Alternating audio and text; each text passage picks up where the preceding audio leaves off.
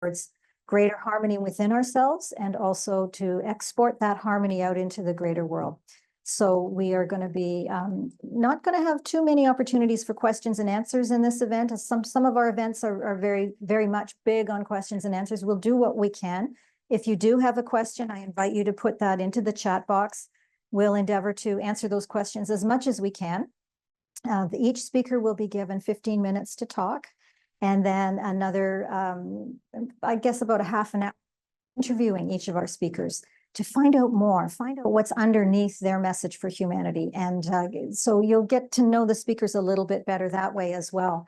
And then most of our speakers, not all of them, have decided to read their books, but we are making that opportunity available to our speakers to share with you a little snippet of their book so that you can see what they've been writing about and delve deeper into the world of an author. When I first wrote my book 13 years ago, I had no idea what was going to open up for me in the world. I just wanted to write a book. That was my absolute biggest goal and dream and desire. It wasn't for me about leadership. It wasn't for me about making a difference in people's lives in a big way. That was a book about a woman's experience of an abusive relationship. It was a novel. It was not a true story. It was a fiction story. And it really mattered to me that that book become a source of hope for my readers. So that's as far as I could dream at the time that I wrote that book. In the years since that first book, and I've written another 4 fiction books since then, I've come to realize that an author has an incredible opportunity to make a difference in the world. As authors, we stand on a stage, whether we like it or not, of the platform of our book. And people are going to pick those books up and they're going to be changed by those books, hopefully. And that's why you want to write the best book you are absolutely capable of writing, because the better your book, the greater your chances of being able to influence people in the way that you feel they deserve to be influenced, to present new ideas for them and new perspectives and new opportunities for making change, positive change in the world that makes a difference in other people's lives. So that's what we're all about at The Awakening Author, Crosswind Communications and The Awakening Author. And inviting you into our world this week with our wonderful speakers that we're very, very proud to have on our stage. So I want to go over kind of the logistics for today. We have an agenda that we're going to be following. So we're going to share our agenda. Here we are in our welcome aspect of the agenda. We are so blessed to be starting with a sound bath from one of our speakers, Susan Eva. Thank you. Susan Eva is somebody who I have known for quite a while. And I think we met 10 or 15 years ago, 15 years ago. We met actually in Bimini, where both of us were on a tour to go swim with wild dolphins. And the dolphins stayed away, as I recall. In spite of the fact that we were there for 4 or 5 days, we just didn't get that chance to swim with dolphins. However, we got a chance to establish some incredible friendships and meet amazing people, as I'm so privileged to have met Susan there. And our friendship has continued over the years. And Susan is working on a book. She's very close to being finished. And over the years, another aspect of Susan is that she has embraced the crystal sound bowl therapy and crystal sound baths, and has become trained, very highly trained as a sound bath practitioner and deliverer of healing sound. And so given that our goal here is to lead the world to greater harmony, it only made sense to me that we would be bringing into our program the healing sounds of the crystal sound bowls. And I asked Susan if she would mind. She's a speaker too, but would she mind bringing her sound bowls, her crystal sound healing bowls with her to give us each a taste of the crystal sound healing bowls at the start and end of every day of this program? You are in for the most incredible treat. Every morning we will be starting with about 15 minutes of the healing sound of the crystal bowls to put us in an energetic frequency of peace and harmony, and love is another word that comes up a lot in my community, so that we can be the change that we're here to be. So that's part of every day that we're doing. Today we have my friend Mike Raber, and Mike is somebody I've known for quite a while as well. And over the years, I have just become so impressed with Mike's vision, his wisdom, his strength, the honor and integrity with which he deals with his working life, his entrepreneurial interests. He's one of the most amazing thought leaders in the world of leadership and in business that I've ever met. And we're very, very privileged to have Mike here with us as well, with One Choice, One Change, Many Chapters is the name of his talk. Barb Stuhlemer, honestly, this just feels like the best time. I get to play with all my favorite people. And Barb Stuhlemer is another person I've known for quite a long time. Barb is an exit strategist in business with the biggest heart. I think one of our friends has called her a heart with legs, is Barb. And she truly is. She is one of the most brilliant people that I know, and does amazing work for clients who are building a business that they would like to sell. So that's really Barb's area of expertise. And her talk is Small Business, Big Effect, as you can tell. We will have one 15-minute break later on in the morning, pardon me. And then I'm going to give a little talk about becoming the author of your, or the hero of your authoring journey. And I look at this journey to becoming an author as truly a hero's quest. It is something that takes us very, very profoundly deep into the truth of who we are. It doesn't for everybody, but in my world, that's one of the big things that we're doing as we're writing our books, is evolving as authors and as human beings. And so my talk is going to look quite a bit at, what is that about? What is that piece around becoming more in tune with who we are through the magical journey of writing a book? There are a lot of gifts in book writing. We're going to have lunch, a 1-hour break for lunch every day. And when we come back, we are so lucky to have Danielle Brusek coming.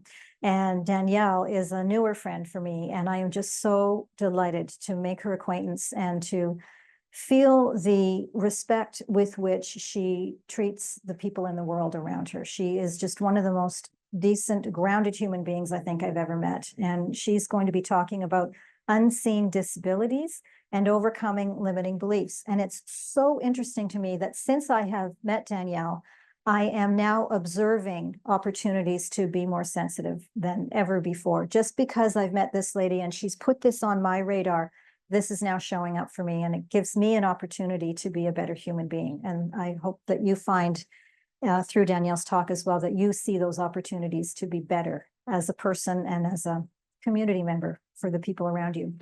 We have Lee Lytle, and Lee is going to be joining us virtually. Lee is one of our clients who has written an amazing book called The Wounded Healer. And Lee has a really very incredible story to tell, a very touching, very vulnerable story.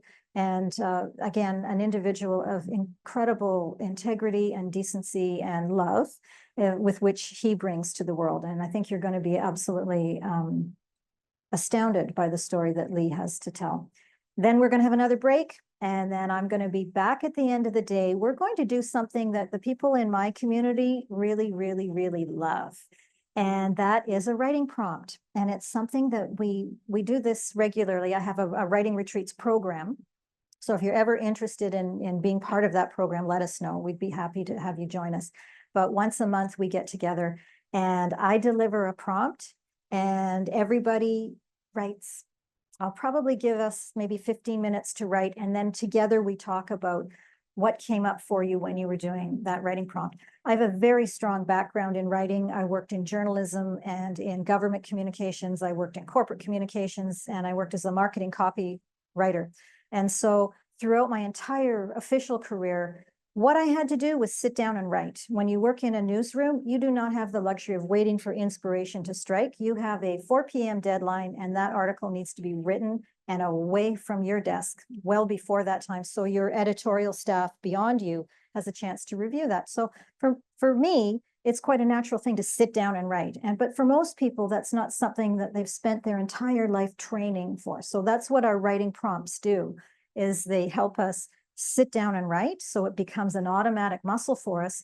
But also there's a piece around sharing what you've written that can be a very vulnerable piece. And so once you're a published author it's really, really wonderful to be able to do that reading. But if you have never done that before, it can be an absolutely terrifying experience. So these writing prompts are really a way to help us share what we've written after we've sat down and written it. And then we're going to close out the day with Susan Eva again. And so we have, Susan is our bookends for our experience. And I'm going to turn this over to her now. I guess I can turn this off if I can figure out how to do that. But we are now going to move into our sound bath. A little bit more about Susan Eva. One of the most grounded, healing, loving people I have ever met. She is, I'll tell you a story. I think this is probably the best way that I can introduce you to Susan. Is in June of this year, I ran a writing retreat for my mastermind group, which is a group that is collectively getting together to write their own books.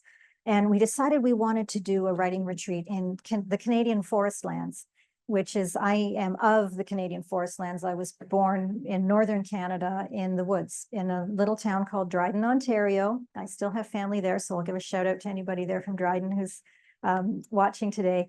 But it has never left me. The country, the forest, the lakes, the stones, the trees, like all of it has been baked into who I feel I am, part of my identity. And so we ran our writing retreat in a not nearly as far north as Dryden, Ontario, but certainly in the forest.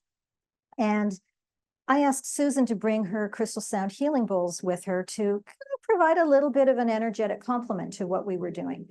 And oh my goodness, those healing bowls, the sound baths that Susan gave for us, if you can just imagine a gorgeous cottage perched on the edge of a northern lake with the birds and the trees and the calm waters of the lake spreading out in front of you, as a bunch of writers getting together to experience writing in this environment was already spectacular.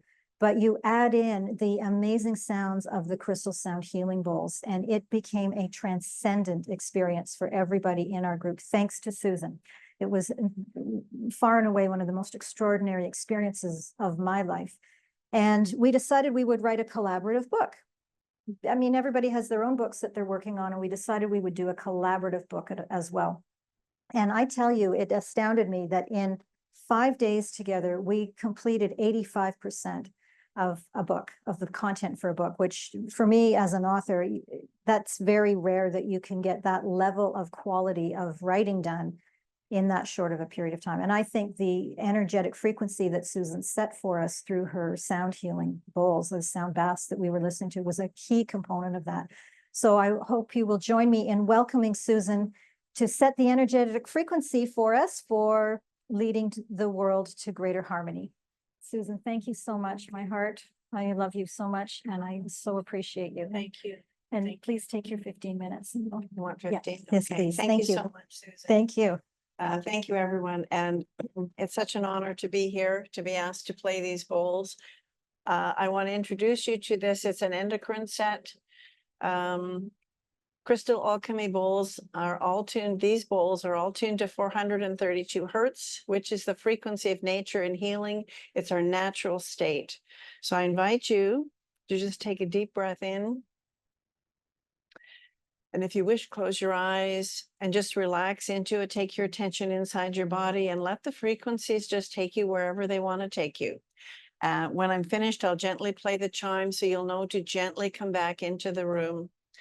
And just going to invite you to enjoy. Thank you.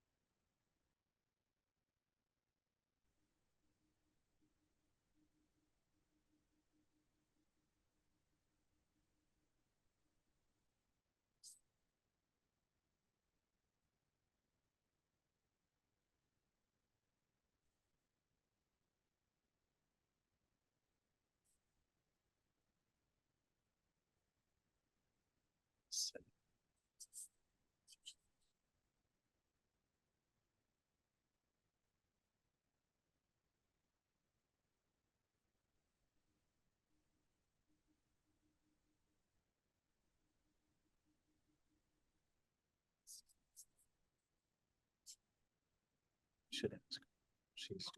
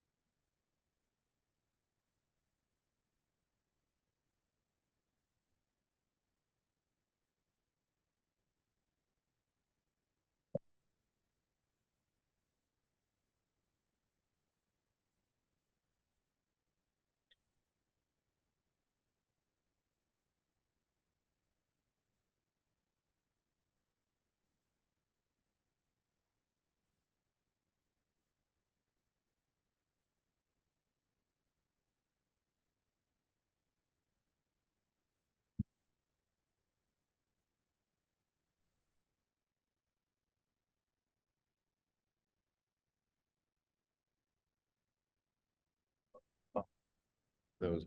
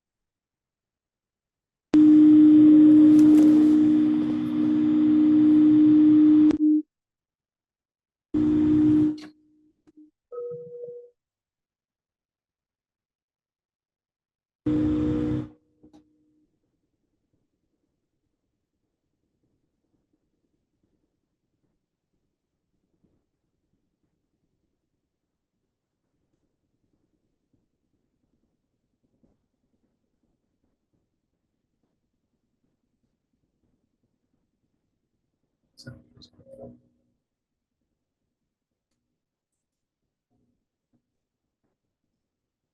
don't.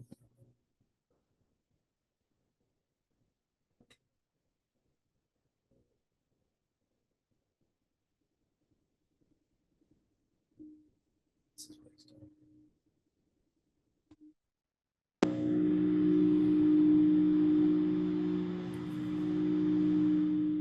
It's on.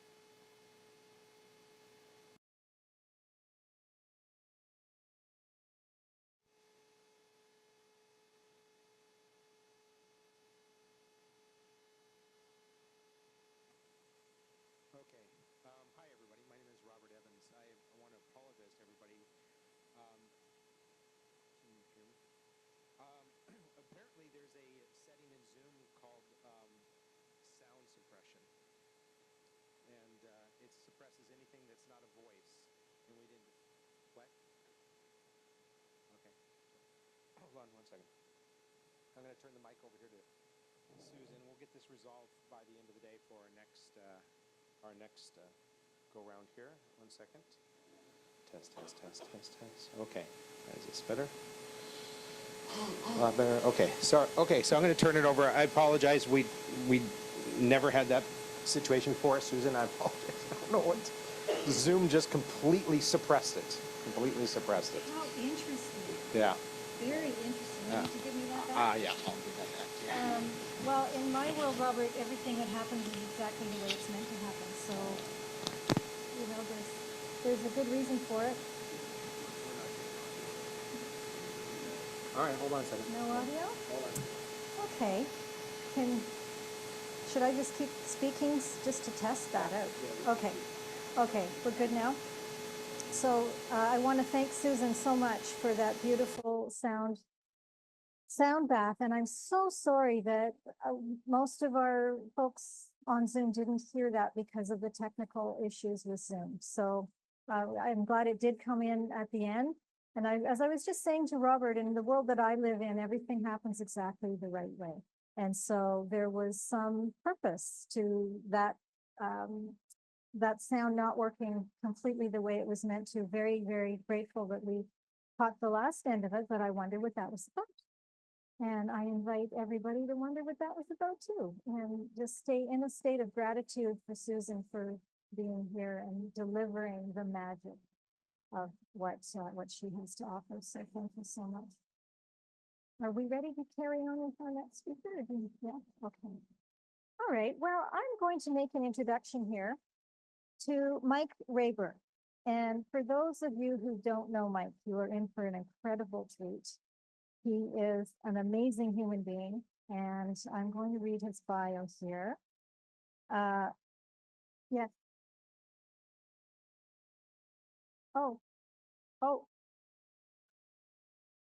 Oh, right, I forgot about that part. Oh, okay. Okay, well, so we need some help with the bowls, I guess. Taking the bowls off the stage. Good point, thank you. Okay. Okay, everybody, we'll be right back. We're gonna have a little delay while we take the bowls off the stage. Forgot about that part. Yes. No, Okay, we ready to go? good ears, bad eyes. Okay, welcome back, everybody. Thank you for your patience while we got our sound bowls safely off the stage. We didn't break a single one. I'm very happy to report. Getting ready for our first speaker of the day, who is the amazing Mike Raber. For those of you who haven't met Mike before, I'm going to tell you a little bit about this extraordinary person. Mike Raber is a #1 international best-selling business author, speaker, and coach. His skills and capabilities of leadership, building relationships, growing different businesses, and writing a book with his daughter on the secret to raising financially savvy kids helped to make him the father, business, and wealth architect he is today. Mike is continually perfecting his skills in the areas of financial management, leadership, and business development. Mike works with entrepreneurs, coaches, and professionals, helping them to fully understand their own purpose or core genius, while removing the mental blocks holding them back. As a passionate storyteller, he is all too happy to share snippets of his personal and professional journeys, especially learning to optimize Eastern and Western philosophies and practices for better living. October 2023, Mike had a powerful dream of a 24-hour-long concert in 24 time zones, spanning 146 countries, made up of over 100 different youth ensembles performing in their native language and culture centered around peace. With more than 100 million people pausing and experiencing peace through music. On October 4th, 2025, the dream will become reality and a new awakening will be born. Mike invites you to pause for peace and become part of this global movement. So Mike, thank you so much for joining us today, and I will leave the stage to you. Wonderful, thank you. Introductions are great, but when Susan introduces you, it kicks it up a whole new notch. I'm 19 years old, 7,000 miles away from everyone I know, everything that I know to be safe. $100 to my name. 2 months after being there, I quickly burned through that $200. I didn't even have enough money to renew my visa. Here I find myself on a park bench. No way home, no money. What am I going to do? I don't know how I got there, but I knew I needed to be there. Now, Wisconsin cheese actually may have saved me back then. Yeah, true. Wisconsin cheese. See, I'm sitting here, expired visa. I knew I had to figure something out and figure out quick because I keep hearing stories about illegal immigrants being thrown in jail for having expired visas. So I go to the Foreign Affairs office. I show him my passport. The agent looks at me, looks at the passport, very serious look on his face. He goes, "Your visa is expired. You must leave Taiwan immediately." He then pauses. He says, "However, you can't leave on a commercial airline with an expired visa." It's like, okay, well, do you have any suggestions? I ask. He goes, "Well, maybe you can get your government to send a military plane to bring you back." Like, no, I don't think that's going to happen, I think to myself. So he looks at me, he looks at my passport, whole face lights up. He goes, "You're from Wisconsin." So, yeah. He goes, "Last summer, I took my family to Wisconsin and we toured a cheese factory. I had string cheese for the first time. I love string cheese. It's amazing. But you can't get it here." Seeing a possible opportunity there and his obvious passion. So hypothetically, if I were to come back in, say, a week or so with a case of string cheese, could you help me re-explore my options? He looks at me. "You go now," which is code for "great idea." So I go back to where I was staying, call my mom. "Mom, I need a case of string cheese. I'm going to likely go to jail." Now, she knew me well enough to not ask why. A week later, the cheese shows up.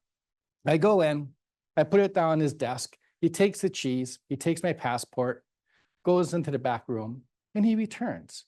Looks at me once again and says, "Your passport expires tomorrow. Go."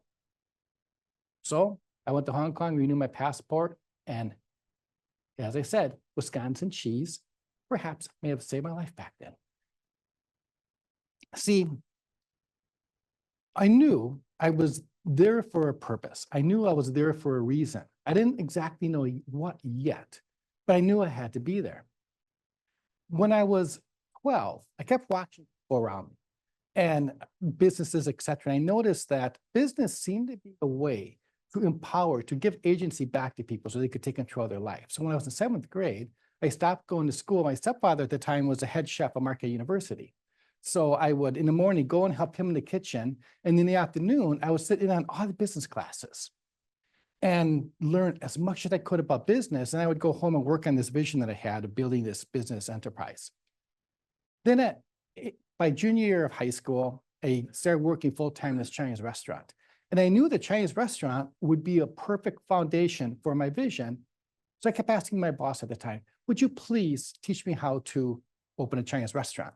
And he laughed. "Mike, you're not Chinese. Give it up." So finally, 19, frustrated, and I said, "Look, Bill, come on. Teach me how to open a restaurant. What do I need to do to get you to teach me?" He pauses. "All right, you have 2 weeks. You have to buy a one-way ticket to Taiwan.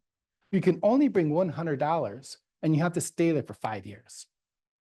2 weeks later, I find myself in Taiwan in a smelly youth hostel. No money, no way home. And I'm thinking to myself, why? What am I going to do? Why am I here? Again, I don't know how I got there, but I knew I needed to be there. And then a friend of mine and myself were on a date with these 2 girls, and we're going back to this hotel where they worked. And the bus stops at a red light. And I hear this nudge throughout my whole life. I'm sure you may have experienced that too. I often get nudges, which generally open up one door as another door closes. So I hear this nudge that goes, "Get off the bus, go into the store and buy a barbecue pork bun." Thinking, huh? Again, get off the bus, go into the store and buy a barbecue pork bun. I don't know why, but it felt so, it was like someone was talking to me. I felt like I had to answer. So I tell the girl that I was with, I don't know how to explain this, but I just got this nudge. I need to go in there and buy a barbecue pork bun. She smiles and says, well, my Sherfu or master would always say that when we get these nudges, we have to listen to them. So she said, we can always go to the restaurant another time. So I get off the bus, my friend and I go into this place, and the girl behind the counter and I start talking. She's kind, funny, and quite beautiful. Something about her really drew me to her. So I asked her if she wanted to go on a date, and we agreed a week later to meet for coffee. I found out, though, while we're together, that was 10 minutes before she got off work that day. And that was the last day she worked there. She started school full time the next day. So I literally had a 10-minute window of opportunity to meet the girl, the woman who would become my wife. I'm so glad I listened to that nudge, because had I stayed on the bus, my life would have changed in very, very different ways. So we dated 4.5 years or so later. I asked her to marry me. And she says, well, I love you, Mike, but I don't want to spend the rest of my life working in a restaurant. Knowing that I had to choose her, or who's obviously was to be my wife, or my dream restaurant, what do I do? Well, obviously, I chose her. How many of you come into situations in your life where you have to make a choice like that? And what do you choose? Would you choose to stay with your soulmate, or to not be with your soulmate, or to follow that dream? Obviously, you know my choice. So we end up in Seattle, have kids, and I kept thinking how glad I was that I made that choice to change what I was doing and go to Taiwan. In fact, one might say, I am responsible. Because I made that choice to go to Taiwan, I am responsible for 28 kids. Now, only 3 of them are mine, I might add. I have 2 daughters and a son. But because I made that choice, it opened up many doors. Many lives were affected positively. New lives were born. Many lives were changed. And it put me on a trajectory to become who I was, or who I have become today. That said, though, many chapters would evolve throughout my life. And I kept looking, thinking, why? Some of these are great. Many of these are failures. Why, if I'm doing what's right, why does it feel like failure is such a natural thing? And so I realized that it's the journey where we learn and develop the skill sets to become who we are. It is through becoming who we are that allows us to embrace and champion those who are put in front of us, so we can help them improve their lives. When I realized that, it gave me a whole new perspective on, yes, many times I felt like I shouldn't have walked through that door when I did. But if I went back in time, I would have done the exact same thing, because had I reversed it, you see, by walking through that door, by stepping into that new chapter, making that change, it created a ripple effect that not only affected my life, but affected the lives of hundreds of people that I was introduced to, I was able to work with. And if I went back and changed any one of those, even though it might have at the time seemed like my life would have been easier, would have been better, it would have reversed all of the goodness, all of the blessings that allowed to happen. When I realized that, everything at that point started to, I noticed, happen for a reason. And I started to pay more and more attention to why. When things happen in your life, changes that come in front of you, do you stop and ask why? Do you pay attention to those nudges that you get and step in and answer those nudges? Or do you close your eyes and ignore them because it's easier sometimes to do that? It's funny because one of the things I noticed, and I was actually, you notice how kids can say the darndest things sometimes, and our oldest children sometimes say the smartest things. So I'm talking to my daughter, who's an amazing therapist in her own right. And she goes, Dad, you spent the last 25 years pouring everything you have into us, Mom with her business, helping your clients. We're growing. We're all doing very well. Mom's business is strong. It's time for you to step out of your own way and start serving your clients. Start showing up and embracing your dream. Embrace your superpower. She pauses and says, Dad, your superpower is helping others find theirs and then giving them guidance along the way.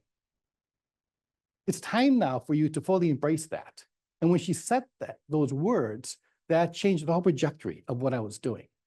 And in 2018, as Susan shared earlier, I was given this nudge. As I get in the car, I watch the clock turn over to 12:01 a.m. And I get this nudge that, or voice, again, kind of like when I was in Taiwan on the bus, as if someone is sitting behind me in the car. In the next 7 years, you're going to build a community of 100 million people. Once again, in the next 7 years, you're going to build a community of 100 million people. Thinking to myself, I have 3 friends and a dog. Clearly, this message is for somebody else. However, knowing the way my life had worked over the years, I knew I had to accept the commission and embrace and step into what and who I would have to become to make such a thing happen. So day in, day out, over the next 5 years, I kept trying to build this community, kept trying to advance my business, kept trying to serve those in front of me. And I noticed that the more I tried to do it, actually, kind of a fun fact, as I stand here in front of you right now, when I got up this morning, I was thinking, am I going to remember what I need to say? Imposter syndrome, real thing, kept coming in front of me. And I realized that, in fact, I would often ask clients about, did they experience imposter syndrome? And I found the most successful people that I knew at some point felt like they, and oftentimes, many times, felt like they weren't enough. Even though they obviously had done what it took to be enough, they were successful. So if they experience imposter syndrome, why would I not experience it as well? Why wouldn't any of us experience it? The question is, though, is do we stop and let it act like an invisible wall, keeping us from becoming what we need to do? Or do we face imposter syndrome in the face, bust through whatever challenges in front of us and become the person we need to be? And see, funny thing with imposter syndrome is if a person's really an imposter, are they going to ask that question? I don't think so. How about yourself? Do you find yourself experiencing imposter syndrome? Or worse, do you find yourself still saying, oh, I want to do this, but I'm not enough? If that's you, embrace your superpower. Embrace your purpose. Why are you here? We're all here for a reason. The question is are we willing to get out of our own way, step into that? So again, back to this morning, I'm thinking, what if I forget what I'm going to say? Imposter syndrome started to show up. I said, wait a minute. When I walk up on that stage, it's not about me. It's not about what's up here. It's not about whether or not I remember my message. It's about, am I willing to be a vessel of truth, a vessel of peace, and stand here and share with you what might help change perhaps your day today, allow you to have a better day, to leave my concerns in the audience and stand on stage as a vessel for peace. And when I made that realization, everything else became much easier. So back to, again, imposter syndrome in this vision. So I had this vision, in the next 7 years, we're going to build a community of 100 million people. Challenge, though, was 5 years into this, I was like 9,998,000 people away from my goal. So now I'm thinking, okay, come on, give me a break here. You give me this commission, I accept it willingly, though many times complain along the way. What do I do with 100 million people? I have this community, then what? What's it supposed to look like? That night, I had one of those dreams. Do you ever have a dream where you wake up and you're just shaking, tears streaming down my face? And I saw, as I was standing on a stage right now, but behind me, instead of this here, there are 24 floor-to-ceiling monitors, each monitor a different time zone, 24 different time zones, playing, again, spanning across 96 plus countries, playing music with hundreds of youth ensembles, playing music in their native language, their native culture, for peace. And that was when I got up and just started journaling, page after page after page, and built this outline, which became Pause for Peace. And that's what Susan was referencing earlier, that October 4th, 2025, we put the flag in the ground, and it's going to be a global concert for peace, asking every time zone to show up in their native language, their native culture, sharing their brilliance, sharing their beauty with the rest of the world.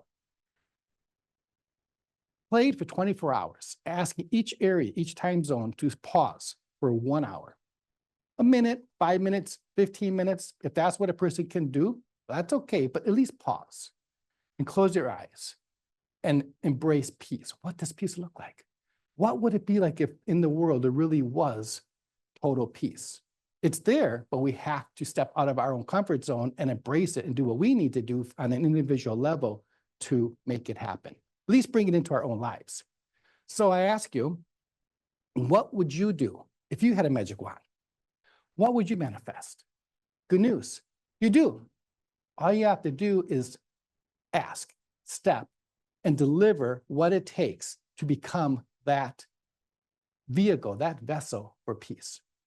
And I invite you again to join us on October 4th, 2025, because together, again, 100 million people, imagine 100 million people across the globe playing music, listening to music, stepping into a place for peace.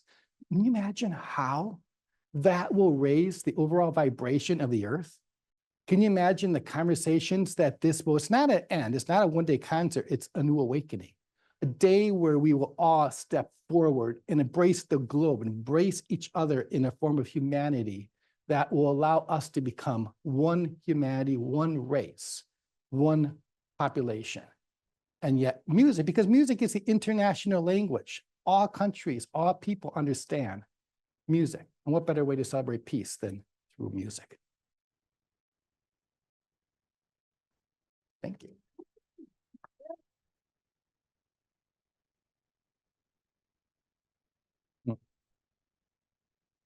Pictures.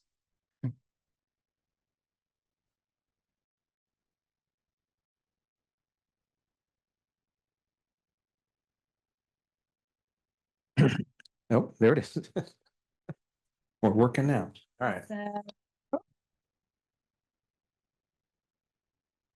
Oh. Okay. Thank you, Mike. What a Thank wonderful, you. wonderful, wonderful journey Yes, it has been. through your life. What an amazing story. Thank you so much. Thank you. And I'd like to sit down and let's have a little chat, can we? Of course. A little bit more about your life. I always enjoy chatting with you. Oh, me too. I'm going to give you that. And you. I think maybe we can move this back a little bit. Good. Okay. Okay. Are you comfortable? Yes. Okay. I just can't turn my head too far. So I was Oh, able to see okay. it. So maybe I will move a little bit this way. I think that's a little bit better. We good? Awesome. So we're going to have a about your life as an author, as a leader, as an entrepreneur, and just kind of a little bit of a journey through this.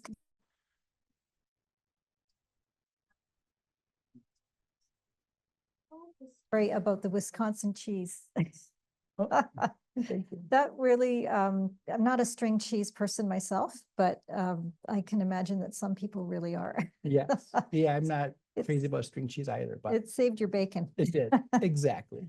So what I'd like to start with, Mike, is your book, The Silent Mentor. And so Mhm. for anybody watching at home, this is what it looks like. What inspired you to the previous book about financially savvy kids? Okay. And then I attempted to write another book on business, which became a real good bookend. And then this was a passion that I have had for ever since I was young. People kept saying, you have amazing stories. You should write a book about them. And I remember I was a kid who dropped out of school at 7th grade. It's like, I can't write. I can't spell my name on a box. How am I going to write a book? Go ask somebody else. And it kept sitting there. And finally, as I became older and I guess more set in my ways, people kept saying, there's what's called an editor, very powerful tool. And B, you could write a memoir. I said, but I'm too young to write a memoir. So long story short, I was flying back and forth to Seattle at that time. And every flight, I love flying. It's probably my biggest fear is to get into. I was doing it every other week because of this mission that I was on. And I used that time when I was in the air to write. And it was a memoir because all the stories were true, but it was written as a fictional story with two people, a younger guy named Pistis, which is faith in Greek, and a younger person having a conversation. And it gave me the ability to share the story, but then tie wisdom to the end of the story, because I'm a firm believer that, yes, stories are fun, but if we don't have a learning point at the end of it, it's just a story. And that eventually evolved into The Silent Mentor. And the title of The Silent Mentor is because my whole life, going back to those nudges, I've always had someone talking behind me, next to me. And I couldn't see the person when I called a guardian angel. It became my silent mentor. So you've brought that out into the world Yes. through the book. Oh, Mhm. very cool. I love the idea that it's up in the air too, Mm, closer to heaven. yeah. And the hand on the title of the book there's a hand underneath the airplane. And the reason why is because every time I get onto a plane, again, not liking to fly, I always start the flight as it's going down the runway and picking up speed with, please keep your hand underneath the plane and bring us into, in this case, San Diego, smoothly and safely. Mm, And please bless the trip that I'm there for so that everything that is needs to be right becomes right. And that's an ongoing, I guess, prayer that I said to myself. So when the person was creating the camera, keep it in your hand on an airplane. to perfect. illustrate. Ah, perfect. Beautiful. And so how long did it take you to write The Silent Mentor from start to finish? 3.5 years, Yeah. I would say. And did you have a plan for it? Like, did it just come to you? Like, what was the process? Like you say, you strapped yourself into the seat at the airplane, and then how did you know what to write? The funny thing about that is I just would write what would come to me. I kind of left it as an open book. I'd take the notepad, I take the pen and say, okay, if I'm supposed to do this, then feed me what I should write. And I would just write what came to me. But when I wrote the first book, the 3.5 years I was in Seattle doing what the reason why I thought I was there was not why I needed to be there. And I didn't know that. So there was a lot of questions, failure, mistakes made along the way. And it ended where the last day I was in Seattle, I had failed in every thought account that why I thought I should be there. And I'm on this dock by this lake where I was staying, and I'm just crying, for lack of a better term. I don't know if there's a better term than crying, but anyway. And- It's pretty descriptive. Yeah, and I had this notepad next to me. I often carry a notepad to write notes down on. And I just started writing page after page after page after page of why I really was in Seattle, why I had lived the last 25 years that I had lived, the purpose behind it, and was literally given a map of why I was doing what I was doing and a vision of what was to come. And it totally changed my paradigm. I was not, once I got up and walked off the dock, I was no longer the same person. And that became the ending of the book, the conclusion. And, or the chapter to the end. And once that was there, I knew it was time to publish it. Oh, it felt complete. There was a completion, it sounds like, Yes. for you. Yeah. Yeah. And a funny thing too, because a lot of the people that are out there that think like myself, I want to write a book, but I don't know how to do that. I remember the final manuscript I gave to the editor at the time, and she tweaked it, and a good editor, as I'm sure you share, can do it in the voice of the author. So she made the necessary tweaks. I'm on the plane now reading the manuscript after it's all done. And I find myself opening up this page and I'm reading this thing that Pistis says to Sam, the character. I'm thinking, wow, this is brilliant. And actually grabbed a yellow Sharpie and started to highlight it and said, wait a minute, I wrote that. Why do I need to highlight it? And it dawned on me the power of an editor, because she took my words and actually made me sound smart. Which, Well, you but are editor smart. won't I do. mean, Yeah, that that's, is true. she was just leaning into more of who you were. True. Thanks. That's, I think a lot of people have had that experience where you're reading something that you wrote and go, wow, is that ever good? Like, who wrote that? That's so good. So it's funny that you had that experience too. Thank you. And I'm sure the editor was just making sure your innate brilliance shone through and all of that. Yeah. So were there any challenges for you in writing the book? Like, was there anything that you found overwhelming or difficult, or? I would say confidence. I kept having to, like an imposter syndrome, like I talked about, kept showing up. And I would say, well, this is a great story. I said, but who am I to share the story? There's other people who have better stories. And, or I had mini stories that didn't make it into the book. And I had the way that I want to share this, like the presentation I just did, was things that I thought that I needed to put in there that quite honestly didn't make it into it, because this morning I was given a different direction. Download. Yeah, it's not about me, it's about the reader. It's about the listener, the audience, and how can what I say, if my words can impact the life of somebody else and help them become a better vessel of who they are, then they lose a certain amount of credibility, at least in my own mind. Yeah.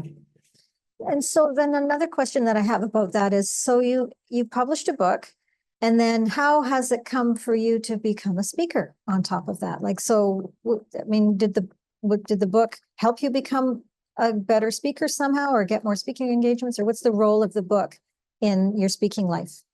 Actually, ironically, not really. It helped prepare me in becoming the person that I needed to become. Ah, And it gave me the credibility, my own sense of credibility, that if I can write a book, I can give a presentation. In fact, I was talking to a friend of mine who has a great blog. And I said, I would really like to start a blog someday, but how am I going to come up with 300 or 600 words on a regular basis? That sounds like a huge daunting task. She goes, Mike, don't you have 3 books? I said, yeah. She says, doesn't each book average around 40,000 words? I say, yeah. She goes, I think they come up with 600. But these paradigm shifts that when we're looking at it from ourselves, we don't see it that way. We see it as a challenge when in reality, it's just stepping through that and embracing the truth behind the challenge. yeah. Good. So I'd love to know more about that. The book helped you become the person you needed to be to command more stages. What is, so it sounds like some of that's confidence and imposter syndrome. And from a mindset shift perspective, what is that? What is that mindset shift to become a speaker? Part of it, I think, is the meaning behind the message, meaning that this book, as an example, is a faith-focused book. My career was a business and financial architect, helping businesses rebuild their foundation. 2 very different conversations. So I started speaking around business. How do you build a business? And I had half a dozen talks that were really good talks, but they weren't from a heart level. It's hard to get my heart into it. I could, from my mind, do the presentation, but it always lacked soul. And when I realized that my calling is to, as my daughter put it, my superpower is to help other people embrace theirs and then simplify the story. And I kind of follow the taglines, share your message, improve the world, create financial liberation. So I can still use the financial and business skill sets, but now it's at the end of the story and not the story.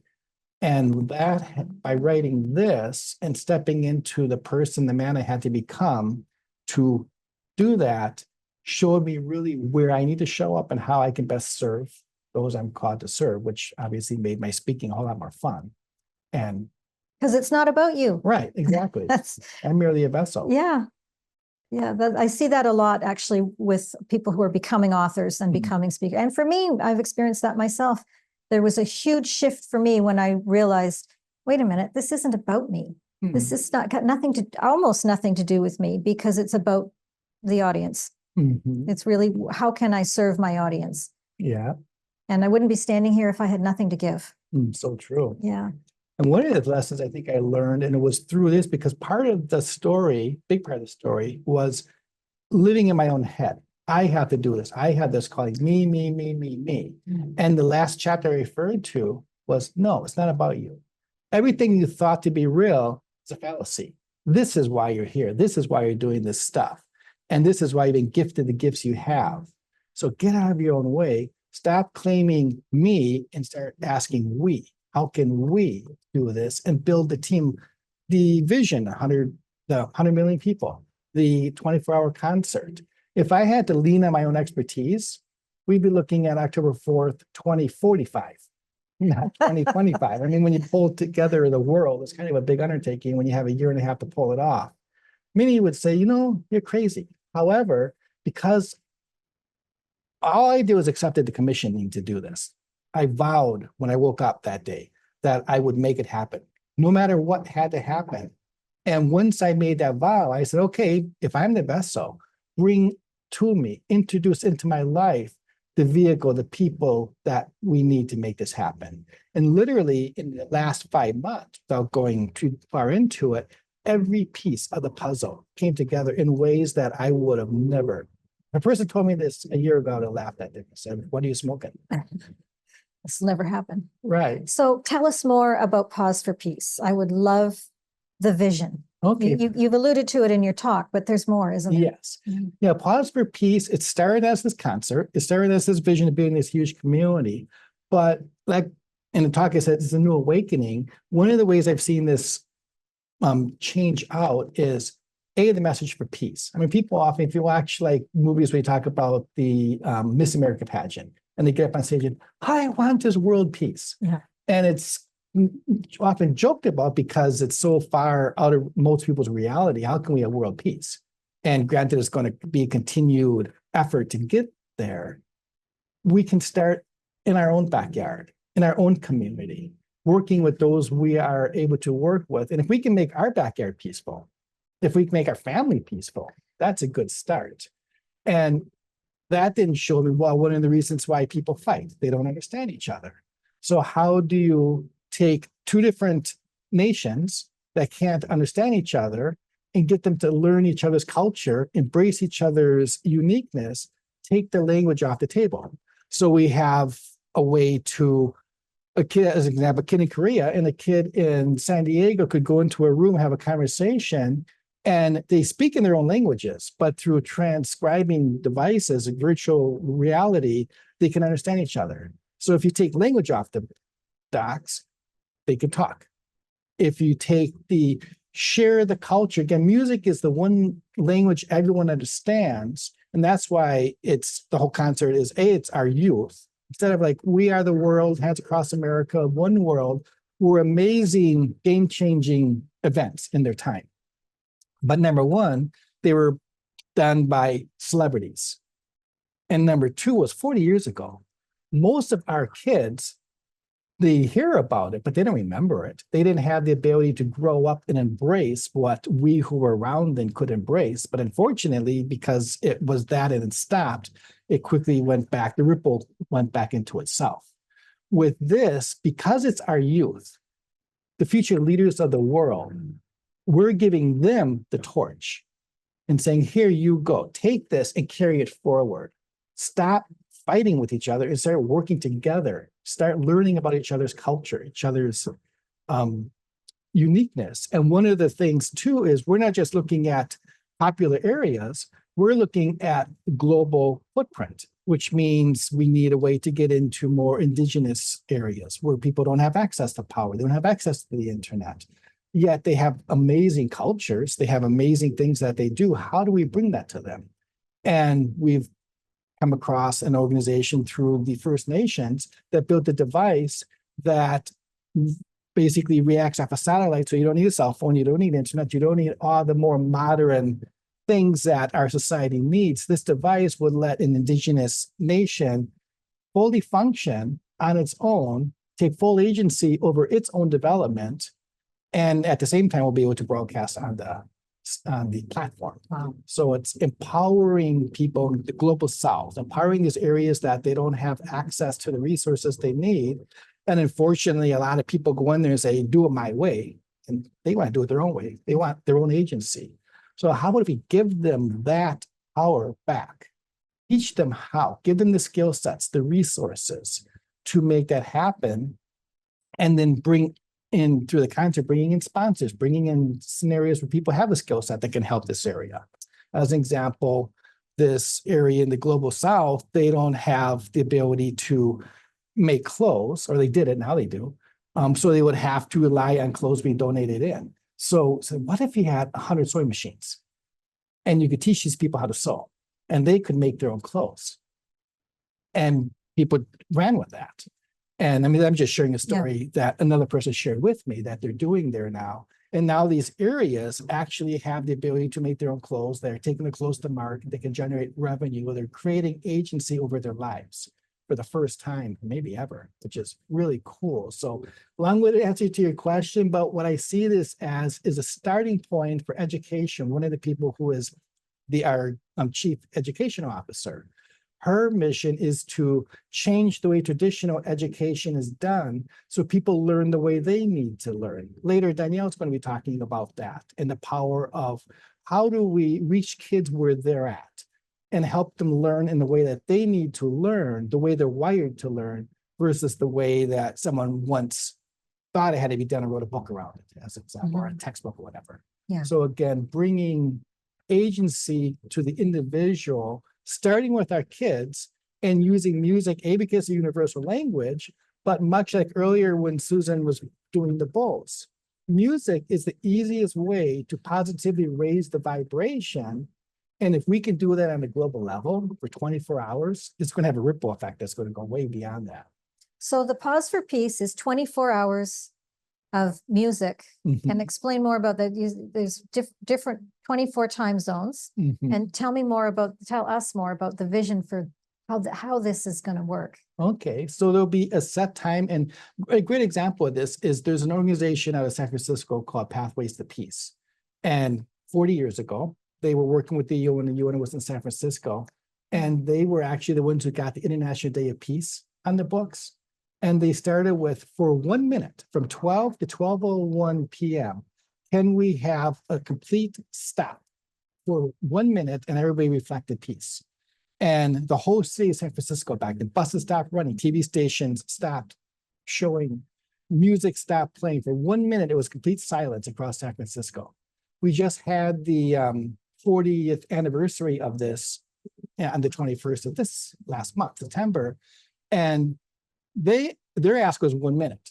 Our ask is 1 hour. And now back to your question. So it's 12 to 12:01 p.m.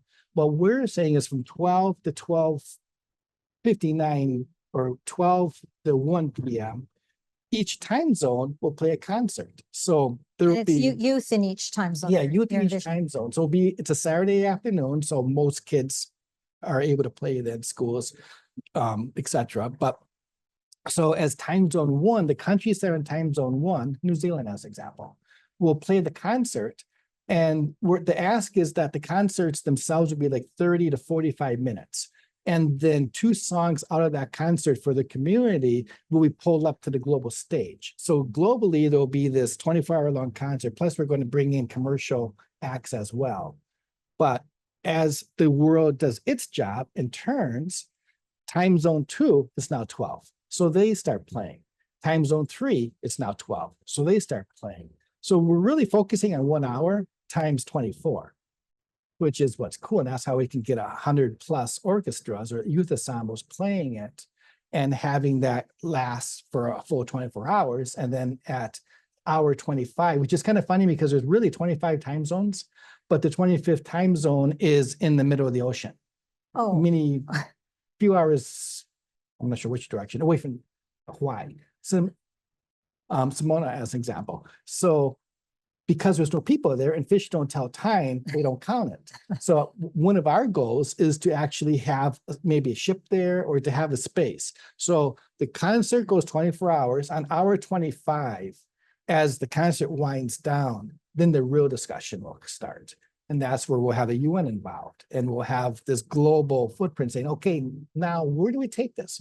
How are we going to play nice? How are we going to now step in place? In fact, one of the things that's exciting is the UN, one of the Peak Institute, which is a nonprofit that embraced this vision and took it on as part of their projects. Rebecca Irving, who is the CEO of the Peak Institute, in 2017, she was part of an organization that brought, they went to Hiroshima and used that as and she put on a smaller version of a concert, but a similar concept, and asked for the disarmament of nuclear weapons. And the UN, not only did they get a Nobel Peace Prize for doing this, but the UN put into practice that it is illegal to produce nuclear weapons. wow. Will other countries follow that? Probably not. But many countries, because of that, have since then disarmed. Yeah, thank you. Their nuclear weapons and or stopped making them. So that was the beginning of many conversations like this. So anyway, the UN said that if we can bring a petition, so on the website 24hourpauseforpeace.org, there is we call it the appeal versus a petition. And if people sign it, and our goal is to have 100 million signatures that we're going to bring to the UN on the 21st of September, the National Day of Peace, with the ask, and they said that if we can pull this off, we're going to have their attention, is to create a 24-hour ceasefire. Again, will countries follow? Maybe, maybe not, but we're going to at least put it out there and have them write in a treaty asking for a 24-hour ceasefire and Wow. see where it goes. I don't know. So you're asking people to sign this petition then? That's one Yes. of the asks that you're making of your audience. Correct. Yeah. Yeah, I mean, that's where the 100 million that I talked about in my presentation comes from, is 100 million people, what do you do with these? Well, 100 million signatures. I think the most amount of signatures that has been brought to the UN has been like 30 million, something like that. I'm not quoting the exact number. Yeah. But not 100 million. So, That's a lot of people. yeah, Yeah. I see this as being a game changer in many ways, because when you have that amount of people fighting for, asking for the same thing, in this case, peace, world empowerment, you get people's attention. Mhm. Oh, definitely. Wow. So, and it's miraculous, the organizations and people who have been drawn to you already. You know, Mhm. tell us where you are in that. Like, what are you looking for next? What would serve the cause best next? Right now, the first and most largest obstacle to move through is sponsors. We're working with a couple major sponsors, but getting sponsors, kind of like the joke on, we have ambassador calls every Wednesday night. And the joke on the call is, if everybody gave $1, we'd have $100 million. And in building out a budget, I mean, a program of this size, Yeah. with the magnitude that we want to have, we're really looking at probably $170 million to fully pull this off. That has to come from somewhere. Yeah. So one way is to bring sponsors in to sponsor a school or sponsor a community, sponsor a nation, find ways that it can be a win-win. But by having two parts will come. Number one, it will bring in the resources needed to pull this off. But even more important than that, you have the school that is in this area that doesn't have the resources that it might need. Musical instruments as an example. A sponsor could come in and sponsor that school for this 1 hour for their concert, and now the school would have access to resources that they otherwise wouldn't have. So it's a way of really serving our community from the ground roots up. So that would be the first challenge that we're working on. The second one is 100 million signatures. It's a lot of people, so we need to get everybody and their brother and sister, mother and father, and aunt and uncle, grandma, grandpa, and even dog if the dog can bark, Yeah. to share the story and say, if nothing else, sign the appeal. Yeah. Also show up on the day, because it goes back to, we have a joke, the CEO and myself. I often wake up in the middle of the night in a panic thinking, oh no, we have this, this, and this. And the joke is, I envision being in a forest and a tree falls. And I hear the phrase, if a tree falls in the forest and no one is there, did the tree make a sound?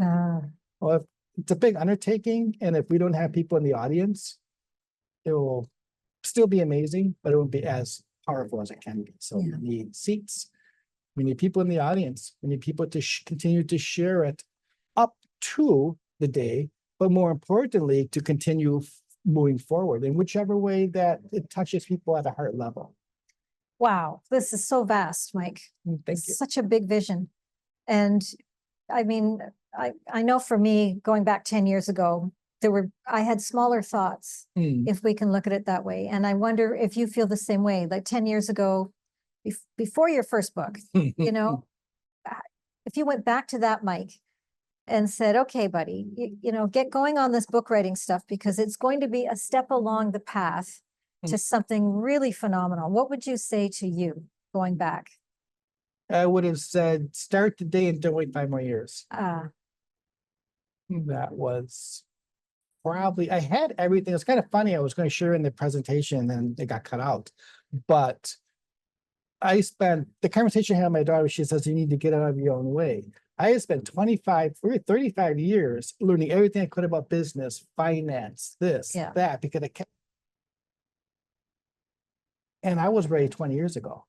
Not to the point I am now, Yeah. but I could have made a bigger impact had I had the self-confidence, the belief back then, and stepped into the, I guess, the influencer space back then. However, that said, the most important, I guess, thought to leave is that question is, yesterday is yesterday. Today is the day. It doesn't matter what I did yesterday. The question is, what am I going to do today? And what can I do today to make, I refer to it as bettering my best. I want to be content with where I'm at, but every day strive to better my best, so that I'm continuing to evolve and growing and becoming a better version of myself, because by doing that, I become a better father. I become a better husband. I become a better trainer. I become a better coach. All the other pieces will only improve to the degree that I myself continue to improve.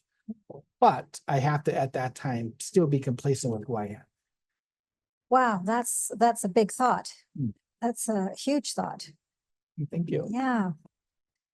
Okay, so here's another question then. How can people work with you? This, what are you looking for in terms of business? I mean, you've got your passion project, which is probably taking over your life, if I had to guess. Yeah. And So, but you still have to keep the lights on. yes. And so from a business perspective, who do you work with and how do you help them? Coaches, thought leaders, taking this financial skills as like I was showing earlier. And I found that my passion is if I can take a coach, coaches generally are really good authors, thought leaders are really good at whether it's a speaker, a coach, a content creator, etc. They tend to have a purpose, a passion. That's why they do what they do. But at the same time, are so outwardly focused that they forget to make sure that their own backyard is cleaned up, that they have a financial plan in place, that they have an exit strategy in place. So that, great example, I had a friend who was a great coach and she got sick. And while she was sick, her business came to a complete halt. What if she had an online course that she could market? Or she was able to have a team that she worked with that could be booking gigs for her while she was bringing on new clients, while she was healing to support that, so that she didn't just have a job, she actually had a business. And that was and is, I think, the biggest resource, the missed resource in that space is, again, people are brilliant at what they do, but they tend to not have their own backyard strong, their own financial foundation strong. And that's my superpower, is helping either someone who's already in that space develop that foundation so that they now have a sellable business. They have a business that has true enterprise value, that's bringing in money so that their foundation can share your message, improve the world, create financial liberation. That piece is there. And or the client I was working with was a stay-at-home mom. She raised 3 incredible children. Her husband was a successful CEO, and her passion was to help other mothers, young mothers, become a better mother, to make that space easier for them with a lot of lessons she learned along the way. When Pastor said to us, she kept like, who am I? I've never done anything in my life. I've never accomplished anything. I said, wait a minute. You have 3 brilliant kids. You raised them. Your husband's a CEO. He wouldn't be nearly as successful as it wasn't for you. I know your husband. Yeah. Trust me, you're the reason why he is who he is today. And your children are who they are because of who you were as a mom. So I said, you might not have the degree, but you have a whole lot more experience than the degree can give you. Who would be, I mean, why wouldn't you be that person? If I was a young mother and I had someone like you as a mentor, as a young parent, knowing what I went through with raising our kids, being the primary caregiver, her knowledge would have saved my life 10 times over, made it a whole lot easier anyway. And when she had that, it was just a very simple paradigm shift. When she made it, she was able to step in and embrace her superpower. And now she's doing and living the life she wants and helping others along the way. And that must be very satisfying for you. Yes, Yeah. definitely. And people are funny too. Another client was very successful in her career and she kept hitting a glass ceiling. So I asked her questions about her business, what she was doing. She should have been making 2 or 3 times what she was making. So I realized it's not her business, it's not her skill sets. It's got to be something else. So I started asking her questions about her childhood, and we determined that when she was 6 years old, she was taught that it was a sin to make more money than she needed, and she lived a very comfortable lifestyle, hence the glass ceiling. So I said, okay, fair. Do you have a checkbook? She said, yeah. I said, I want you to give me a name of a nonprofit that means a lot to you. She did. I said, I want you to take out your checkbook, write a check for $10,000 to that nonprofit and post it out 3 months from today. 3 months from now, I want you to deliver that check. And she gets a very serious look on her face. And she goes, but what if I don't have the money? So yeah, what if you do and you never write the check? She wrote the check. 3 months later, she delivered it. We now get back together. I said, okay, so let's just say, and I'm not, personally, I don't think it's valid, but let's just say a belief is a belief that it's a sin to make more money than you need. Would it not be a much larger sin to have the ability to serve and to help organizations you believe in financially wise, but not do so because you don't have that extra money to do so when in reality you were given the skill sets to do that? Would that not be a larger sin? And her whole paradigm changed. Her Wow. face lights up. She says, "You're right." And now she's able to show up and still do what she does, live a great life, but she's always serving other nonprofits. She's serving services that mean to her, and her business continues to grow because Wow. of that. She has a purpose outside of herself. Amazing. Mm, Very, very exciting stuff. Definitely. So to bring our time together to a close, Mike, can you read from your book? Would you give us a little reading? Sure. Let's see. Where do I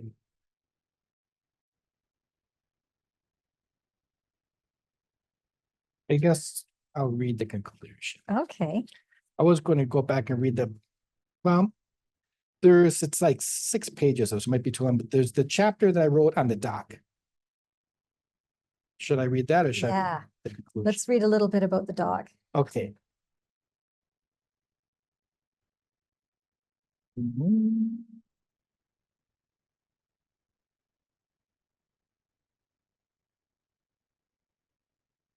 Again, this is written from the point of Sam, the character, talking to his silent mentor Okay. on the plane, but not knowing who this character was at the time. Okay. Pistis. So it goes, I was sitting on the dock next to a small lake where I was staying, looking out over the water with tears streaming down my cheeks. This was the last day I would be there. My friends had sold their house. I was bringing the last day of my stuff back to Milwaukee. I kept thinking how I had worked so hard the last few years and had nothing to show for it. Choking back tears, I cried out in a state of total frustration. Are you there? Is it I? Can you hear me? Am I here? Am I here by myself? Are you still with me? I'm waiting for your direction. Please grace me with your favor, Lord, and show me what to do. Yes, Sam. He is with you. Opening my eyes, I look up in amazement to find Pistis standing there right in front of me. With a caring smile, Pistis says, or looked at me and said, Sam, you did your best given all that has happened to you over the last few years. So stop blaming yourself. Let go of this huge sense of failure you're carrying around and become the person you are meant to be. Pistis, how is it that you know these things? And where did you come from? How is it that you do not? Sam, remember the story your mom told about when you were 2 years old and crying around the table underneath where your mom and sister were watching TV, playing cards? Remember how you were saying you unplugged the extension cord and stuck the end that was still connected to the wall into your mouth? Yeah, I do. But how do you know that story? I never told you about it, I said with a puzzled look on my face. Sam, what happened to you after this shock, after you stuck the cord into your mouth? Well, according to the story I was told, my heart stopped and I laid there on the floor twitching. John, my stepfather, ran into the room and started performing CPR. And my heart stopped and they rushed me to the hospital. Well, Sam, that was when you and I first met. Wait, what? You were at the hospital? I blurted out. Funny how our mind thinks. Yeah. Shaking his head, chuckling, Pistis said, no, Sam. Those few moments when your heart stopped, you started to return home. I was sent to interject. It wasn't your time yet. It was at that point I became your silent mentor, and I've been with you ever since. The voice you hear at times, your invisible friend as you referred to it, or no, I said, the voice I hear at times, my invisible friend? Yes, Sam, I'm your silent mentor, Pistis said with a large smile. No wonder, I said, chuckling. No wonder what? And then he reminded me that the reason why he got on the plane was so that I was at a point in my life where I needed to have that someone I could just lean on, someone I could talk to, that could bring guidance in. And he was that person. He knew at that time. That's why he booked the seat next to me. I'm kind of paraphrasing to save time. And then anyway, so he goes, the reason why do you think you were drawn to Seattle? And I listed off, well, because I needed to help my friends with the house. I needed to build this branch office. I needed to help a person that, funny story, not to digress, but it's in here, I'm just paraphrasing it, that I had been given the nudge to start a branch office in Seattle. And 6 months after starting this office, I asked the person I'm building the office with, and I felt that I was drawn to Seattle to help him build the office. So I asked him, why is it that he was a Boeing engineer? Why is it that you left Boeing and became a financial advisor? It's kind of a big change. You retired from Boeing and now you're doing this. Why is it that why did you do that? And he said, because in 2005, my friend invited me to a Toastmasters meeting. At the Toastmasters meeting, there was this young girl who gave a presentation on the importance of teaching financial security to young families. And it impacted me to such a point that he retired from Boeing and started a financial practice so he could follow in her vision. Wow. And then he pauses. And of course, I started tearing up. I said, do you know who she was? He goes, no, I never saw her after that. So she was my daughter. That was her last. Hmm. Oh, got me. Anyway, the last time we were there, Oh, and 8 years prior to this conversation, the anchor was set. So of course, I felt like I was drawn to him. He was drawn to me, so I could help to build this office. However, on the dock that day, what I realized was, with all that was going on at the time, I needed a friend. Easier to read. oh, Needed someone there that would be that anchor. yeah. So he was put in my life. I wasn't put in his life. He was put in my life Oh, to be that savior, to be that friend that I would need many years down the road, which ultimately allowed to the creation of this book. oh. And there are many more things, but we don't have all day. And on that note, oh, thank you. You're welcome. Thank you. That is so touching and so profound. And to me, it's another example of what's available to us through writing books, the depth of the feeling that we can get to, that we can access through the process of sharing our stories is just massive. And the impact that we can have on other people is really vast. So thank you, Mike, for stepping into that and having the courage to write that story and to step onto these stages and to embrace your Pause for Peace project and all the other amazing gifts you're giving in the world. I'm very grateful to you for being who you are and doing what you do. Thank you. And as am I you, because one of the things that you often say at workshops and stuff that you do is there's one big benefit that comes of writing a book is we have a resource we can now share with the world. However, it is the writing of the book, and going back to your earlier question, I wrote the book so I could share the story and hopefully embrace and help others resonate. My story is not an uncommon story. Many other people out there have similar stories.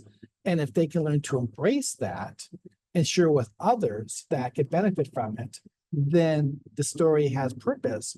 But more importantly, to your point, writing the book has been probably the least expensive therapy I could have ever asked for. I feel the same way about the books that I've written. Yeah. Well, thank you. And with that, we will Wow. bring our time together at close with great gratitude for everything that you've given us today and shared with our audience. Thank you. Thank you. Thank you. And with that, we are going to have to take, I think, probably about a 5-minute break while we change microphones and get ready for our next speaker, which is Barb Stover, Yeah. coming right up.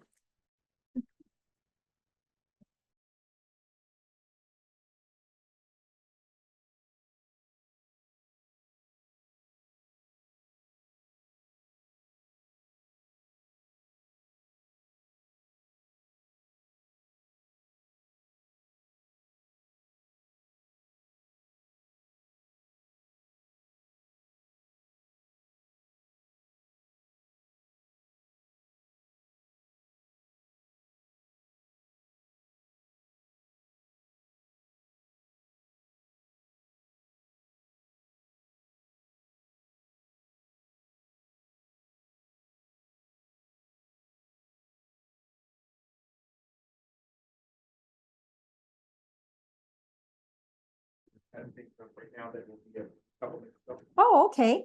Hello, everybody. Thank you for joining us today. We are live in San Diego and just setting up for the next speaker, who is going to be Barb Stuhlemer. And I'm going to ask your patience for a few minutes while we get our technical systems up and running and organized. We're going to go blank for a few minutes, but we will be back very, very soon because Barb just can't wait to give her talk.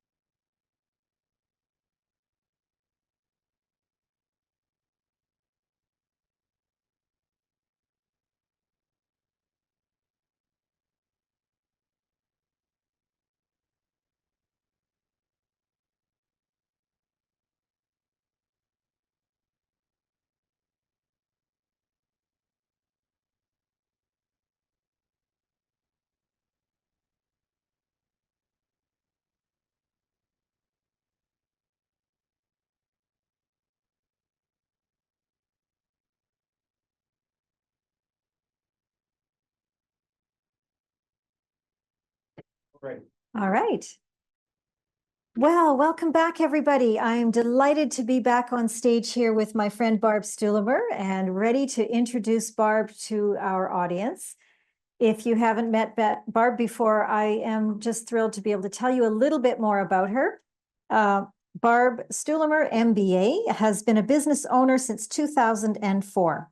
Starting out in laboratory technology, she grew her technical and management skills to see her developing, training, and running laboratories, technical departments, and customer support. Barb has worked in numerous industries, including waste transfer, medical device manufacturing, software development, and higher education. Barb uses these skills and expertise to create her consulting businesses, which provide experts and support to small businesses. In 2022, Barb graduated her MBA in Leadership, Innovation, and Change with merit, and now uses her strategic research to support change within small business environments. Barb is an expert in small business ownership, focused on change strategy and people. Barb works with business owners to prepare for strategic change, using her proprietary process, the Exit Readiness Program, to lay the foundation of change that will create a transformational culture, increase future value, and ultimately result in a business that can run effectively without the owner. So Barb, welcome to our stage. Thank you so much for being with us today, and take it away. Thank you, Susan. Thank you.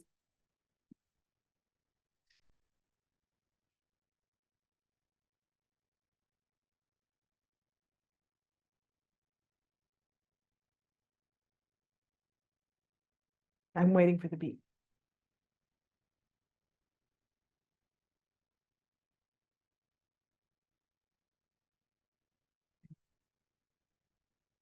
Small business, big effect. I want you to take a moment and think about a small business that's in your community. Maybe you know the owner. Maybe you love to purchase from them. Maybe you just walked by the place and wondered what they did. Now think about how important that small business is to your community. Here's a bigger question. How important is small business to our society?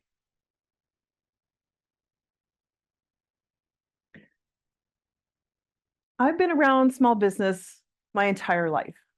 My great-grandparents, my grandparents, my parents, family members, neighbors, friends, acquaintances, the other people in my community, like this amazing small bakery that makes the best biscotti. The local business center that has offices that support small businesses for full and part-time rentals, as well as meetings and events. Or this lovely importer of wine from all different regions and countries, wines that you can't get in other local companies. Or the meat market, where you get your steaks. And this is an important picture for me because the gentleman on the left is my great-grandfather, and this is his butcher shop, where 3 generations of my family worked. I've almost always worked in small business. And because small business was in my family, we would have steak and eggs for breakfast on weekends. And I was like a teenager before I realized that most people didn't have that because they didn't live in a family of butchers. Because I know most small business owners on a personal level, I have been able to experience their wins and their challenges. And I've recognized over the years that there has been some really hard challenges for small business. Like in the 1980s, when the interest rates went up to 20%, and our neighbors who were close friends with my parents, they had a business with employees, and they had a mortgage and 3 children. And they were trying to figure out how could they pay for their mortgage and pay for their small business and their employees. And it was a huge struggle on them. And my parents, understanding this, knew this and gave them some money to get them through the time. What a wonderful gift, because it not only ensured their mortgage was paid, it made sure that the people who worked for them's mortgage was also paid. That this was a huge win, not just for them or for us as their friends, but to our community. Small business affects our community, our economy, and us personally.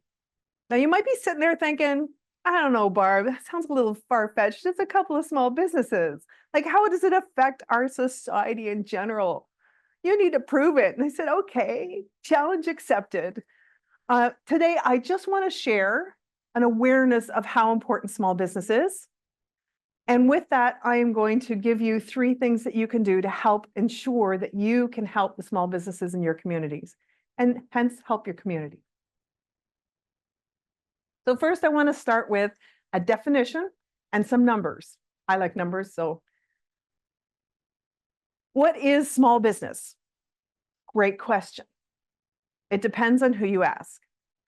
My definition, I use Industry Canada's definition of small business, and they say that small business is under 100 employees for under 100 employees if you are a manufacturing-based business, under 50 employees if you are a service-based business. Now, I went to a chamber event the one time, and they said a small business is under $1 million. And you might be sitting there thinking, oh, $1 million, that sounds like a pretty good business. If you have 50 employees, you can't afford to pay their checks even at minimum wage. So if you have $1 million business, it is not as big as some of the other small businesses. So small business has quite a range of what it might be.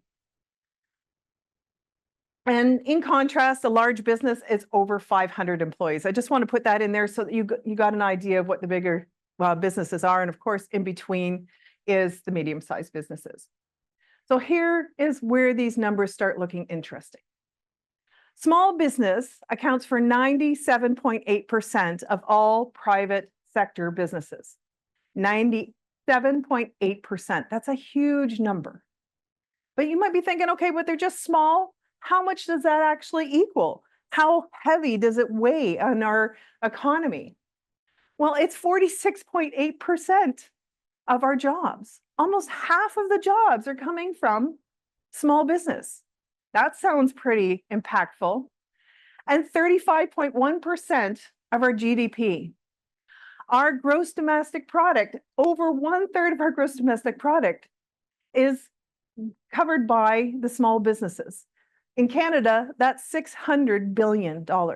It's a lot more in the United States, but the numbers are very similar as far as percentages. So how does small business actually work and affect our communities then? What does this look like? think about a small business. When you go into small business, you have to have money to get started because you have to pay for things. You're paying for the people that help you. So if you're paying wages, people get their wages. We love to get paid as employees. We get paid and we take that money and we pay our rent or our mortgage and our groceries and things for our kids and our maintenance and our car and maybe a vacation. And then that money goes back into the economy because you've paid for things into other small businesses and other businesses. The business itself is putting other money into their being able to operate. So they have their own operating costs, maybe their own mortgage or rent on top of their employee costs. When we think about small business or any business, to stay in business, you have to start by spending money. And when you to be able to continue to spend money, you have to earn money. And you do this so you can continue to stay in business. This is the circle of business life. The idea of being in business means that you have this life of income and spending and staying in business. But is it enough just to earn? And I would say, no, it's not enough just to earn money. You have to be able to do more. Dr. Carroll of the University of Georgia talks about, he had created this model of a corporate social responsibility for businesses, all businesses. And the top part of this model is legal, ethical, and philanthropic responsibilities. So as your business gets bigger or more successful, these responsibilities become heavy for a business. But at the foundation of this model is the idea that a business needs to be profitable. So you have to start with profitability. If you don't have profitability, you can't afford, or you may have to step out of being ethical. You can't afford to be able to give back. But on top of this model, I would say that there's some other responsibility that's important, and that is important of being able to manage change. It is the business's responsibility to be able to manage change, and you can't do that without being profitable first. So I want to tell you 3 different types of change that might affect small business. And then we'll take a look at what that actually means for us. So and there's lots of other ways or other changes that can affect business. So with big business, imagine a big business comes into a small community and they compete with another company that's very similar. There's only 3 things that the small company can do without going out of business. 1 is to scale their business to compete. 2 is to differentiate their business so that they have something that's a little bit different that they can sell differently. And 3 is to move to a different market. So for small business, it's difficult and costly to start thinking about what is it that I can do to be able to manage this change. For globalization and the internet, globalization, when we look at this, we have reliable shipping logistics and a global supply chain that allows us to do so much more. Our businesses have a bigger reach. They can lower their expenses, which gives them more options. And it gives them the ability to be more competitive. These are all great changes, and they cost money, and they're difficult to put into place and to manage. And the third one I want to talk about is our aging owners. And this is really significant. In 2023, the Financial Times put out an article with some research in it, and there was a number that was in this that just blew me away. And I started thinking about this, and okay, I went back to the numbers that I gave you earlier and put in some statistics of what that would actually mean. So here's the number that I read from the article. 76% of all small and medium-sized businesses, the owners plan to exit their business within the next decade. So that was 2023. It's currently 2025 or 24, almost into 2025.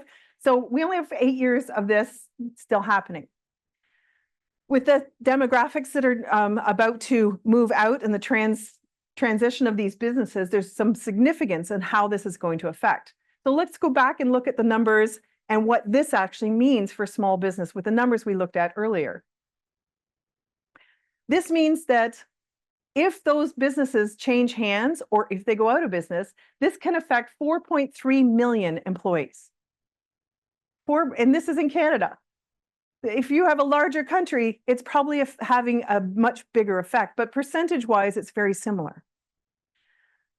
it's going to affect 900,000 businesses will transition their ownership in the decade, or they'll close down.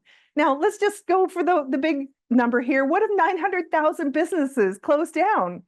4.3 million people go out of business or lose their job.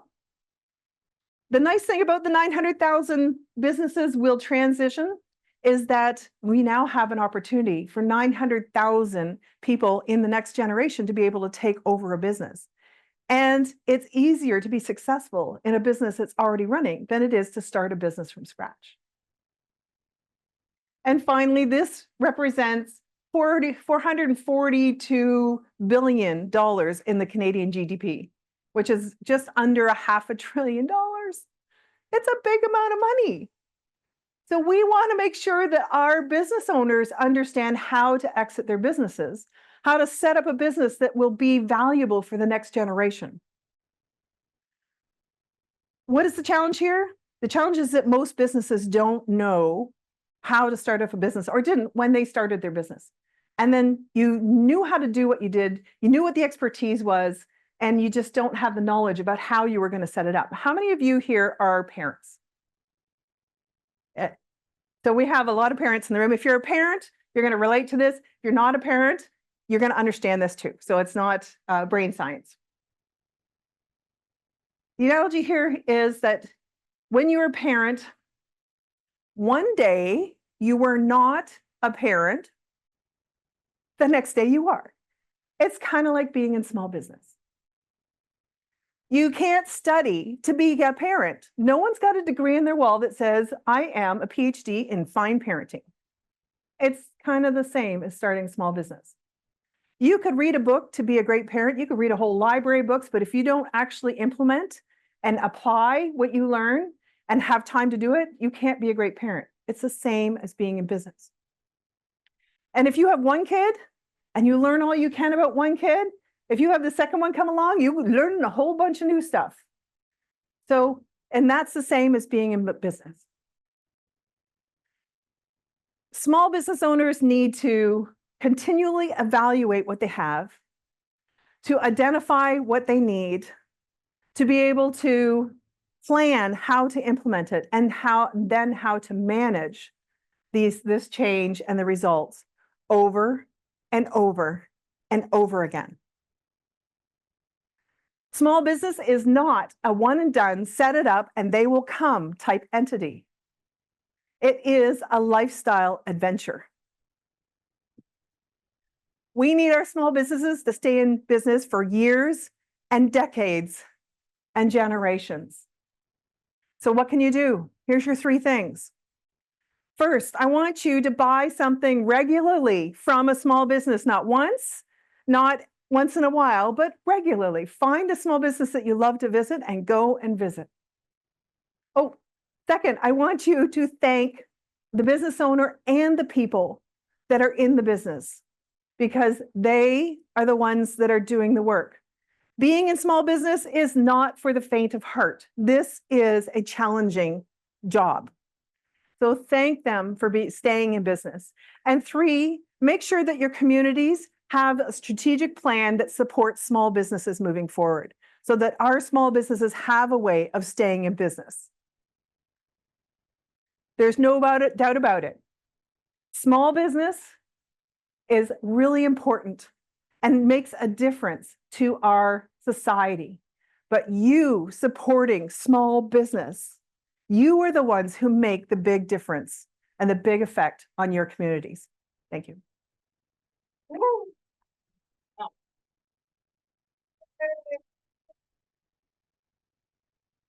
Thank you.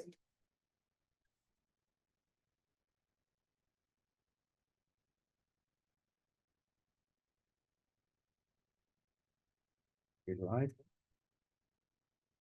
Thank you. Awesome talk, Barb. Thank you so much. Those statistics are really stunning. They're scary, aren't they? Yep. And exciting, because there's a lot of opportunity with that. Yes. Yeah. For sure. Yeah. Well, let's sit down and have a chat about being an author and a speaker. so that we get the skinny Okay. on what it is, what it's all about. So first of all, can you tell us about your book?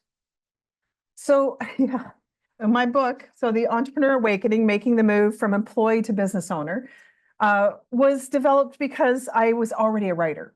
So I've been a technical writer for, at that time, I guess, probably 25 years, but that's different than writing a book. I've also been writing articles for a long time. I had several hundred articles about business at that point in time, but that's different than writing a book. So it was one of those things. I'm in the industry. I like to speak. I'm a consultant. I'm also a coach. So I wanted to be able to get my name out there in a different way. And I thought, well, let's take what I know and what I have maybe written before, or get the stories that I don't often write about, and get them into a book. That's Nice. kind of why I did that. Nice. Mhm. And was it easy? Was it hard? I mean, with a background as a writer, I would assume that it was Oh yeah, it's much relatively easier, right? No, the funny thing is, writing the articles, became very good at writing articles. I was very consistent, and I put out an article every month for years. And I knew I had to put it out, and I would sit down and think about it. It usually take me about an hour to write somewhere between 900 and 1400 words. And it was usually based on something that I had seen, or some clients had done, or whatever that was. And it was quite easy. But when I sat down to do the book, it was like a whole messy something. I'm looking at it going, I don't even know where to start. Like, this is just, there's way too much information and nothing. It didn't look like a string of ideas that I could pull together. So it was challenging. Yeah. How interesting. I had the same experience Yeah. with a background as a writer, sat down to write my first book and crickets. Mhm. Like, how do you do this anyway? It's a very different kettle of fish, isn't Yeah. it, than regular writing, It is. which should give people who don't have a background as a writer, some hope that it's a pretty much an even playing ground in Yeah. a lot of ways. Yeah. So, when you were working on the book, then what did you find challenging? Once you got started and you kind of got the hang of what you were doing and figured out the concept for the book, because that was an important part for you. Yeah. What are you writing about? Well, I'm going to just back it up one, because figuring out the concept of the book was my biggest challenge. And I'm just going to give you a little bit of kudos on that, because I couldn't do that on my own. You had a writing program, and I show up every week, and we would talk about it, and we would look at it, but I couldn't get to the place where I could figure out what that looked like. And you gave me some exercises around how to do that. I used a mind map and a variety of things. And then all of a sudden, like, my chapter headings just came out of it. And as soon as I knew what the chapter headings were, I knew, like, where the story needed to go, what kind of information had to go in there, how I could write it. And it became much easier at that point. Yeah. Yeah, having a roadmap. Yes, the roadmap was Yeah. the key for me. Yeah. Yeah. And tell us about your process for writing a book. You run a business, you have a lot of kids, well, 3, that seems like a lot to me. You've got a partner, you've got a lot of family, certainly at that time too, a lot of family responsibilities. Yeah. So what was your process for getting that done? Because that's a big project. Yeah, I think it was funny, because I am I'm really regimented to the things that I want to do. So I have in my calendar, I already know what things go into what day. And so my clients couldn't book on Mondays, because Mondays are my midden days. And so I was very regimented with my time, but I hadn't put anything in my calendar for writing the book. So it wasn't until I realized, well, that's why nothing's happening. It actually has to be in the calendar. So I was putting in the calendar. I put it in there for, I think 4 days a week, and I would get up and I would write before I actually started doing the work. So my calendar would start, and I would just write for an hour or 45 minutes. And the nice thing about it was I didn't have to worry about whether or not I had to finish that piece, or it might run into the rest of my day. It was already blocked. I did it, and it was done, and then I could move on. And you knew it was going to happen. And I knew it was going to happen then. Yeah. Yeah. Yeah. And start to finish then for you, how long did that take you from sitting down and deciding, okay, today I am starting to write my book, to holding it in your published hand, or the Ooh. published book in your hand? Interesting. I think the writing process itself took about 6 to 9 months. I actually can't specifically remember, Yeah. but then the editing component, like as a technical writer and a writer myself, I don't put anything out without having someone else read it. So even sometimes really important emails, I'll run it up by someone else to have them read it. Yeah. But all my articles that I put online, everything that I do, I have someone else read it before it goes out, which is really important. So the editing component was really important, and that took time because I had to read it, they had to read it, we had to make some changes, it went back and forth. And then and I'm not sure, that probably took a month and a half, 6 weeks or so. And then the publishing, because I'm published by a traditional publisher, the whole concept of running it through another company and then changing things into their platform was another step, and then going back and forth on that. So I think that in the end, it was about a year and 3 months to a year and 6 months, something like that. Yeah. Pretty good. Yeah. Oh, Yeah, good. Yeah, well, I mean, 13 years for my first book, Oh. so I'm impressed. Yeah, awesome. And was there anything that made it easier for you or well, faster? well, experts. Yeah, You know, surround yourself with experts. What can I say? I mean, in everything. and everything. Actually. Yeah. And I'm a big proponent of having people around you that are your peers that can help you navigate and negotiate some of your own stuff that's inside that you're poo-pooing yourself about, and see the things from a different perspective for you, but also ensuring that you have experts, people who have done it before and can help you through that, just to make it easier. Like the landmines of doing something new. I mean, it doesn't matter how smart you are, you're going to step in one of those landmines as you're trying to get through it because you don't know the way. So having someone else who knows the way and takes you through that process on their own. Yeah. So you're not on your own, I mean, Yeah. makes it much easier, Yeah. Yeah. And I'm curious to know, Barb, where does the book fit into the matrix of your life? You know, Oh. so you one day, it's kind of like you were just saying, one day you're not a parent, the next day you are, one day you're not an author, and finally the next day you are. That's right. It's not in your hand, and then it is, and it's like, oh, it's happened. And there was a lot of preparation for that, as there was to becoming a parent. But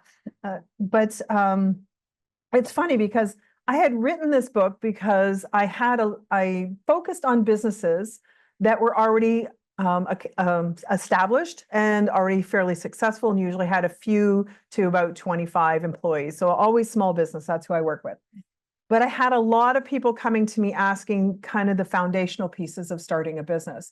So I wrote the book because I had that information, I had the stories, I recognized what the challenges were for people, and I wanted something that I could say, when you get to this point, come see me and I'm happy to help you. But until then, here's some things that you can do to become successful and get your business started and make it work appropriately for you. So I put it, and the funny thing is, if you write a book for marketing and you don't write a book that matches your intended audience or your market, you can't use the book for marketing. So I love the book, but I can't use it really for marketing because it doesn't help For lead people. generation. Lead generation, yeah. But it's still, the credibility that comes with it is still pretty powerful. And a lot of people who are successful with their business already have read it and gone, whoa, there's pieces in here I didn't know. This is really helpful. That's like, okay, well, we always need to learn as a business owner. Yeah. From a positioning perspective, just being the author of a traditionally published book, especially, it makes a difference to a lot of people. Yeah. Thank you. Yep. So does that mean there's another book coming? Yes. And Susan was listening to some of the things that we were talking about coming up to this talk. And I had mentioned the small business is a lifestyle adventure. And she goes, well, that sounds like a book title. And I went, I think that is the book title.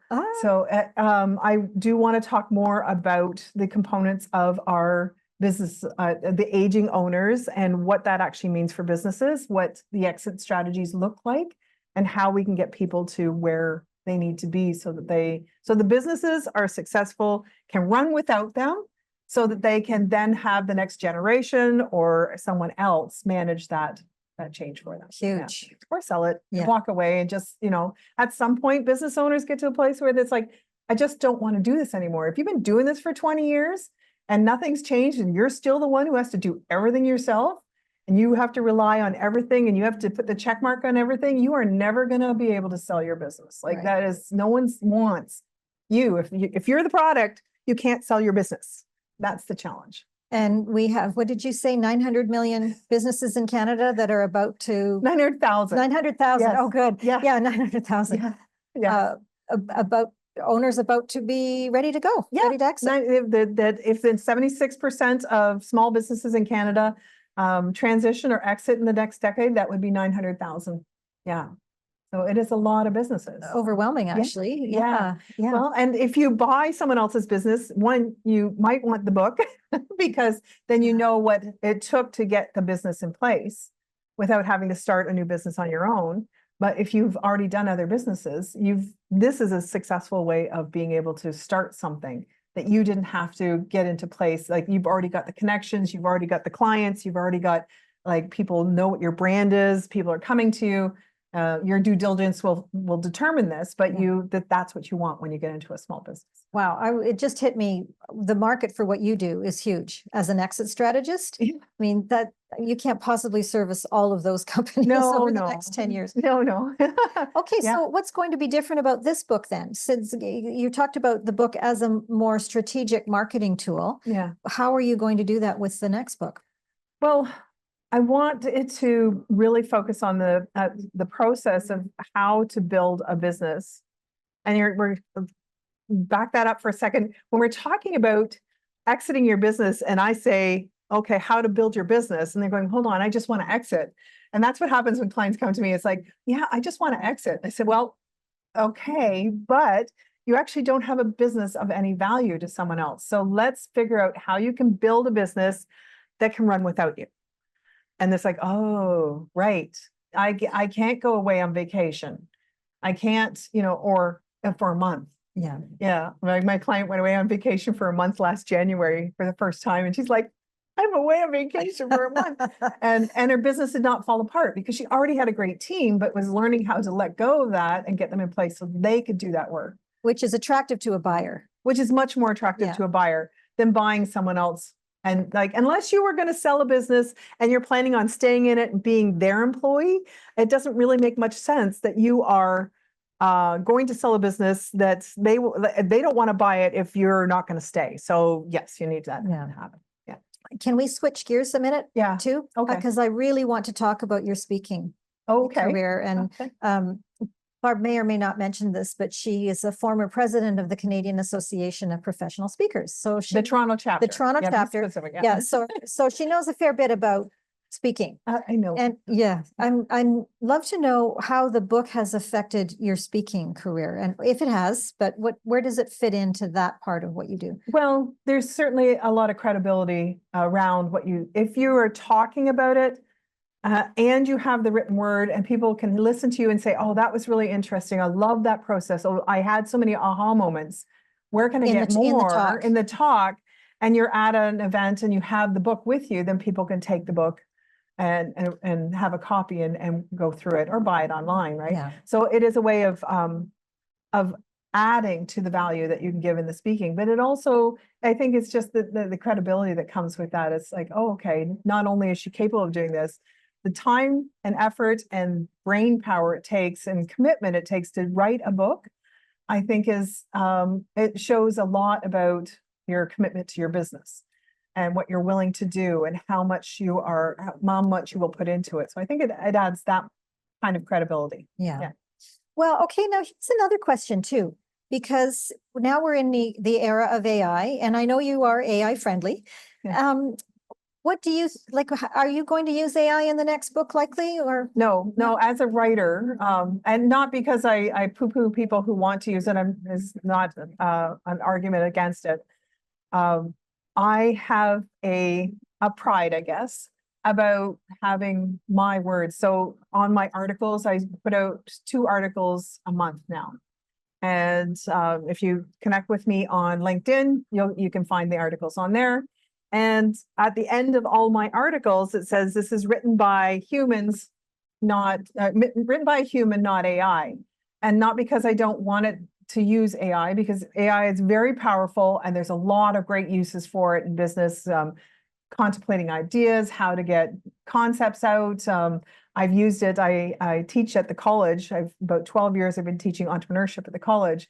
And I wanted to come up with a different way of teaching something. And I was looking for some examples. So I used AI to generate ideas.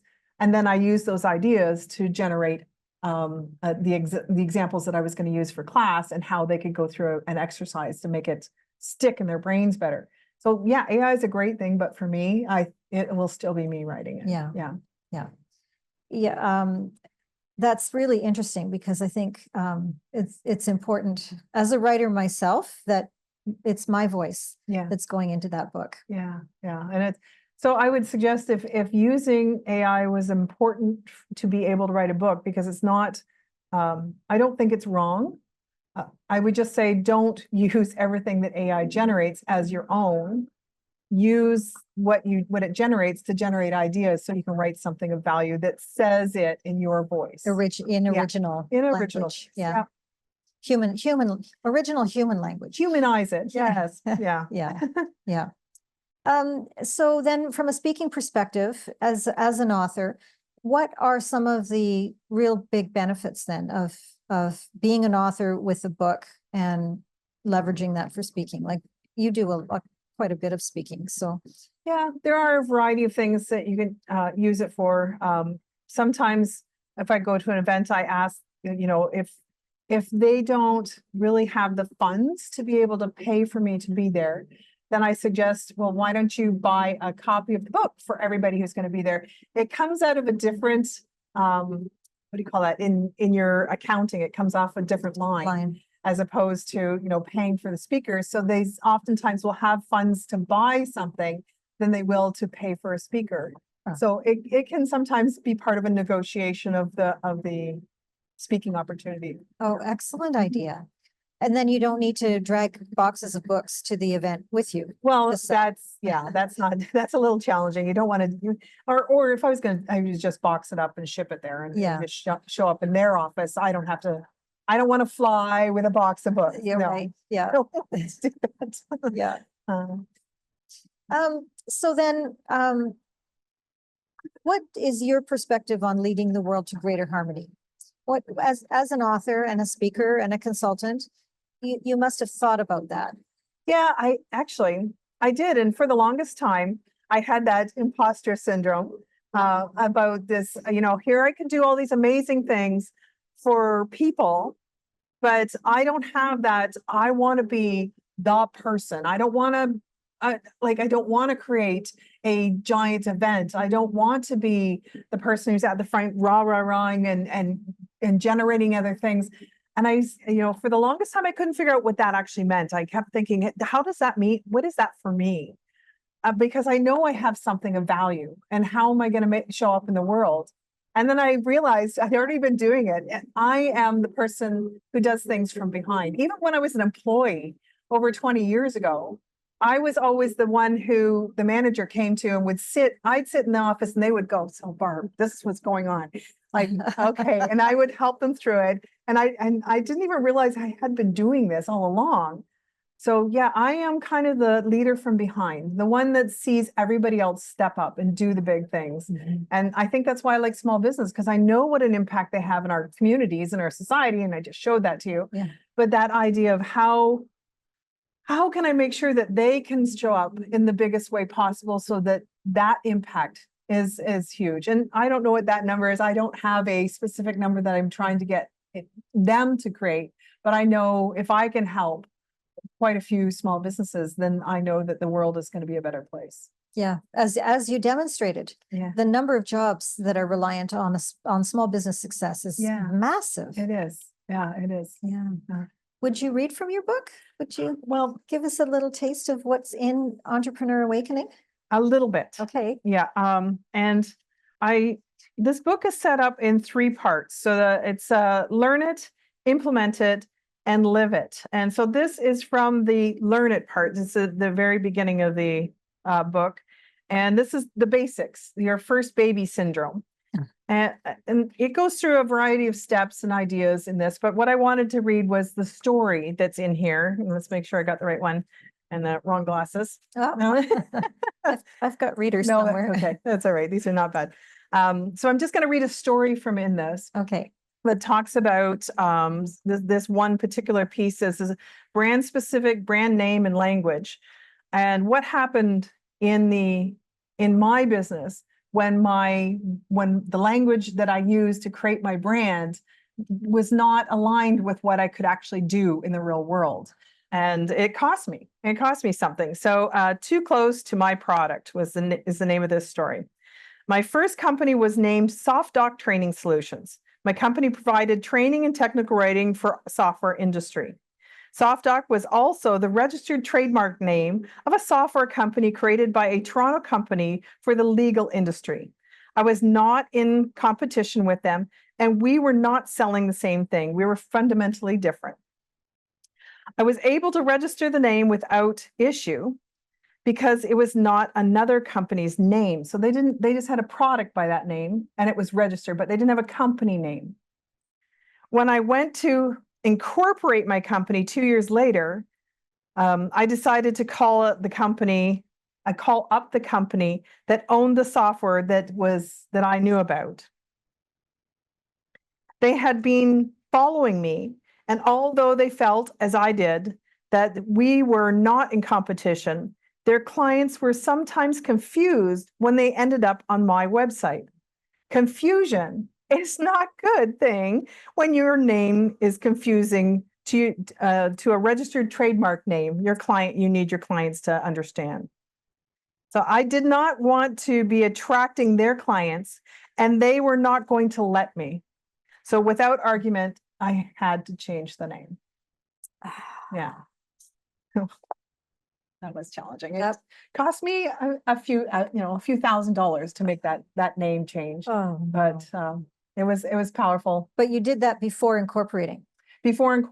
which made it less expensive. Yeah. As if I couldn't have incorporated it because the name itself would have been really hard, I think, for the incorporation to manage because it was registered, but maybe not. Yeah. Yeah. Who knows? Yeah, that's a buyer beware, like a real cautionary tale. That's Yeah. a better word for it. Well, and a client I'd had in the past had this same challenge. They were very small business, and they were going to sell their business, and they had an accountant give them an idea of how much they could get for their business using a multiplier. Now, we don't need to go into details of what that actually means, but needless to say, it was just a calculation. It wasn't based on what she actually had in her business. And she thought that it was too much. So she was only asking half of what they said. And she asked me about it, and I looked at it and said, well, leave it with me. Let me look at it. Now, I'm not a legal valuer. Like, I'm not certified to value a business. But I certainly, as a potential buyer, I'm able to look at it and decide what kind of things are valuable to me. Would I pay that? And so I went, excuse me, and looked at her business and realized that her business was her personal name, and what she was selling was the name of her product. And when I looked up the name of her product, it was already a registered name to a company that was also in Canada. So she couldn't even sell the name of the product, which already had a really good brand recognition. And the company that was out east knew about her and had already contacted her. And they were having a conversation, but they were getting to a point where they were saying, you have to cease and desist using this because our products are too similar to each other, like the language they were using, everything. So I'm saying, if I look at this, I would say it's only worth about 1/8 of what you want, which is only 1/16 of what her accountant had said. I said, so you have to you need to go back and rebrand your business and then build that up using yourself, and then use that brand name, not your name, but the company's name, to sell. And it took her about 1.5 years, and then she successfully sold it. And that company's still been in business for 10 years. So, Oh, nice. yeah, it was really good. Well, that's a happy story. It was a very happy story. Exit story. Exactly. Yeah. Yeah. Is there anything that you feel that emerging authors should know especially those who would like to make an impact through speaking? Anything that you can sort of look at your career path and go, okay, this is really important that people recognize. We're speaking, or writing a book, or running a business. It is the community that you want to be around. So find a community where you feel at home, where the people in that community have the information that you need, can help you get to the place that you want. Belonging to CAPS, which is the Canadian Association of Professional Speakers, has been a joy. Like, the people in it are just so lovely. They are intelligent. They are successful. I remember being at the first conference, and I knew people. I didn't personally know them. I was like, "Ooh, look at all these giants on the stage. This is amazing." And the speaking is so incredible. And then I went, what did I expect from a professional association of speakers? Of course it had experts that were on the stage. Of course it had skills, and it had value, and it was so warming to be in a place where I had access to this, but then where they also, come, Barb, sit down. Let's talk about this. What's going on with you? And I didn't even know them, and they brought me right in. So you want to be where people are going to bring you in and help you navigate the things that you want to be able to do, so you can do it well. You don't have to do it alone. Don't In do it alone. fact, don't do it alone. Don't do it alone. Don't, nobody do this alone. Like, you don't have to. And No. I spent years feeling like a lone wolf, like a Oh. highly independent person and very self-reliant, and figured, okay, well, writing my first book was a good example. Yeah, I'm a professional writer. Of course I can write a book. Didn't know what I didn't know, obviously, but for years I thought it had to be all me who was doing everything. And I'm so over that now, that why would you do it alone? Like, it just doesn't make any sense at all. No, There are lots of people that want to help, that want to promote you and support you and yeah, embrace you to being better. yeah. And I think it's a give back process. Yeah. So once you're a part of that community, that you're also finding ways to give back to the people around you. And so if you don't like the people that are around you, you won't be able to give back, and it's not going to generate what you need it to generate. So A virtuous cycle. yes, Yeah. yeah. So you definitely want to be able to give back as well. So I Yeah. think that's a huge value. Yeah. Awesome. Yeah. Thank you, Barb, for your time today. you. I so appreciate you, and I'm so grateful to have you as a friend and a colleague and just buddy in the world. And the work that you do in the world really, really matters and makes such a difference. Thank So, you. Thank you, Susan. The same as yeah, I wonderful. love you. I Thanks. love you. Thank you, everybody. Yeah. Yay. So we will go on to our next speaker. I don't know if you can see me there, but we need a little break. And actually, I think we're going to have a 15-minute break to reorganize, and everybody, that's better. We're going to take about a 15-minute break for us on this end, and our audience as well. We'll take a little time and we'll get our microphones changed and take a bio break and get a new drink and all that kind of stuff. So we'll see you back here in 15 minutes. Thanks.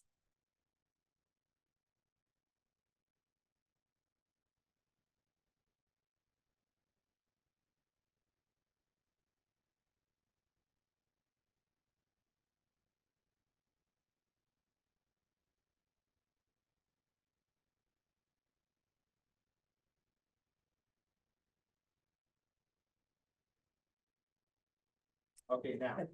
Welcome back, everybody. I hope everybody had a nice break. I know I did. We're ordering lunch here in San Diego. It's a little bit later than some of the other time zones we're reaching, so we are getting ready for the rest of the day as well. And very excited to have you here, and I'm very excited to be here. I get a turn to talk now. And as the host of the event, I am really trying to highlight our speakers more than me. And yet I recognize that there are some things that I would like to say too.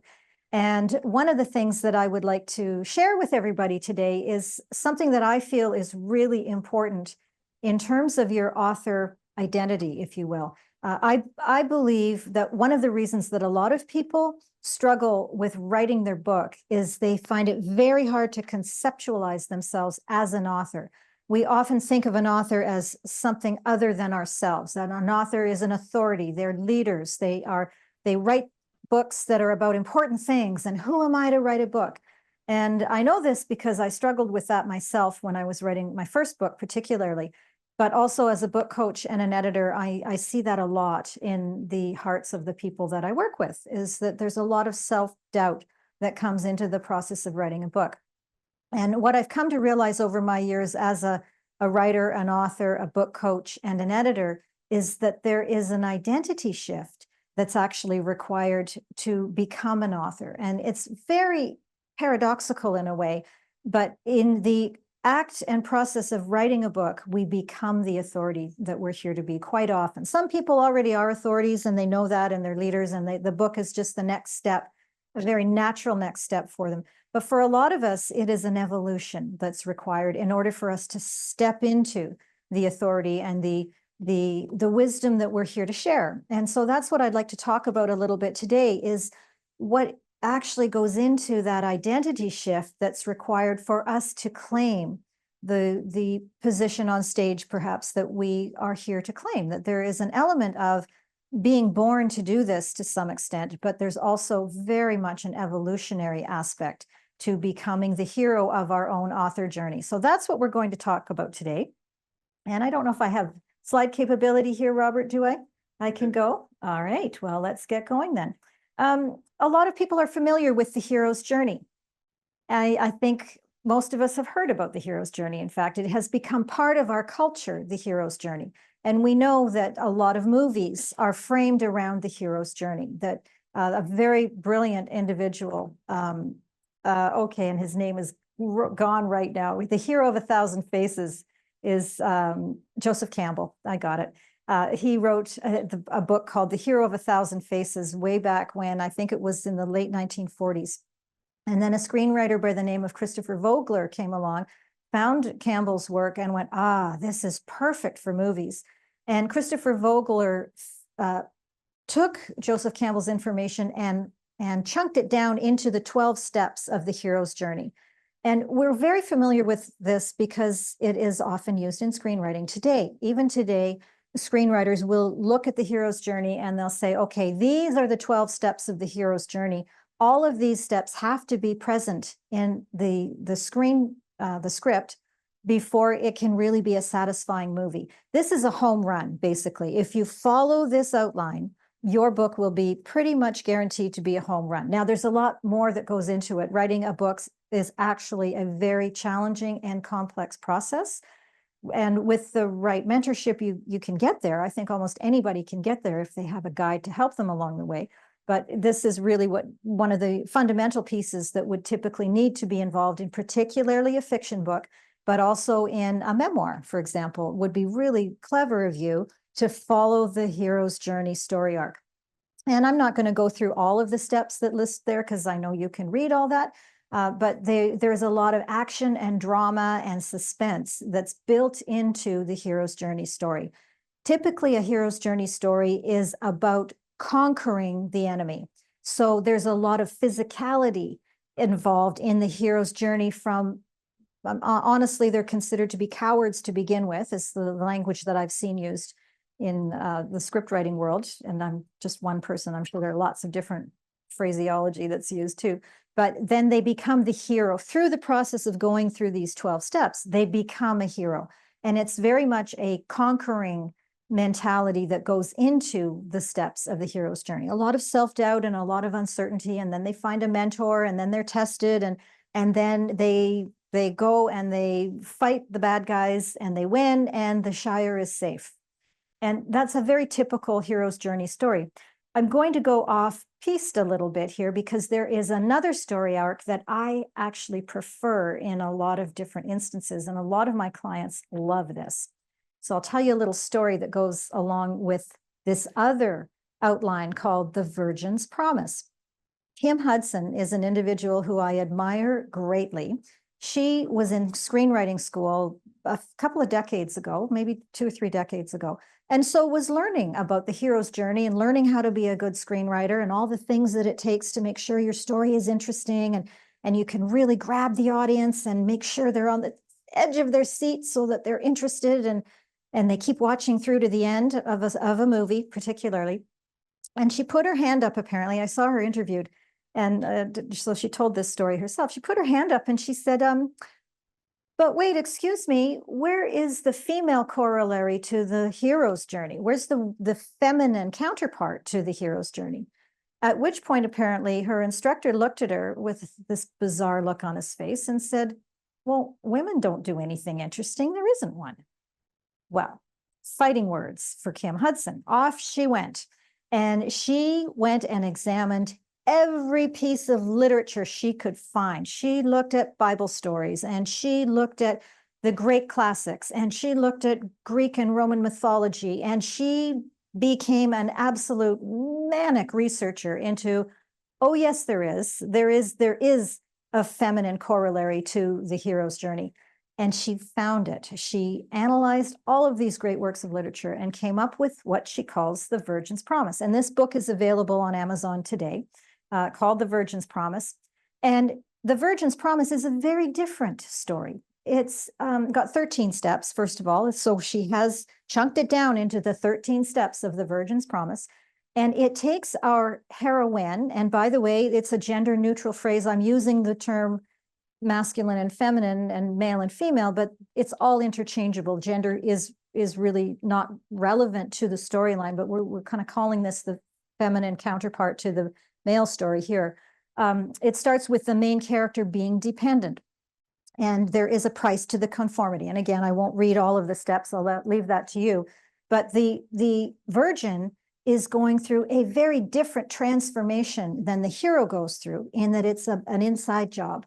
The virgin is learning about herself. She is learning to be more self-reliant. She's not going out necessarily and vanquishing a huge big troll as an enemy, although that does sometimes happen in a Virgin's Promise story.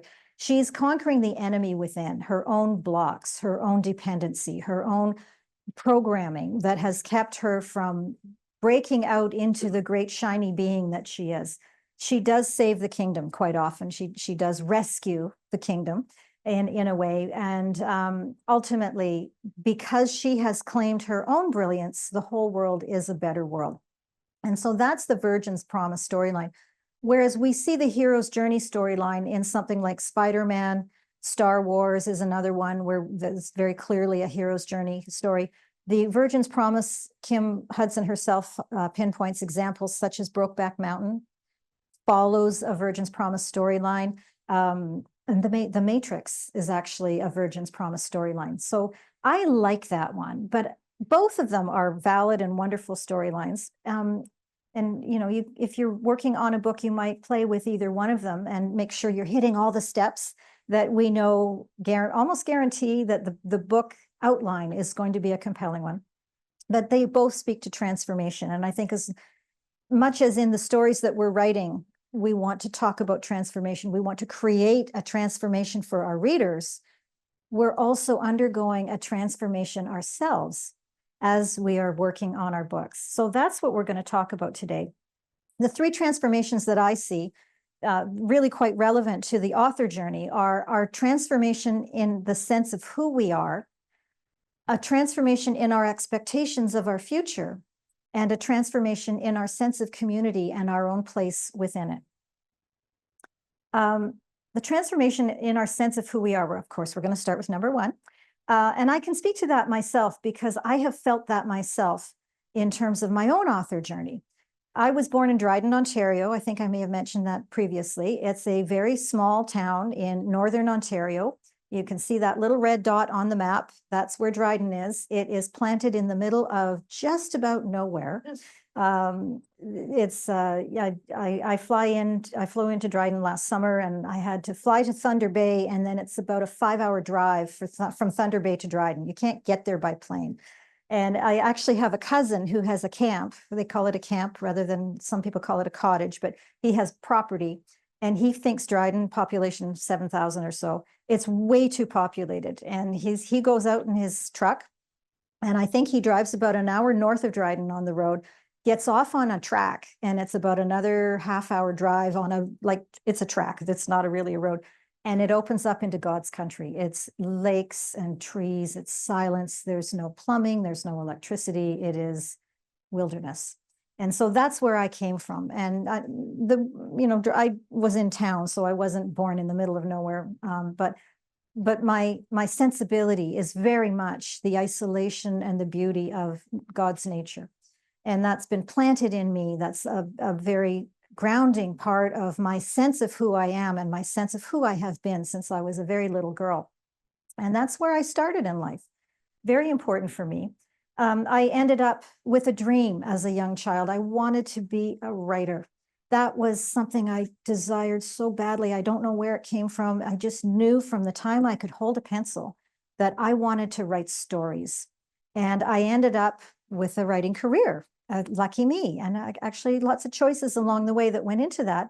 But I worked for a couple of strong news organizations. The London Free Press is a daily newspaper. I started there right out of university, and then worked for Canada's National News Wire Service, the Canadian Press. Became a bilingual media relations officer for Canada's largest provincial ministry, which is the Ontario Ministry of Health, and then ended up at Communicate Marketing Services as a copywriter. So lots of writing, and people paid me to do this. Like, it was just a dream come true that I could do that. And then for 5 years, I was the managing editor for Global Food Safety Resource, which at the time, and it's probably grown since then, but it was the largest online food safety publication in the world. So I had some amazing writing experiences. And along the way, formed my company. After a number of years, I became a freelance writer and was specializing in marketing copy for people, which was really, really important to me. But there was a bigger dream. And my bigger dream wasn't to be a writer, like that was good enough, really, but I wanted to write a book. And that seemed to me to be so beyond what I really wanted to do, like what I felt I could do, my capabilities. So there I was in that dependency stage of my life. I didn't really think I could do it, even though I had amazing writing experiences and people were telling me all the time what a great writer I was. And I kind of believed some of that. But the part that I didn't believe was that I could actually fulfill my dream of becoming an author.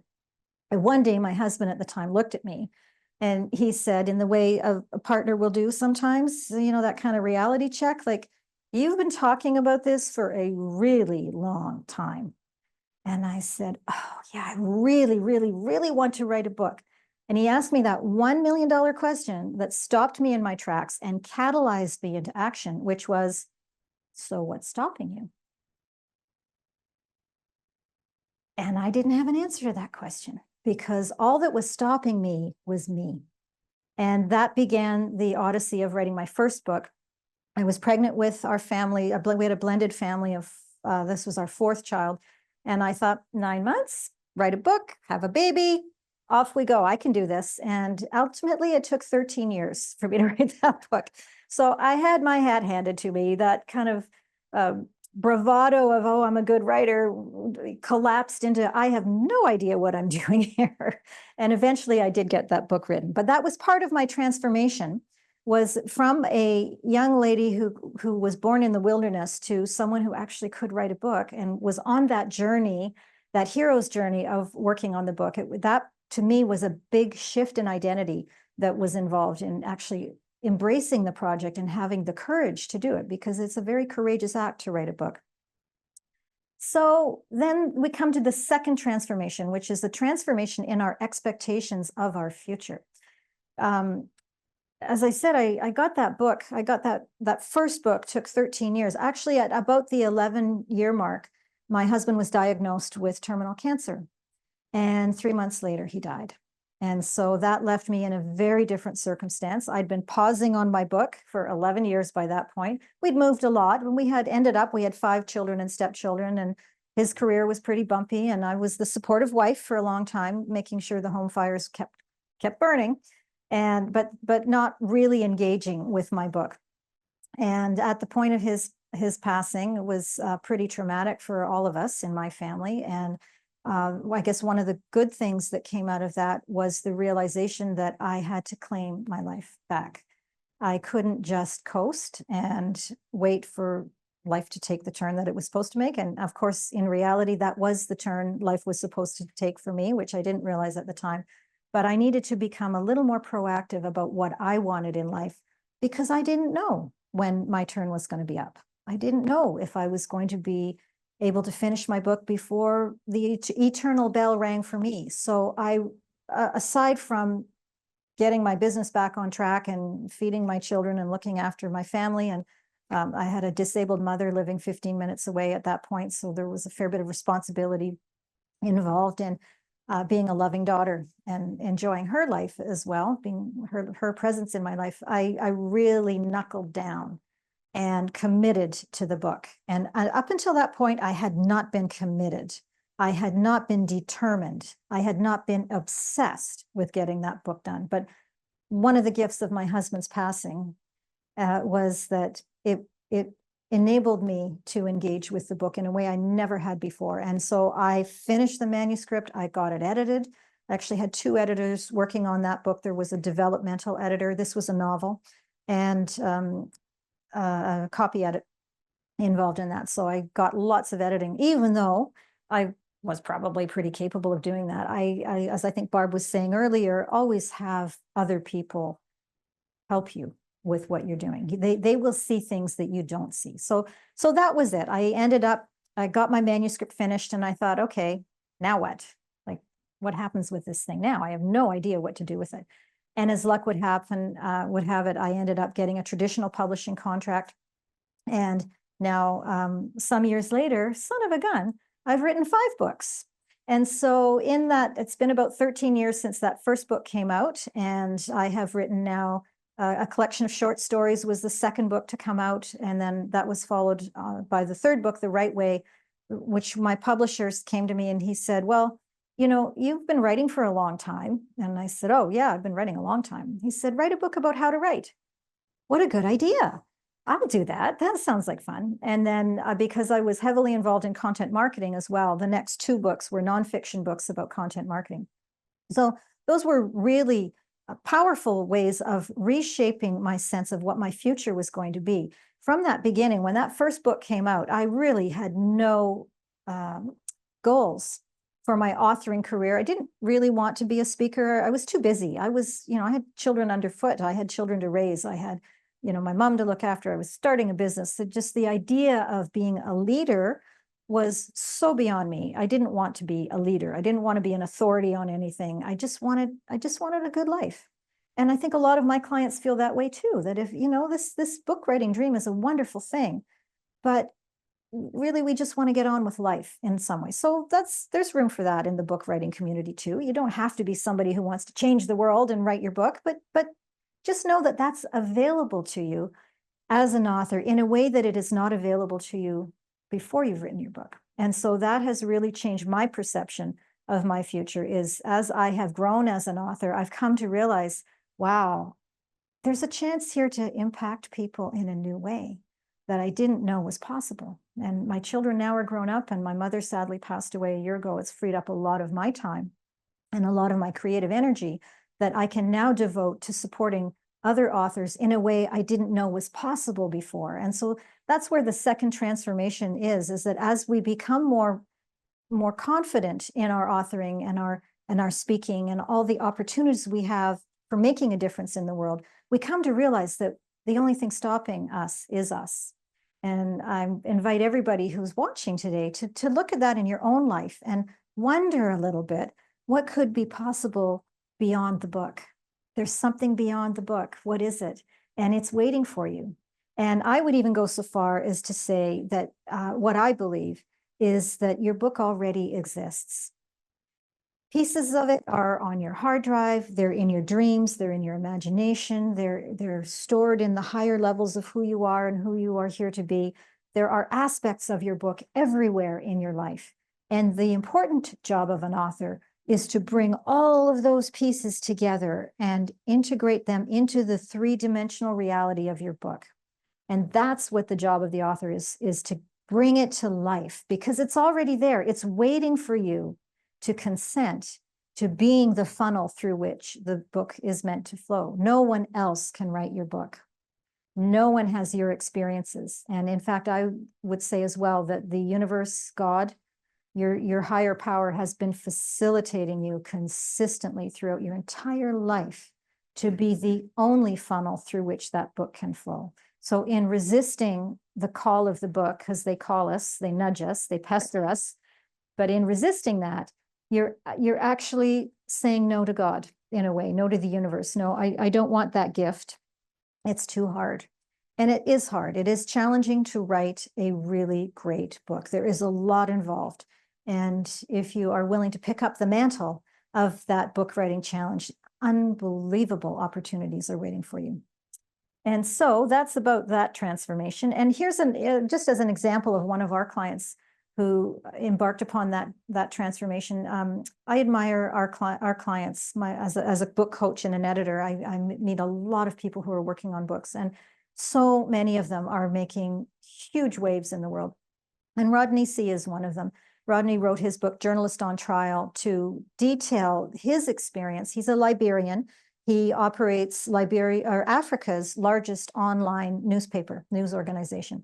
It's completely digital. I think they did have a print copy at one point, but he's a phenomenal human being. And unfortunately, at one point, Liberia's had a bumpy history. Like they've had civil war, a couple of civil wars. They had a lot of problems with an Ebola crisis a number of years ago. And Rodney was on the front line of all of that as a reporter and a journalist. And he did amazing things for his news organization. With the new government that came in, and this is going back a few years now, but he was doing what any Western journalist would do, which is report on the Auditor General's report. We, as citizens of a democracy, want to know what's in the Auditor General's report. What's our government doing well? Where are they wasting money? And that's the Auditor General's job, is to tell us. And so that's what Rodney did. He wrote a news report about the Auditor General's report and was arrested. And then he was convicted. And I forget the exact charges that they used for him. And his sentence, though, was 5,000 years in jail. Well, that's pretty unreasonable. And that's what Rodney thought. Now, he didn't serve 5,000 years in jail. He had good legal representation, and he did get out of a terrible, terrible Liberian jail experience. But he did survive, and he vowed that he would write a book to protect democracy. Because if he could be sentenced to 5,000 years in jail in Liberia, which was an American protectorate for a very, very long time, that could happen anywhere. And so that was the purpose of Rodney's book, was to get the word out that we need to protect our democracy.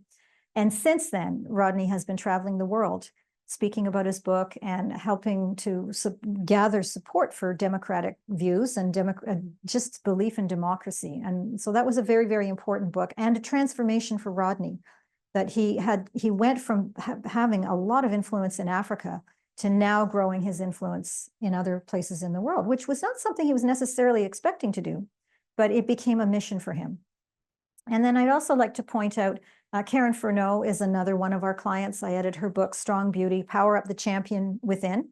Karen is a former Olympic kayaker and has competed in a couple of Olympics. She's Canadian and had a fabulous career. It's so hard to be an Olympic athlete. That is a demanding job in life. And at the end of her competitive years, she decided she would take that collateral that she had acquired in her personal resources about personal resiliency and determination and routine and looking after yourself and all of those things that are really important to being an Olympic athlete, and put those into service of young girls, teenage girls, so that they could power up the champion within. So that has become her absolute mission in life, is to make sure young girls have it easier, that they have programming that allows them to be competitive and strong and beautiful in the way that only they can be.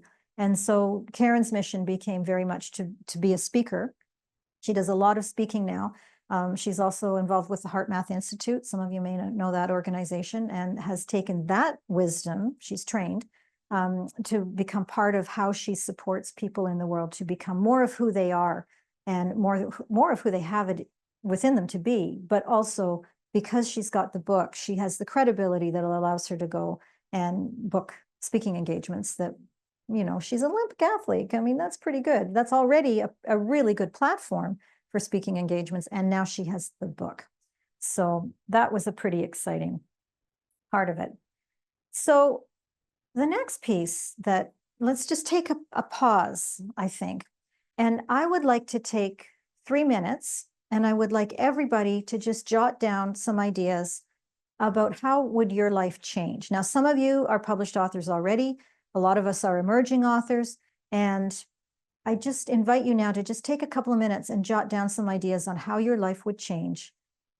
If you wrote the next book, if you've already written a book, if you came to the next book, but if you haven't yet written and published a book, what could be different about your life than it is already? So we'll just take a couple of quiet minutes and think about that.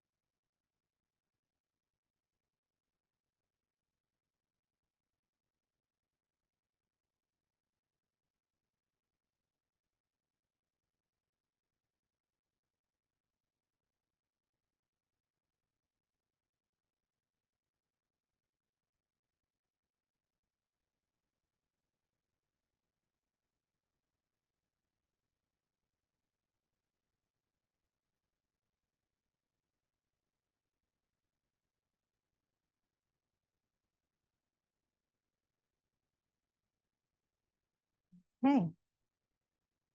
Some of you are still writing, and there's still more to come. There's always more to come. There's always more on this journey, isn't there? On this life journey. And especially as authors, there's always more. There's a piece that we didn't know about yet. There's a piece that we couldn't plan for. And I think for me, most of my authoring journey has been stuff I couldn't have planned. I'm a big believer in saying yes. The scariest and best things have happened to me when I've said yes. And my conscious mind often is saying, oh, don't go there. That is such a bad idea. You can't afford it. You don't have time. That's going to be hard. You can't fit that into your schedule. What if it doesn't work? And yet my heart knows if it's showing up for a reason. And I don't say yes to absolutely everything, but I say yes to most things. And I find that when I do say yes, like writing a book, magic happens and transformation occurs within me. And I think that's another little soapbox I'll get on for a moment, is that we live in a world that is really full of opportunities to write a book in a weekend. And let's write a book in a week, or let's write a book in a month. National, okay, I'm going to get this wrong. Write a book in a month is coming up. And it is possible to write a book in a month. It is possible to write a book in a week. But for most of my clients, it is just not possible to do it in a weekend. I wouldn't want to read any book I could write in a weekend. And I'm a really accomplished writer. I have found as each book has come through me, I have become more comfortable with the book writing process. That in the first book, we don't have a neurological network in place to support us with writing a book. It's like riding a bicycle. You know, when you first start to ride the bike, I know with my experience, my feet had to do something and my arms had to be here and I had to pedal and I had to be watching everywhere and stay upright. That was a lot for me to do at age 6 or 7 or whatever it was. So, but by the 50th time I tried to write a book, my brain had developed the network to support me. And it's the same thing with writing a book. That first book is often really hard because we don't have a neural network in place to support us. We know we want to, but there's this big empty gap in our brain where instructions on how to write a book should be. There's nothing there. And in the process of developing the book, you develop the neural network and it becomes easier and so on. But it can be very, very challenging to start that. But because our culture is so focused on get that book done as soon as you can, as quickly as you can. And what's the matter with you? You took 6 months to write a book? Oh, I did my book in a month. Well, maybe, but I mean, I took 13 years to write one book and it didn't hurt me. You know, probably it was a better book because it came through at the right time for me. I've also written a book in 6 months. I think when we are entrepreneurs and we're very busy with our businesses, we are family members. We've got other people who are depending on us to perform our role in our families. We are often sandwich generation people. So we've got people from different generations counting on us. A lot of my clients do charitable work. There's a lot that we're juggling. And so to expect someone who's never done this before to write a book in a month is maybe that's not reasonable. And so let's try to be a little bit more, I think, a little bit more reasonable about our expectations of what we can actually accomplish with all of that. That it's okay that it takes 6 months or a year to write a book. What if it's okay that it takes 5 years to write a book? No small children will get hurt because you didn't finish your book in a month. It's pretty cool. So I invite people to be more loving and supportive of yourselves if you're working on a book, and less worried that it needs to come out in a month or 2 months or 6 months. It helps us to not beat ourselves up. You know, there are enough reasons to beat ourselves up without your book becoming one of those reasons, and just step into the most supportive method for you in writing your book. Well, that's my little soapbox for today. On the topic of how our life can transform, this is a picture of me speaking at the Forsyth Bar Rugby Stadium in Dunedin, New Zealand. And that was an opportunity of saying yes. My good friend, Robert Evans from Action Studios came up to me and said, hey, do you want to go to New Zealand for 2 weeks? And we're doing this trip, and it's 2 weeks. It's a bunch of other entrepreneurs from around the world, and there's going to be some adventure stuff like bungee jumping and luging down a mountain and speedboat riding, and we're going to spend some time delivering water filters to an Aboriginal community in New Zealand. And oh yeah, and then you're going to speak on a stage in a rugby stadium. None of which seemed like a good idea to me. Not one of it. I mean, I thought I could probably do the speedboat, but I'm not an adventure kind of seeking person. Bungee jumping, not a chance. I didn't see myself as someone who lived that kind of life, but oh, and the cost. There was a high price tag involved in this trip. And of course, I was this widowed mom with little, like older kids, but still they needed me. And I had my mother and I had my business, and it made no sense at all. And that's the first thing I thought when Robert came up with that idea. Not a chance, no.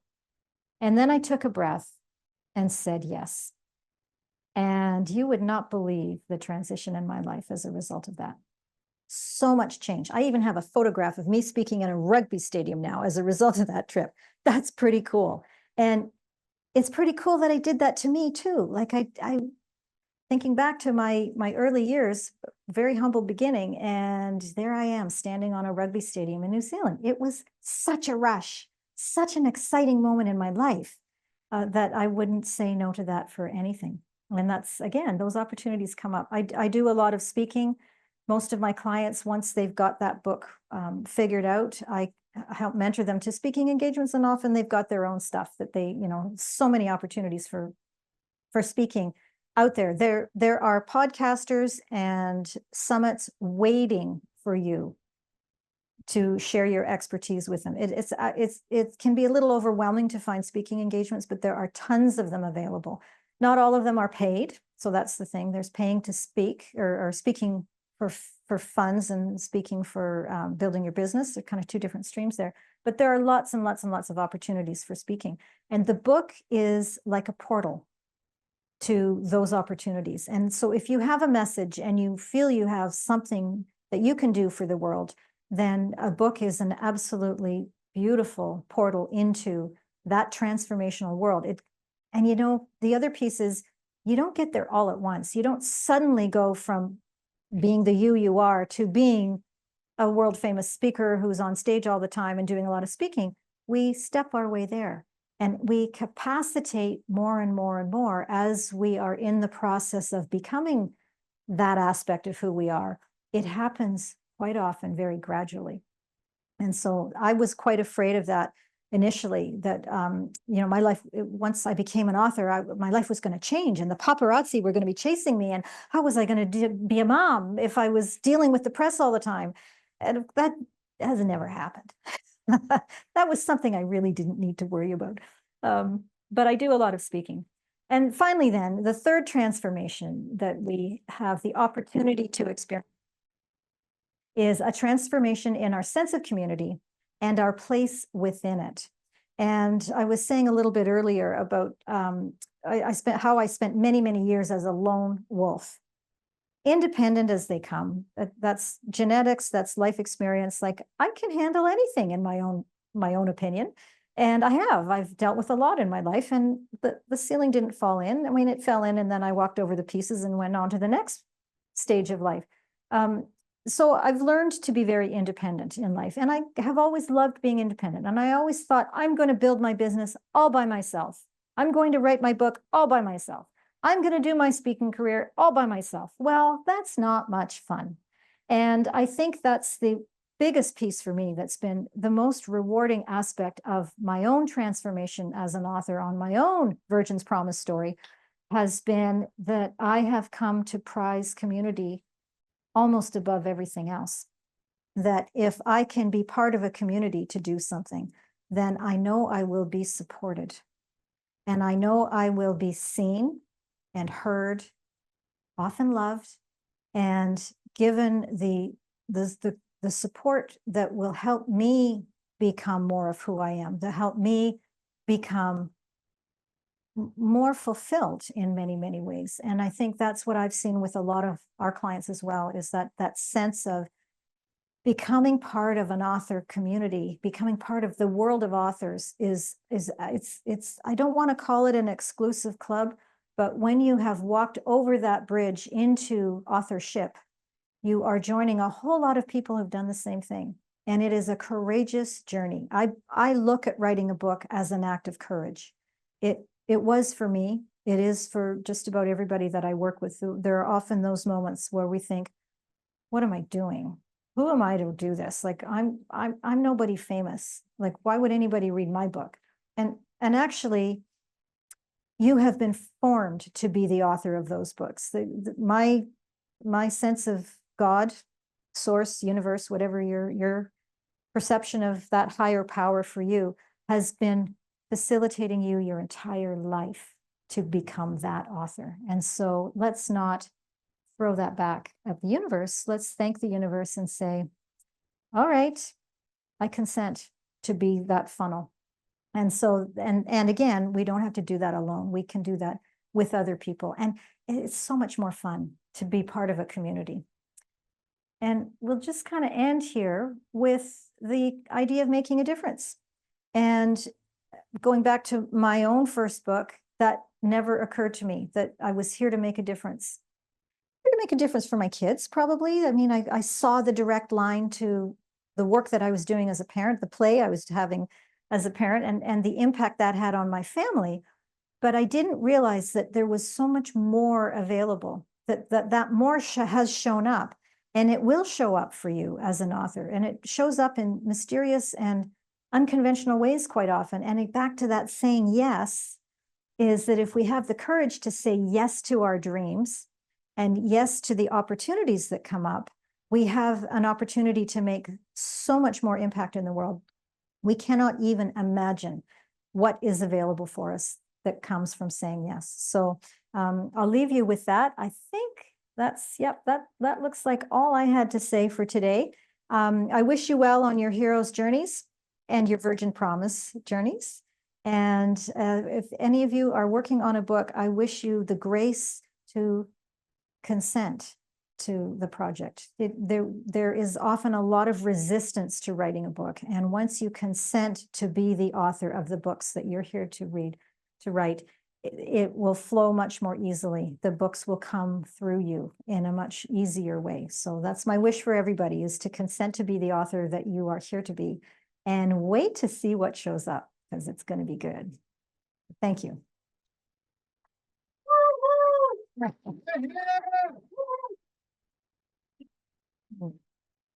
All right. Want to let everybody know about lunch? Yes, so we are going to break for an hour and we're going to have lunch and we're going to be back, in an hour. So if you can come back in an hour, give it, oh, So let's say.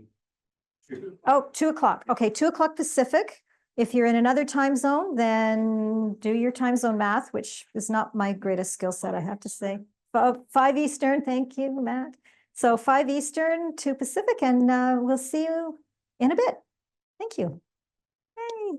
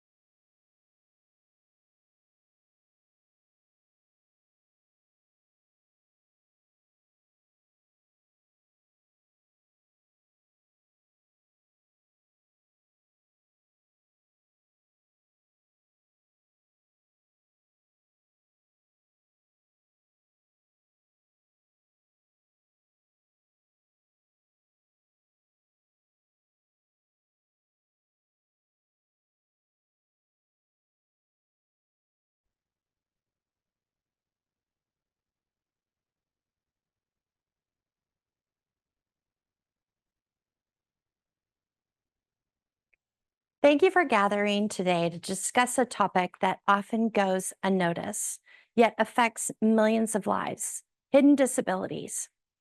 These are conditions that may not be immensely or visible every day, significantly impact a person's life.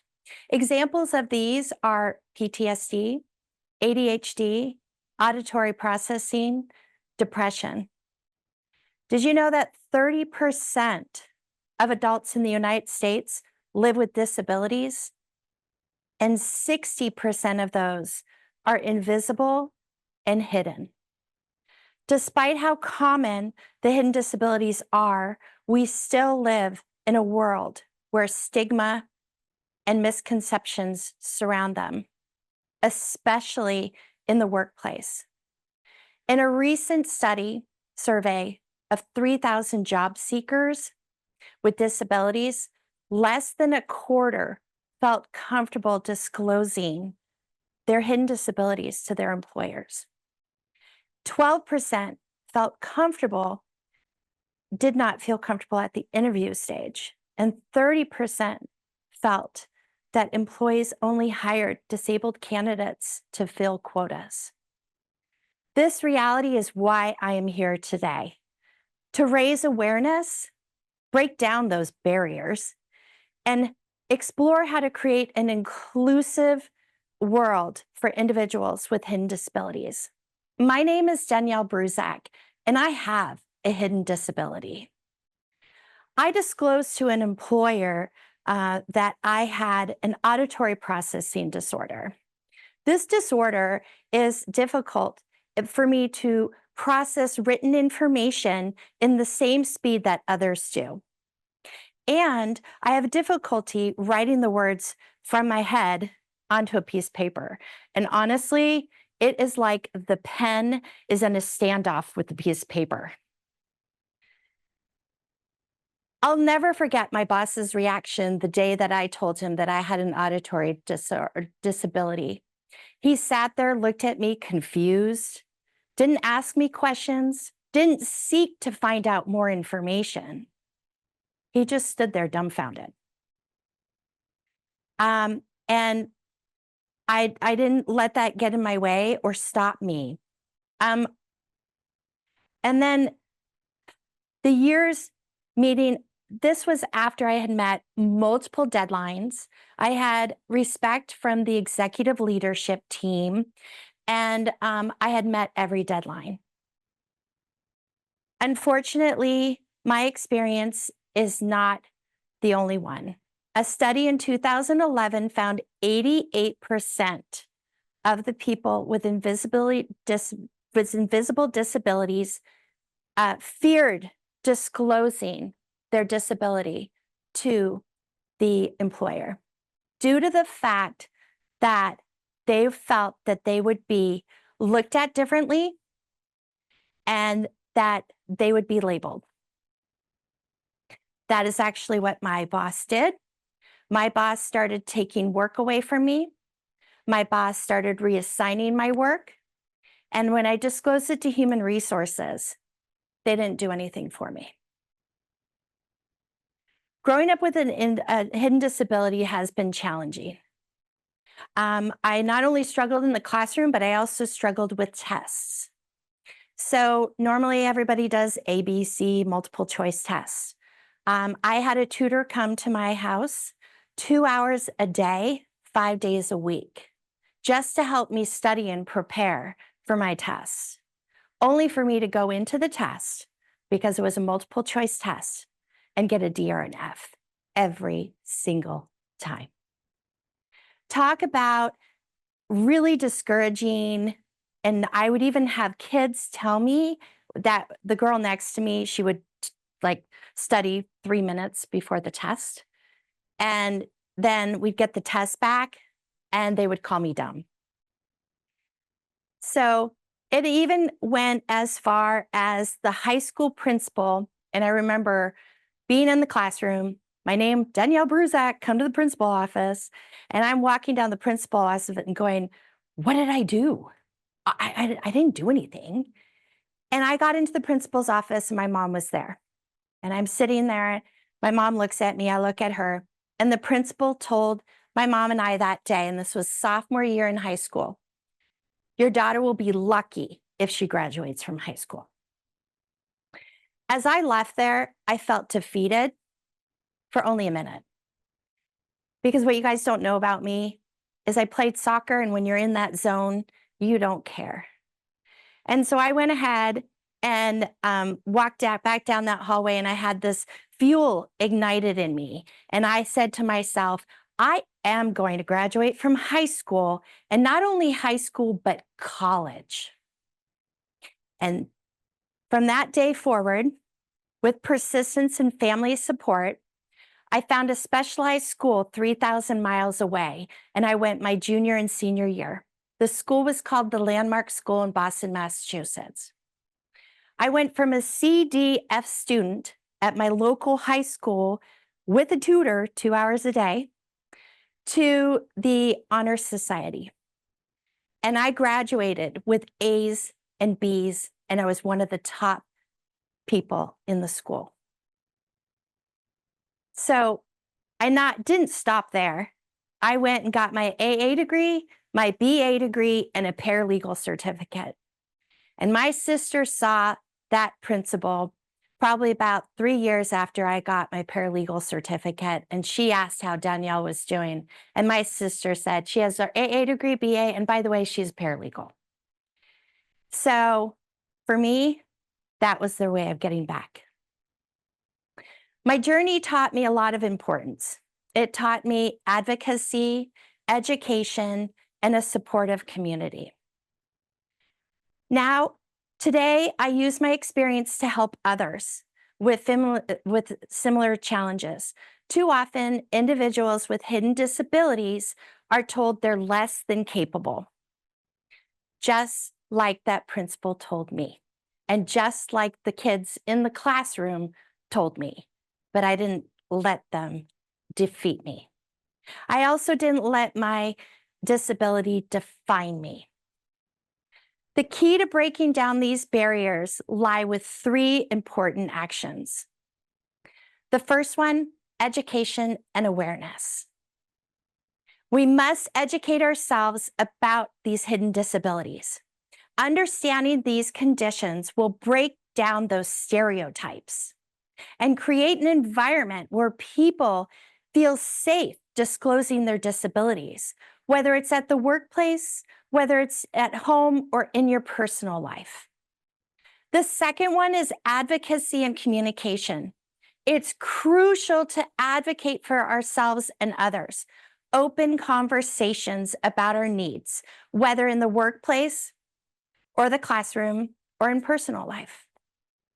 Everyone has to have support that they need to succeed. Third, building a supportive community. That seems to be the theme today, is community. So this is very important. Surround yourself with people who believe in you, and with friends, family, colleagues, mentors that support you in your community and meet you where you are. Let's take a moment to go back to the workplace. In the same survey that I mentioned earlier, 30% of the respondents felt like their employers only hired the disabled candidates to meet quotas. I'm going to tell you that again. 30% of the respondents felt that their employers only hired disabled candidates to meet quotas. This mindset doesn't foster inclusion. This mindset doesn't foster community. This mindset breaks it. People with hidden disabilities often feel anxiety when disclosing their condition because employers don't always support them. My example is an example of this. My employer, they're very smart, but they're not educated about hidden disabilities. And if they were, they didn't know how to help me. They didn't ask me what tools that I would need to continue being successful. And I already proved that I was successful. I just chose to disclose to them. And that was the first time that I ever disclosed it to an employer. We need to work together to create a world where people with hidden disabilities are not just tolerated, but they're valued. We need to foster an environment where every individual, regardless of the challenges they face, are accepted.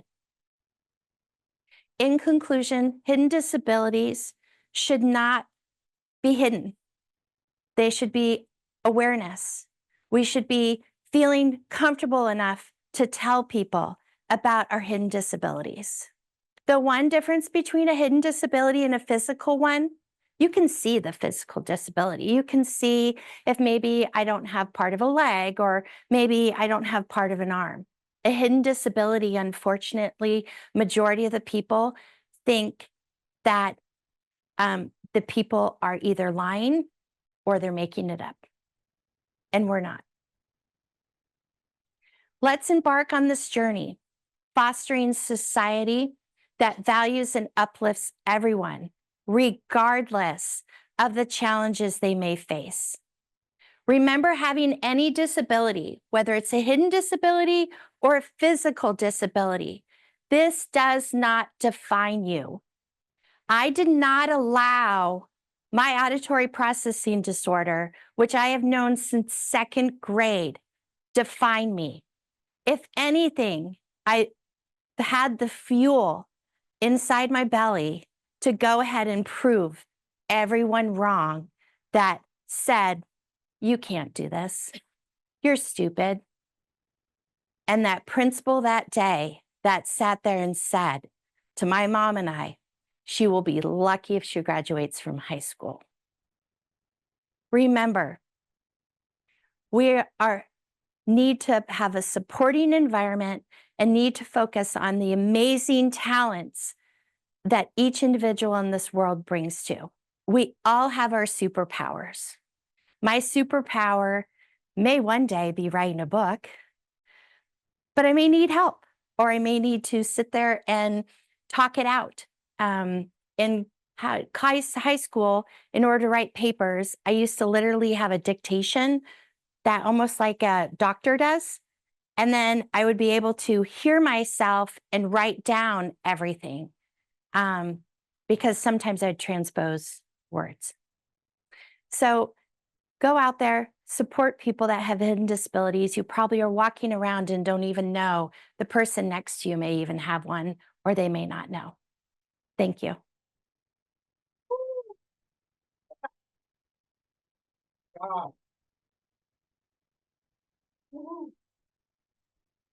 Yeah, that's fabulous. Thank you so much for such an inspiring talk.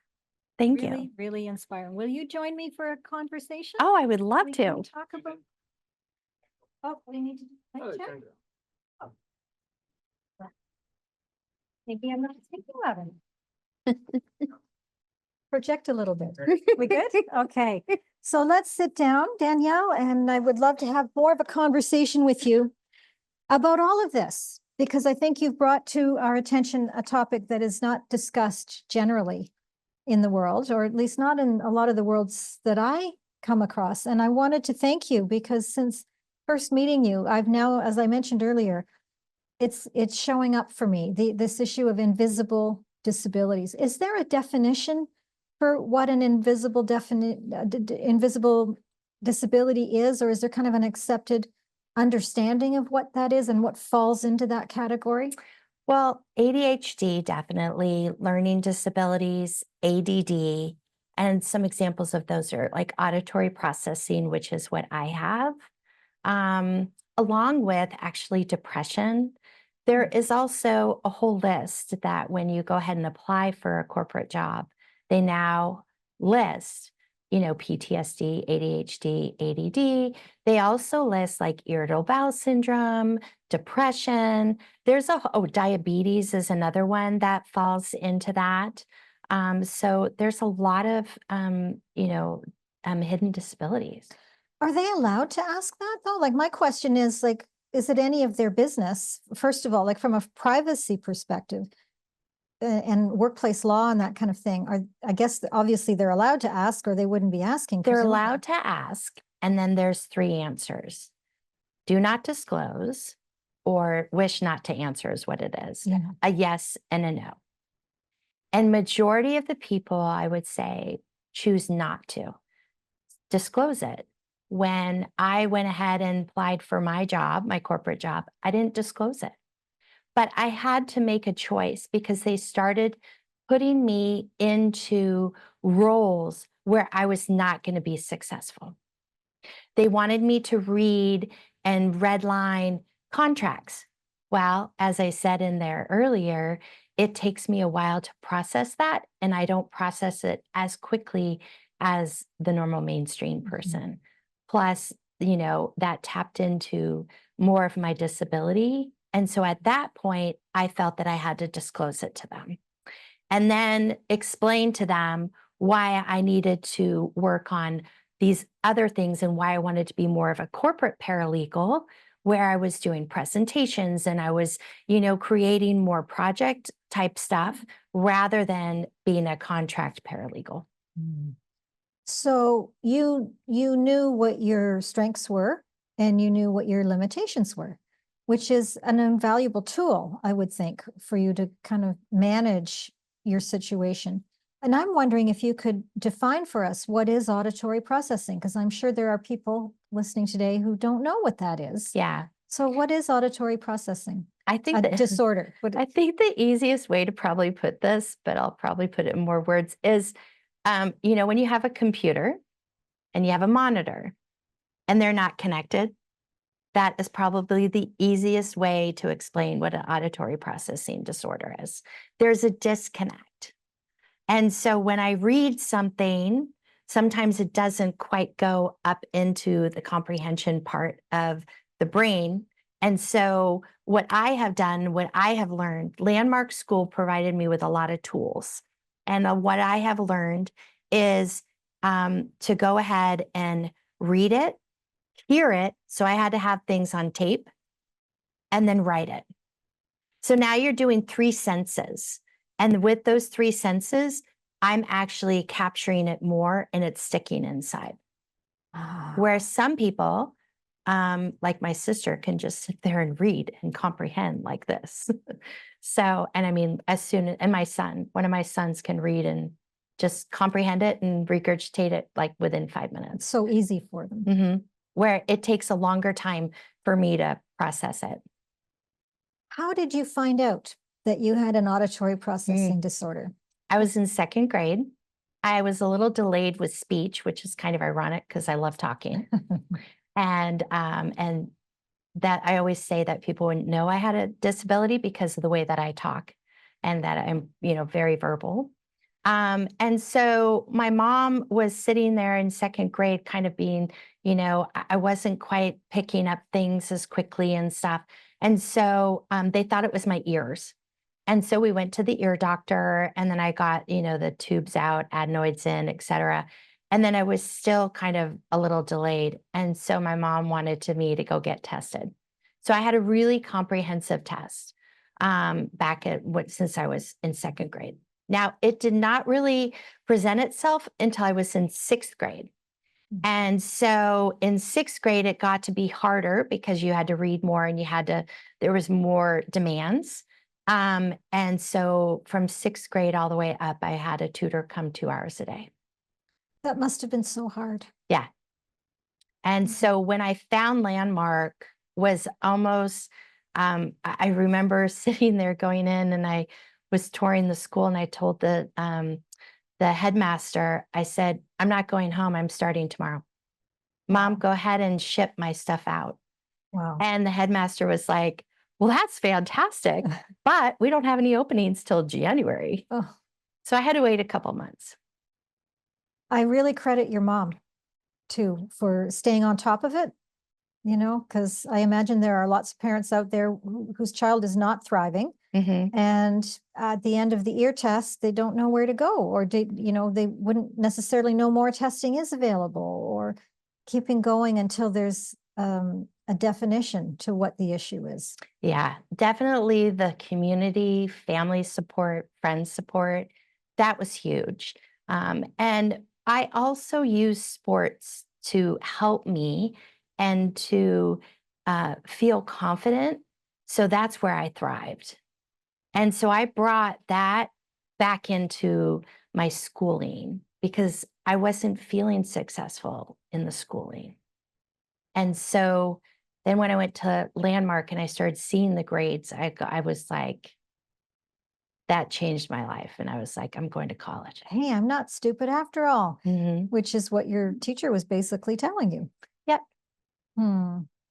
Well, and how wonderful that you were able to overcome that label that was thrown your way, and how shocking that a teacher would say such a thing to a child.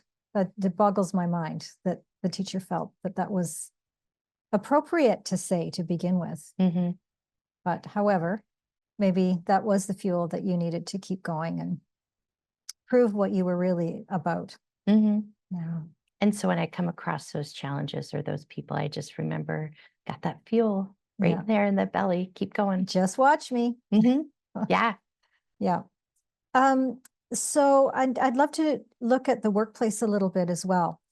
So you chose not to disclose a hidden disability, and I'd love to know a little bit, like, what are the parameters around that? Like, what was going through your mind about disclosing or not disclosing? Like, it seems like that might have been a good idea given your employer's response ultimately when you did disclose. But would you do it differently today? No, I wouldn't. No. I had a lot of anxiety though, especially when they were asking me to read contracts And I don't mind reading contracts. It just takes me a little bit longer. Yeah. And it's not what fuels my fire, I guess. Where some people are like, oh, I love reading contracts. And I was nervous and I caught like writer's block. I mean, like my head literally, I caught myself limiting my own belief in me because that just wasn't a comfortable spot for me. And I felt like I was being forced to go into that spot. And so then I was like, okay, do I stay in that spot and then possibly get, fired? Right? Because in his eyes, I wasn't performing. Or do I take this opportunity and let them know? And so since then, I've had multiple conversations with the employer, and they have put Grammarly on my computer, which helps with, writing emails and stuff. I am starting to get back my job Oh, in the sense, but it's because I had to be vocal. I had to tell him, you know, uh, you can't just reassign my work. And then I had to educate them. What is this? What are my needs? Where am I successful? But unfortunately, not a lot of employers will be supportive. mhm. Either they're not aware of really what a hidden disability is, or I think in my case, I talk so wonderfully that I think that my boss had a hard time to even comprehend what my disability was. Yeah, what are you talking about? You're fine. Mhm. Yeah.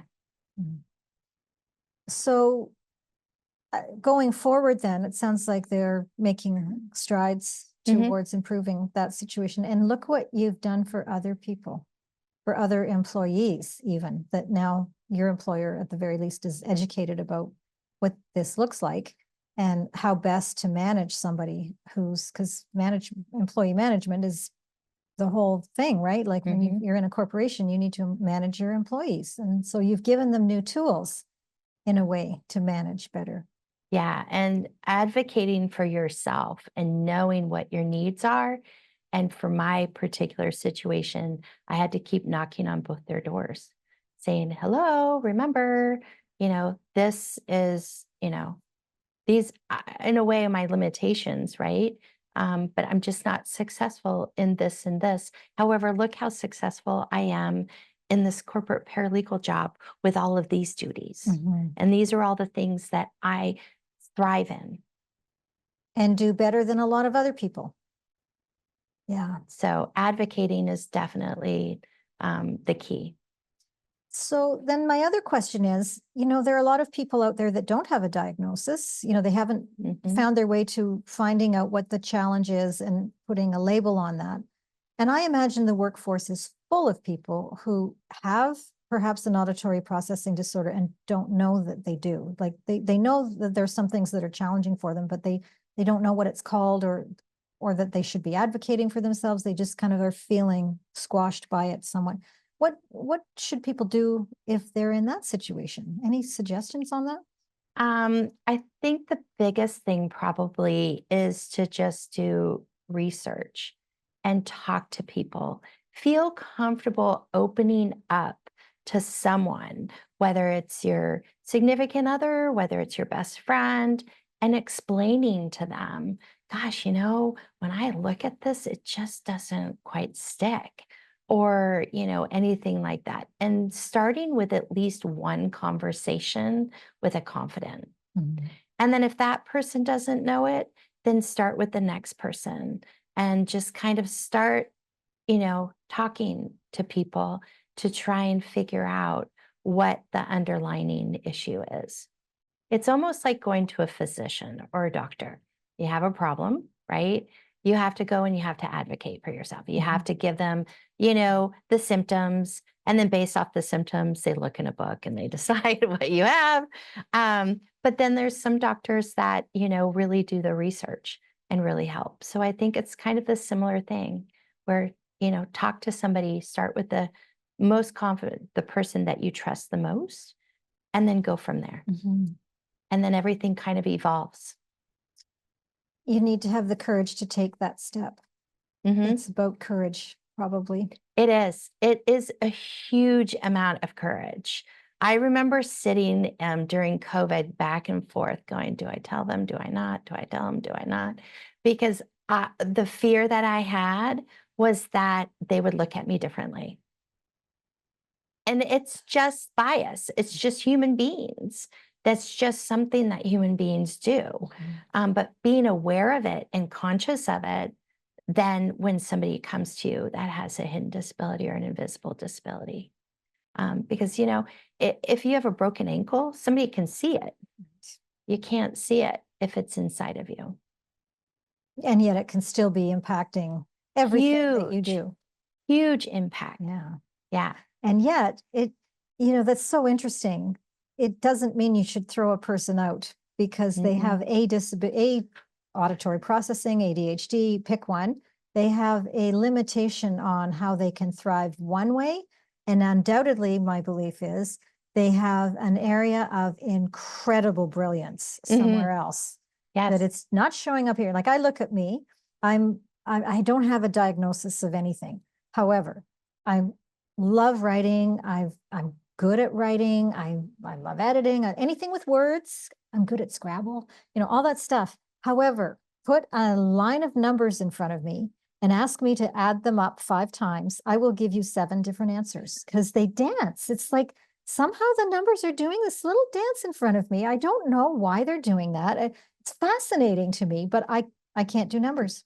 Well, that's a limiting belief. My ability to do anything with numbers is significantly less impressive than my ability to use language. Like they're still tools, but that could be a disability. I don't know, but it sure has bugged me all my life. Yeah.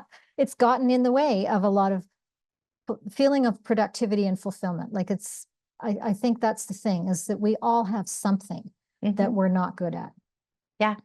And it's just a matter of, the employers adapting to people that may have invisible or hidden disabilities, Yeah. not necessarily the person adapting to them.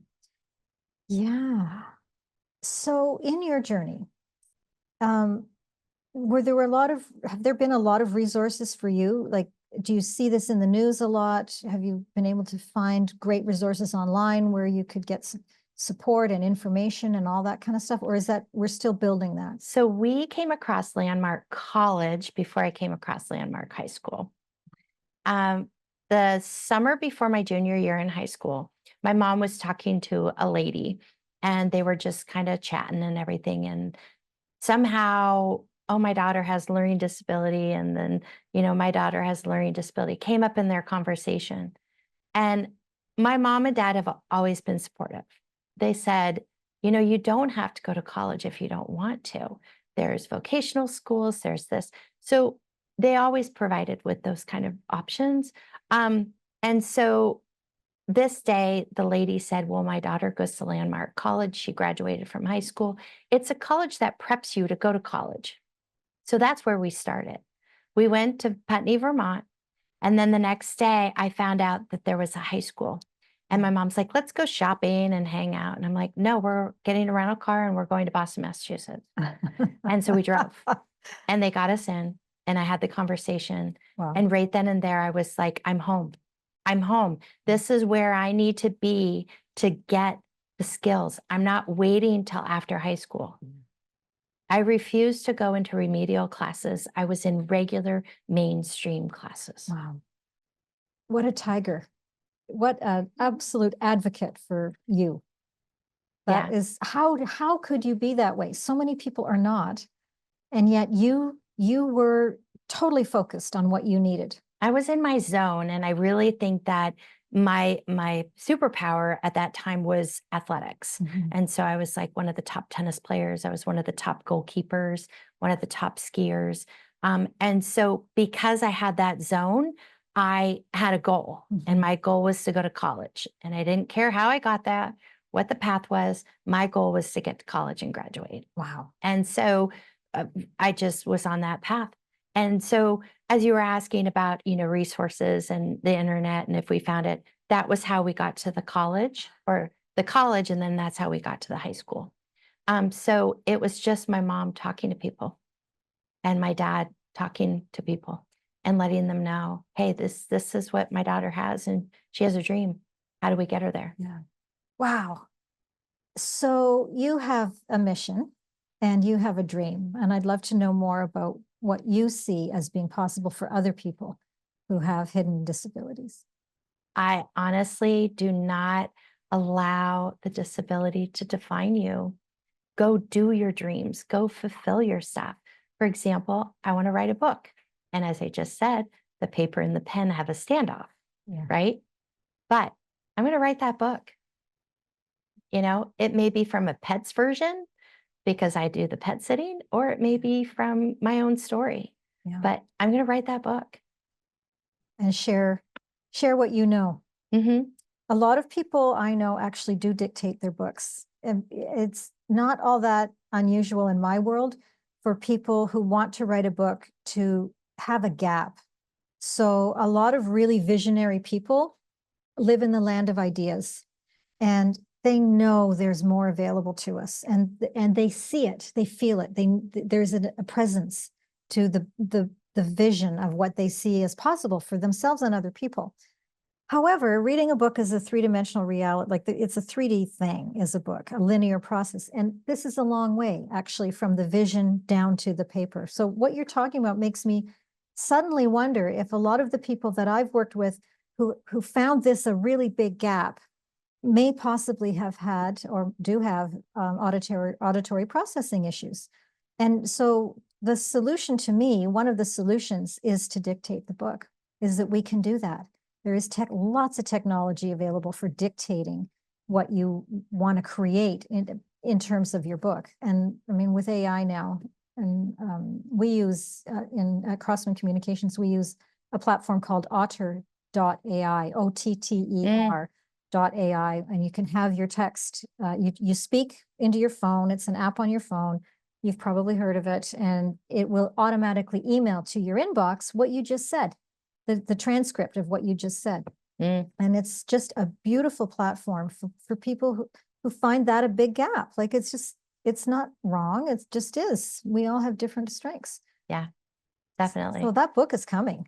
Oh, Definitely. now I'm gonna have to download that on my phone. Oh, it's fabulous. It's Yeah. better than the old dictation, that they used to do. My dad would give me one of his old dictation ones. Oh, and I would that's do it, fun. and then we would play it back. Word also has a dictation function on it, so you Now can it use that. does. Yeah, yeah. And none of them are perfect, really. They all make mistakes, but then you can correct all that too. So Yeah. I can see that. So do you have a vision for what your book could do for you and do for your life? You know what? For me, just to get the word out there that no matter if it's a hidden disability or not, just to go ahead and pursue your dreams and don't let anybody limit your beliefs. Yeah. I think that's the biggest thing. If you have a dream to be a writer and somebody says, why, I don't see you being a writer or, anything, if I had let that principle that day convince me and limit my belief, I wouldn't be up on stage today, because this was one of my dreams. To be up here, talk in front of people and tell you my story. And, I didn't limit the belief. Well, and you had people in your life who were supporting you, Very supportive. and not everybody has that. And if you don't have the support, still try to find that fuel in your belly and still try to find something that makes you feel good about yourself. So then you can transfer that over to maybe the area that you're not as successful. Like I did with soccer and tennis and skiing, I transferred that over into my schooling. You had superpowers I did. in sports. Yeah. I Well, love the superpower. Well, and also you had a superpower in transferring, like the transferal itself is a superpower, to be able to take that was over here where you were in your brilliance and apply it to somewhere where you weren't quite as brilliant. That's cool. Yeah. That's inspiring. And it does take a lot. It's not easy. It's a conscious thing you have to make a goal and sit there and say, I'm going to get there. And half the time I didn't know how I was going to be up on stage. You know, I remember talking to Mike Raber saying, I'm getting on stage, and, you know, the opportunity came up. And so I just decided to come on down here and go for it. Go for it. I love it. I love it. So what do you see as possible for you? Do you have dreams, like bigger dreams? I do have bigger dreams. My ultimate goal is to get out of corporate. And I actually want to start working and coaching people to learn how to advocate for themselves. I think it's huge. You don't even have to have a disability to advocate for yourself, just advocating for yourself. That's been a long road for me to learn how to do that, for sure. That is not our default plan quite often in life, to know to advocate for ourselves. So Yeah. And get up on stages and Yeah. talk to people, educate. You know, I want to educate the people and tell them you can do it. Well, it sounds like there's a huge audience for that. Like, based on the statistics that you were sharing just a few minutes ago, it's enormous. What was it, 30% have an invisible disability? 30% have an invisible disability and 60% have a hidden, no, 30% have disabilities, and then 60% have a hidden or invisible Wow. disability. So that's a huge percentage. Yeah, nobody's talking about it. No, nobody does.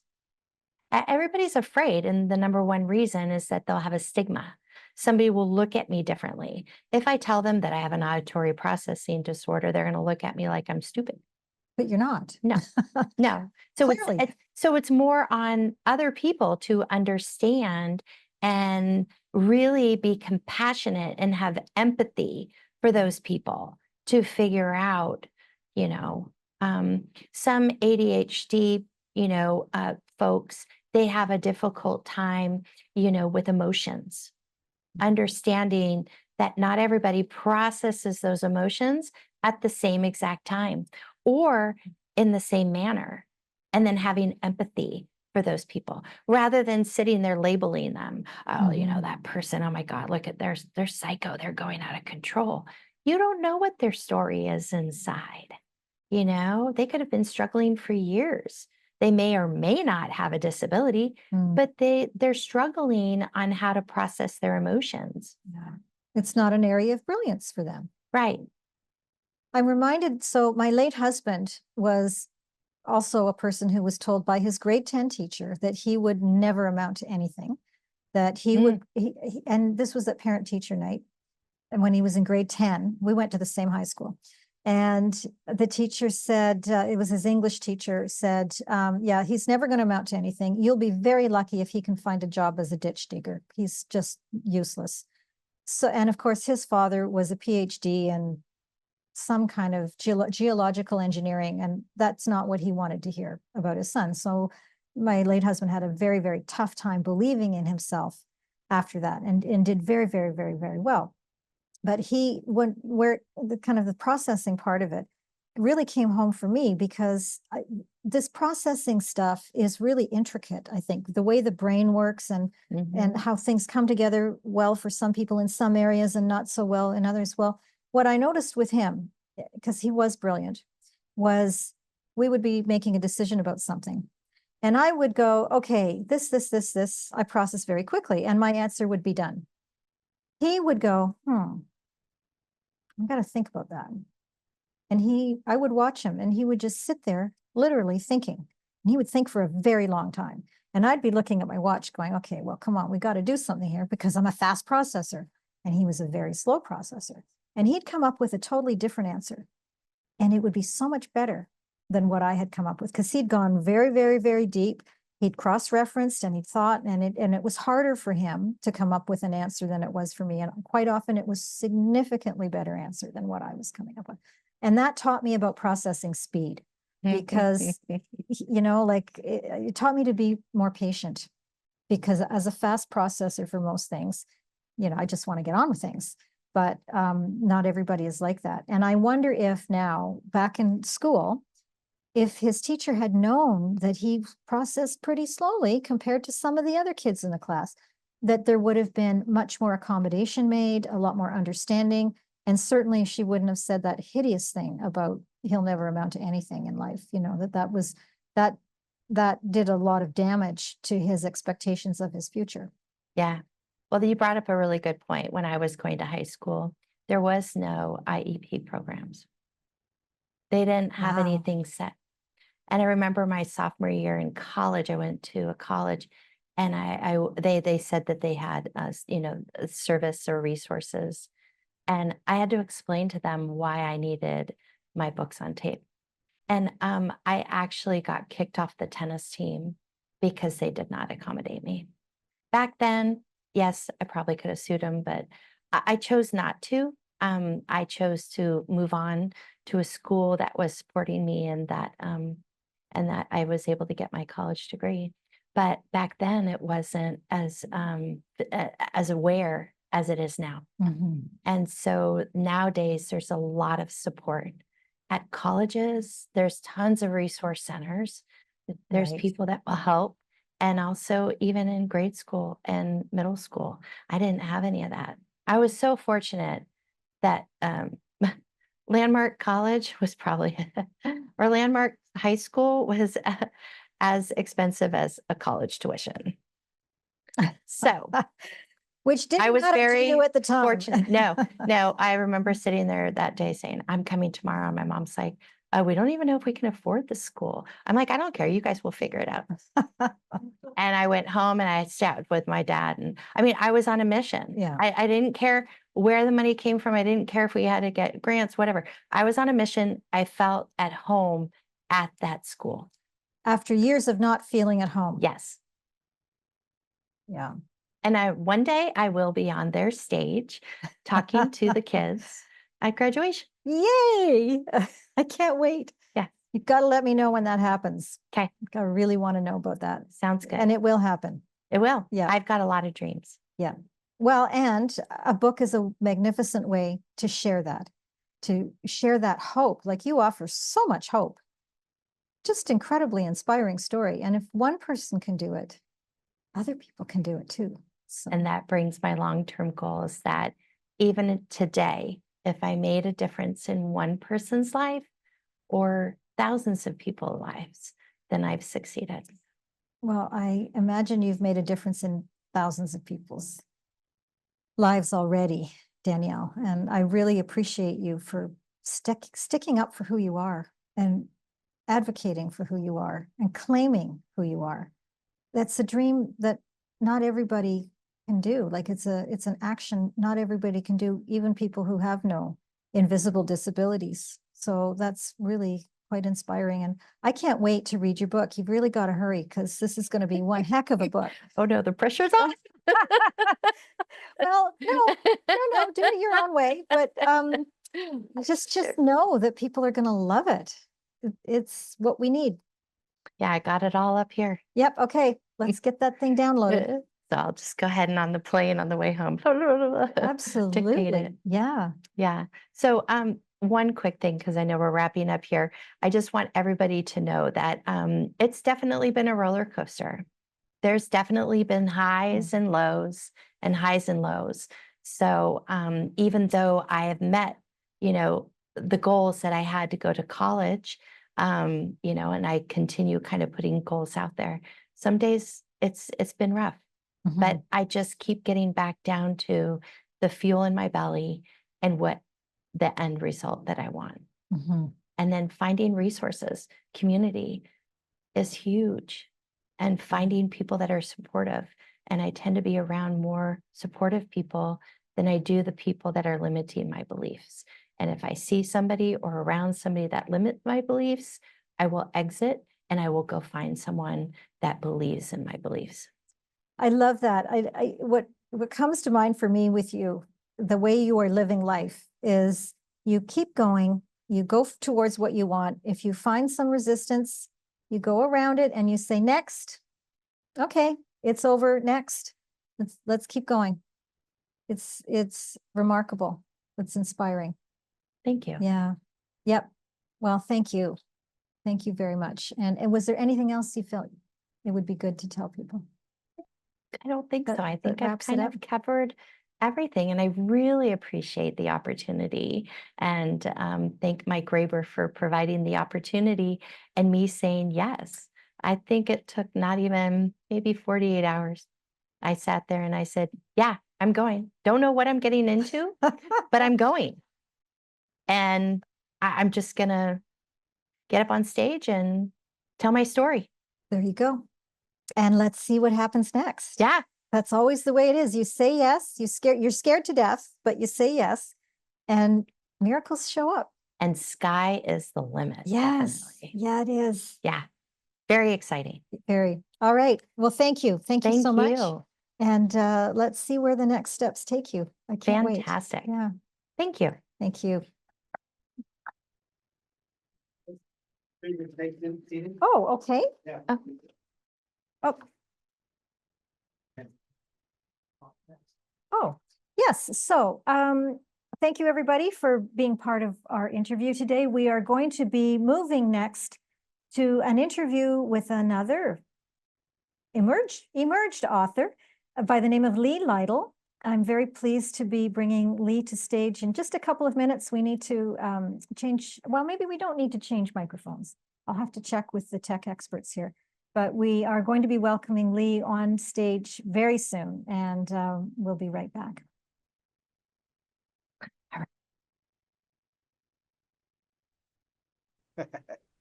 Lee can see himself on the screen there.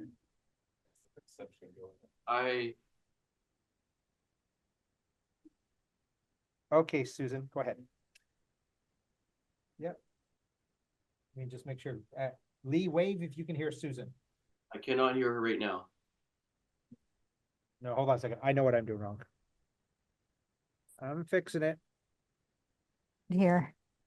There we go. Can you hear now? There you go. Yeah. Okay, go ahead, Susan. All right. Are we ready to roll? Yep. Okay. Welcome back, everybody. I hope everybody had a nice little break. We get lots of little breaks here while we are switching speakers. There's a lot happening behind the scenes, by the way.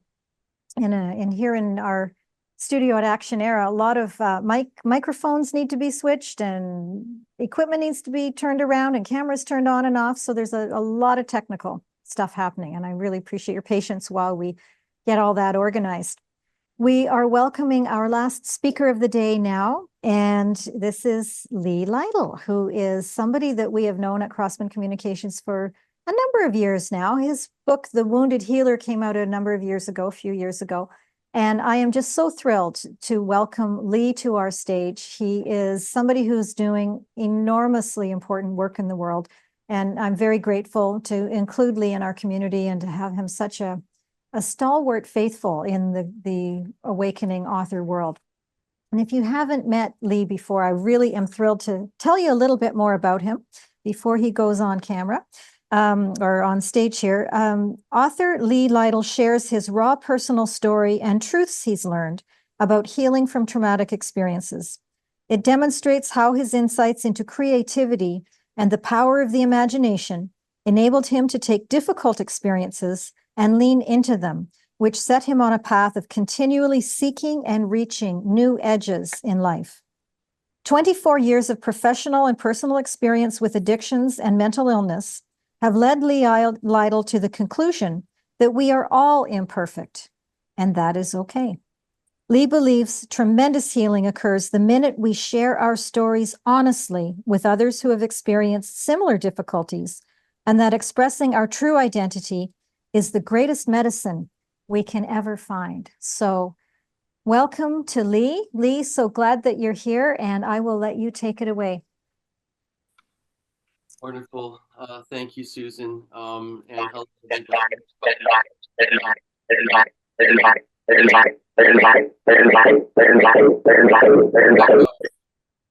Sorry, there's an echo. Can you still hear me? Thumbs up if you can still hear me.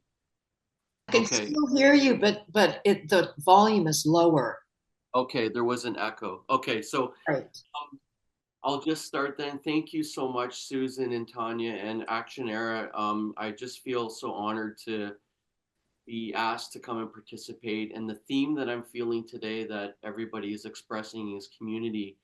And I just want to share how grateful and honored I am to, be a part of this. I usually use this term fellow travelers, author. Um, and so I think that, that being a fellow traveler, whether you're an author that's writing a new book, a memoir, and, we're all at different levels, and there's such a variety of sharing today. And that's one of the things that I'm kind of biased when I say this, but I think Susan has really shown and taught me so many things, and over the years that we've worked, that we bring all of these different varieties of different types of stories that we all have that same thing in common, that building that community of trust and openness and a place to feel like we can have our voices heard, and when we share. And for myself, that wasn't always that way for such a long time. um, One of the things that I was thinking about was, because I love music so much, I often have this phrase that's actually lyrics from a female vocalist and actress. You guys may have known her, Barbara Streisand. I'm not sure if you know Barbara Streisand, but there's a lyrics that she has that I always go back to, and it says, "People who need people are the luckiest people." And I feel that whether it's virtual or in person, and hi San Diego, wish I was there. I feel that we are in a place in our humanity where we are more hungry for connection with people, and probably, I wouldn't say history, but because there's different times in history that we've gone through different, these major changes in humanity. But we are at a peculiar different time right now, that a lot of people are very awake and collectively looking for connection, and we're trying our best, all of us, to find that. And so for myself, I will get more into like some reading with my book, The Wounded Healer, which I think it's about 3 years now since I had written this memoir, but I will get more into that as I'm sharing. And I also want to mention too that some of the stuff that I share about, I'm going to get vulnerable, I'm going to get raw, and stuff might be triggering. So, I hope that you have your supports and you have a way to process things that's healthy for you, and stuff, as I share a little bit. So, basically at age 3, um, I went through some early childhood trauma. Actually went through some early childhood sexual abuse from a male babysitter. And in my journey, I look back and some of the own research that I've done, and by the way, I went back to school and I studied clinical behavioral sciences, so I kind of learned about my own journey as a child growing up and all these different things. But they say that statistically, that which makes sense, that the earlier the child has gone through a traumatic experience, the more challenging and difficult things are. And that's not to say that it could be measured in other people's journey through trauma, but for myself, I will say that my story for sure. I think I'm very lucky to be here today. I'm very grateful that I'm here. I read something recently too, where another survivor was talking about how, like, sometimes life is tough when you're older as an adult now, because not because life is tough, but it's because sometimes I feel that I didn't expect to be here still. I really did not expect to be here still. So it's like, what is that mystery that's keeping me going? Um, when I was around 3 or 4, when I look back, of course, a child that is going through this crucial developmental time in their life, when something is a shock to their system, physiologically and everything that's going on, before there is a language to describe and understand what happens to a child, it makes it very complex, a complex thing. And what we study in psychology today, and behavioral sciences and trauma, is that the child develops an inner world where we start to try to understand our own emotions and everything that's going on, without having, it's like a pre-verbal, so pre language. I always say, and I write about this in my memoir, that I was experiencing heavy grief and loss and betrayal and anger and disgust and even depression and sadness at such a level when I was age 4 or 5 that a child really should not be encountering that level of emotions, that depth of emotions that's there.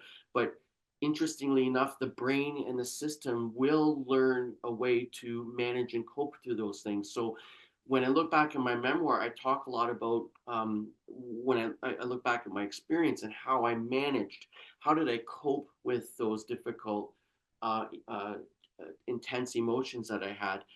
And along with that struggle through my childhood and my youth, so from probably age 4 to like 13 and 14 before I found alcohol and substances, I sort of was very suicidal.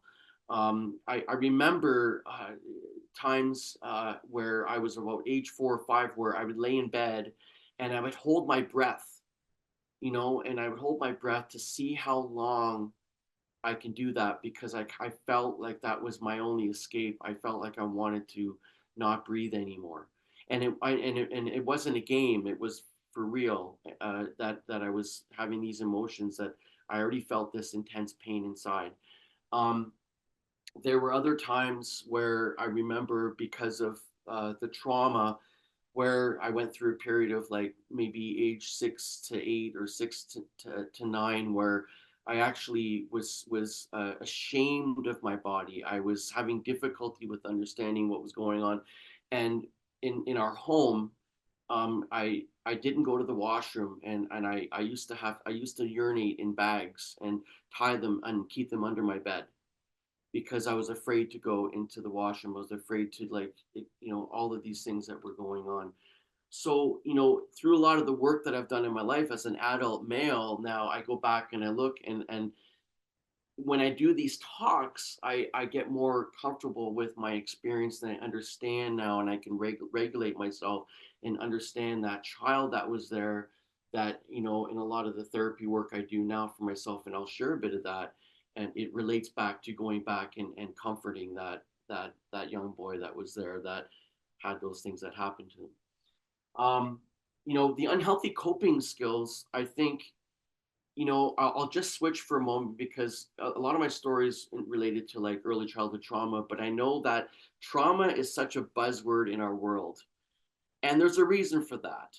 There's a reason why the theme is sort of looking at how we can strive and cultivate harmony in our world, because certainly there's many different ways where people are going through difficult life experiences, loss of jobs, relationships, health, all of these things. And if we don't have the ability to cope with those things, it can be very challenging. And sometimes we find other unhealthy ways to cope with the things that we don't have the tools to manage in our life. So I did go through, I'm not going to get into too much, but it did go through a long period of really unhealthy coping skills, that I got into to substances and alcohol for earlier on, which I'm grateful that I was able to become sober at the age of 20, and I talk about that in my book. But another thing that I study when I look at addictions is our behaviors, because sometimes I think in our world, and I'll just share in my professional life and in my personal life, there's other different types of addictive behaviors that we all know that that don't involve substances or anything that we put in our body. So they're called behavioral addiction. So it could be shopping, it could be sex addiction, it could be gambling, it could be fast cars, it could be workaholism, and that's a huge thing too. And I'll kind of touch on that too a little bit in terms of our our mindset that we have here. Um, After I went through a lot of that work of surviving, really surviving through life and trying to understand what the dialogue was going on within my psyche and my emotions, I started to find healing through art, through music, through journaling. And I remember at an early age, I started to journal my dreams, and I was doing a lot of sketching, and I was just in this world that I felt safe in. And when I was journaling about my dreams and all of that, it was sort of a way of me communicating this creative process that was inside of me. And I think a lot of authors and a lot of writers have these types of experiences where um, it's more like an inner dialogue that starts to happen. And along with that inner world, there's also the critic, the inner critic, and then the outer critic, and there's a whole bunch of different things that are going on. And I'll just mention in psychology today, and this has been around for a while, but another modality in psychology that we are aware of is internal family systems, which is IFS. And so these are the things that earlier on in people in general, when there's life challenges that we all face, we learn to build a system within ourselves to help us understand reality, understand what's going on inside of us. And so that's our very first sort of like experience to understanding this inner dialogue. And now, as an artist and as a creative person, by the way, I believe everybody is creative. I believe everybody has um, a creativity in them, and it shines out in different ways. I'll just say this, like on a sidetrack. I sometimes, if I'm working with somebody and they're like, I'm not a great artist, and I'm like, I put a piece of paper down and I say, just draw a circle there. That's where we're starting, you know. So I think we all have that process in us, and it's our unique creative journey that we're all on, and all of you are on that, and you're here. And I love Susan's words that I think with her coaching over the years has really helped me with understanding that in myself, is that we all have those gifts to share, and there's purpose for us. Through the healing, through my art, music, and journaling, when I was writing my memoir, I did a lot of research as well and studies on different authors. And one of the authors that I can really relate to in terms of my style is Virginia Woolf. Because one of the descriptions of her particular writing is where she has a free association, free floating sort of thoughts that are happening. And by the way, Susan had helped me understand this process when I was writing. Um, I'll just mention that Susan did help me through, like, I think we worked on this for about 7 years. And one of the things that I was able to identify was that part of a skill for me that was helpful was daydreaming. So we all used to always share when we were editing that my thoughts seemed to go out into the universe at the very edge of the universe, and I just like sitting on the edge of the universe and seeing what's there. And then I come back, and then I try to explain to everybody, man, look where I was, look what was going on. So the people that really got me and the people that I trusted sort of saw what was going on. But this also had sort of like, I will say, maladaptive characteristics to it, because the struggle with me was that I had free thinking, free association thinking, but it was sort of masked, not maybe not masked, but it was sort of like uh, intertwined with like disassociative tendencies, where I would stay in that maladaptive process for too long, and I was missing out on certain crucial developmental milestones that now, as an adult male at age 48, I'm starting to realize that, man, I have those milestones to still catch up on in terms of my emotions, my physical health, my mental health, and also my spirituality and my faith. As I mentioned, I did go back and study through McMaster University social work, social service work, and clinical behavioral sciences, which I love today. And part of my main skill that I have, that I practice still in some of my work, is psychodynamic psychotherapy. In some of my journals recently, I actually wrote something about the origin of my tears and how that has, shown me this remarkable tool that humans have with crying. And I'm really motivated now to do more research around tears and crying in terms of this self-soothing process that was happening. But what I experienced when I was age 3 and 4, when I did such an immense amount of crying that I knew that it was unusual. I knew it was abnormal. But again, I had this emotion in me that my brain knew what to do at that time. It's such a gift. It's such an amazing thing. But I remember at times when I was laying there and I was crying so much that I just felt, I remember thinking when I look back, if I can recall, like, how can a person have this much tears in them? Where is it all coming from? I don't know if anybody has ever experienced any of that before. Then you know what I'm talking about. Sometimes I'm like, where do these tears come from? And there's something really beautiful and mysterious about that process. Um, it was sort of the first space of understanding my emotional life, was understanding these tears. And I love the science and learning about the science behind that, because no matter what happens, we do have a protective force inside of our bodies that helps us adjust. It's difficult. I'm going to be real with you and say that sometimes it's so overwhelming that it completely hijacks your whole system. And I've heard that in some of my other coaches, where they use that term, that sometimes when there's a trigger or something happens, our brain gets hijacked, and we don't have the ability to, find clarity and calmness until we work through skills of how to get grounded.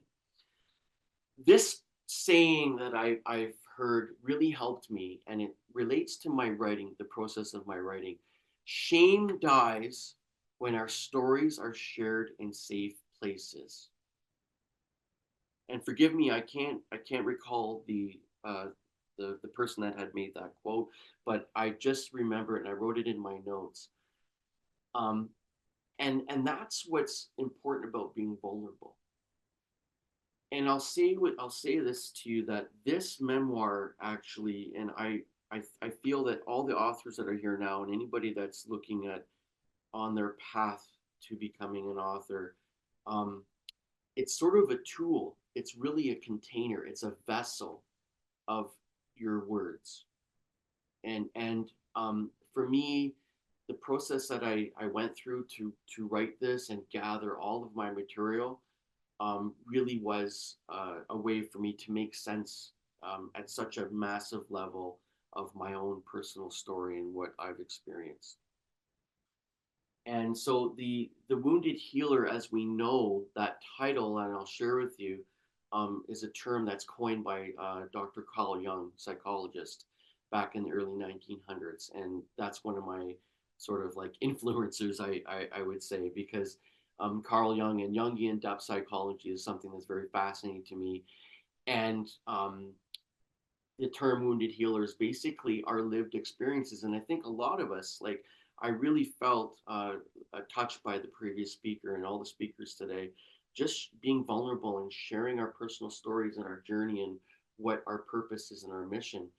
And I feel that part of that is our woundedness that is there, that we want to show and express with other people, because we know that we know what it's like to go through something, and a lot more people can identify with somebody that's gone through lived experiences, and when we share our stories. So this became a complete container that I worked on for about 7 years. And I just want to read just a quick little thing here before I go on with a bit more stuff. So this is a portion of my my memoir. And again, Susan and some of the work that Tanya and Susan had really worked with me around this understanding. So it says here in my memoir, this title, Edges and Bridges. In my physical life, I have always felt drawn to the edge of things and people. I either created distance or held that I was too attached. Always sitting right at the edge where the two joined. I always wanted to be standing at the edge of the street, testing myself against the railway, trying to balance on that unsettling rock in the stream, crawling and climbing underneath the cliffs, jumping from one sumac to the next. I sought out bridges, places where other worlds are colliding, a place in between where something was evolving or forming. I sought the extreme darkness in the forest or ran after the location with the most sunshine and light. I've taken the train to the end of the line, and I even now live in the gateway to the Arctic. So this is when I was up in Northern Ontario, and I'll share more about that. Previously, I've lived in a location situated half in a valley and half in the inner city. In hindsight, there may not have been problems with anyone who wants to pursue life at that balancing point. However, I felt initially I was behaving that way because I believed I could not feel security in the real world. And I noticed that even if I put myself in a position that didn't go through trauma, sometimes I will go there. I'll be like, man, what would my life be like, And I notice that whether a person has experienced trauma or not, I see collectively in our world that we are hungry for a deeper connection to things, a deeper connection with language, with philosophy, art, and I kind of get this feeling that collectively we're kind of still in this trauma globally of the changes that are going on, and we're all trying to find our way, which I think we will. I really do think we will, but collectively is one bigger part of it. And one of the things that I talk about in my journey is that sometimes it's overwhelming to think of the bigger picture, and I really have to start with my internal world and understanding myself. And naturally, as I become healthy, naturally I can be a role model for the world, and I don't even need to speak and share that much, but I know that my voice is powerful now. I had a friend say to me once, if the problem is on the inside, then the solution is on the inside. And I think sometimes in our world, in our Western world specifically, we're really driven to sort of have these external measures of success, and how we measure things by productivity and what we're producing and what we're showing, and statistics and things. And those things are all amazing tools, but I think we're at a point in our humanity, if I can speak boldly about this, where to me, I think it's almost like an addiction that we're still avoiding the internal work that we need to do in understanding ourselves at a deeper level. And it may be masked through so many different things that we do, and I still hold that today. But we are in a time of collective awakening, and I think our voice really matters that way. And to have these platforms to really reach out to other people, my memoir is the greatest vulnerability that I did in my life, because I knew that I needed to reach out to other male survivors of childhood trauma, not just male survivors of childhood trauma, but anybody that has gone through early childhood trauma, or even today, all of the different types of things that we experience in our life, these difficulties. And so there's challenges to that.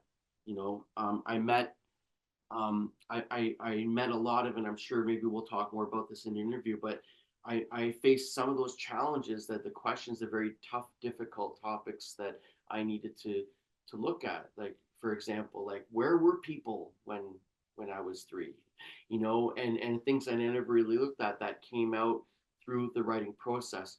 And I love that saying, and we talk about it a lot, but the process really is the product. If we want to talk about productivity, it's the process that I feel like where we really shine the most.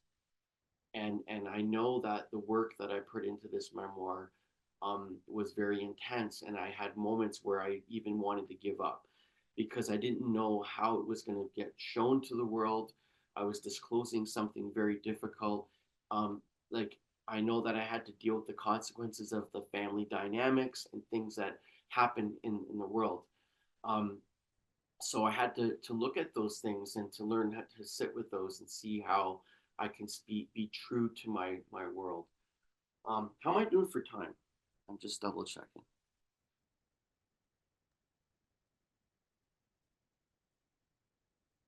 Okay. So the internal work from the inside. Thank you. I wanted to touch briefly on inner child work and innocence because I know that's another modality that a lot of people encounter, and for me, it's been a remarkable journey. Where in the last few years that I've known since I've written this memoir, it's opened so much more inside of the work that I'm doing. And one of the things that I found was that I needed to get to was a place of innocence again. And it's interesting as adults, I find that we don't talk about our own innocence. In some of the studies that I studied about child psychology and things like that, it's almost like in our world, when we become adults, it's like we have to neatly pack away our childhood innocence. We need to pack away our childlike, playfulness, and we're very serious as adults. We want to just do this and everything like that. And if we show a bit of vulnerability or a bit of like immaturity, or we fail and make a mistake as adults, we really do hold that like a shame based, very toxic shame spiraling thing we want to talk about. And for me, my voice is one of innocence. It's one of innocence, and I think that's where we need to get back to as adults, is talking about being playful again, and understanding our vulnerabilities and not taking advantage and seeing vulnerabilities as a weakness.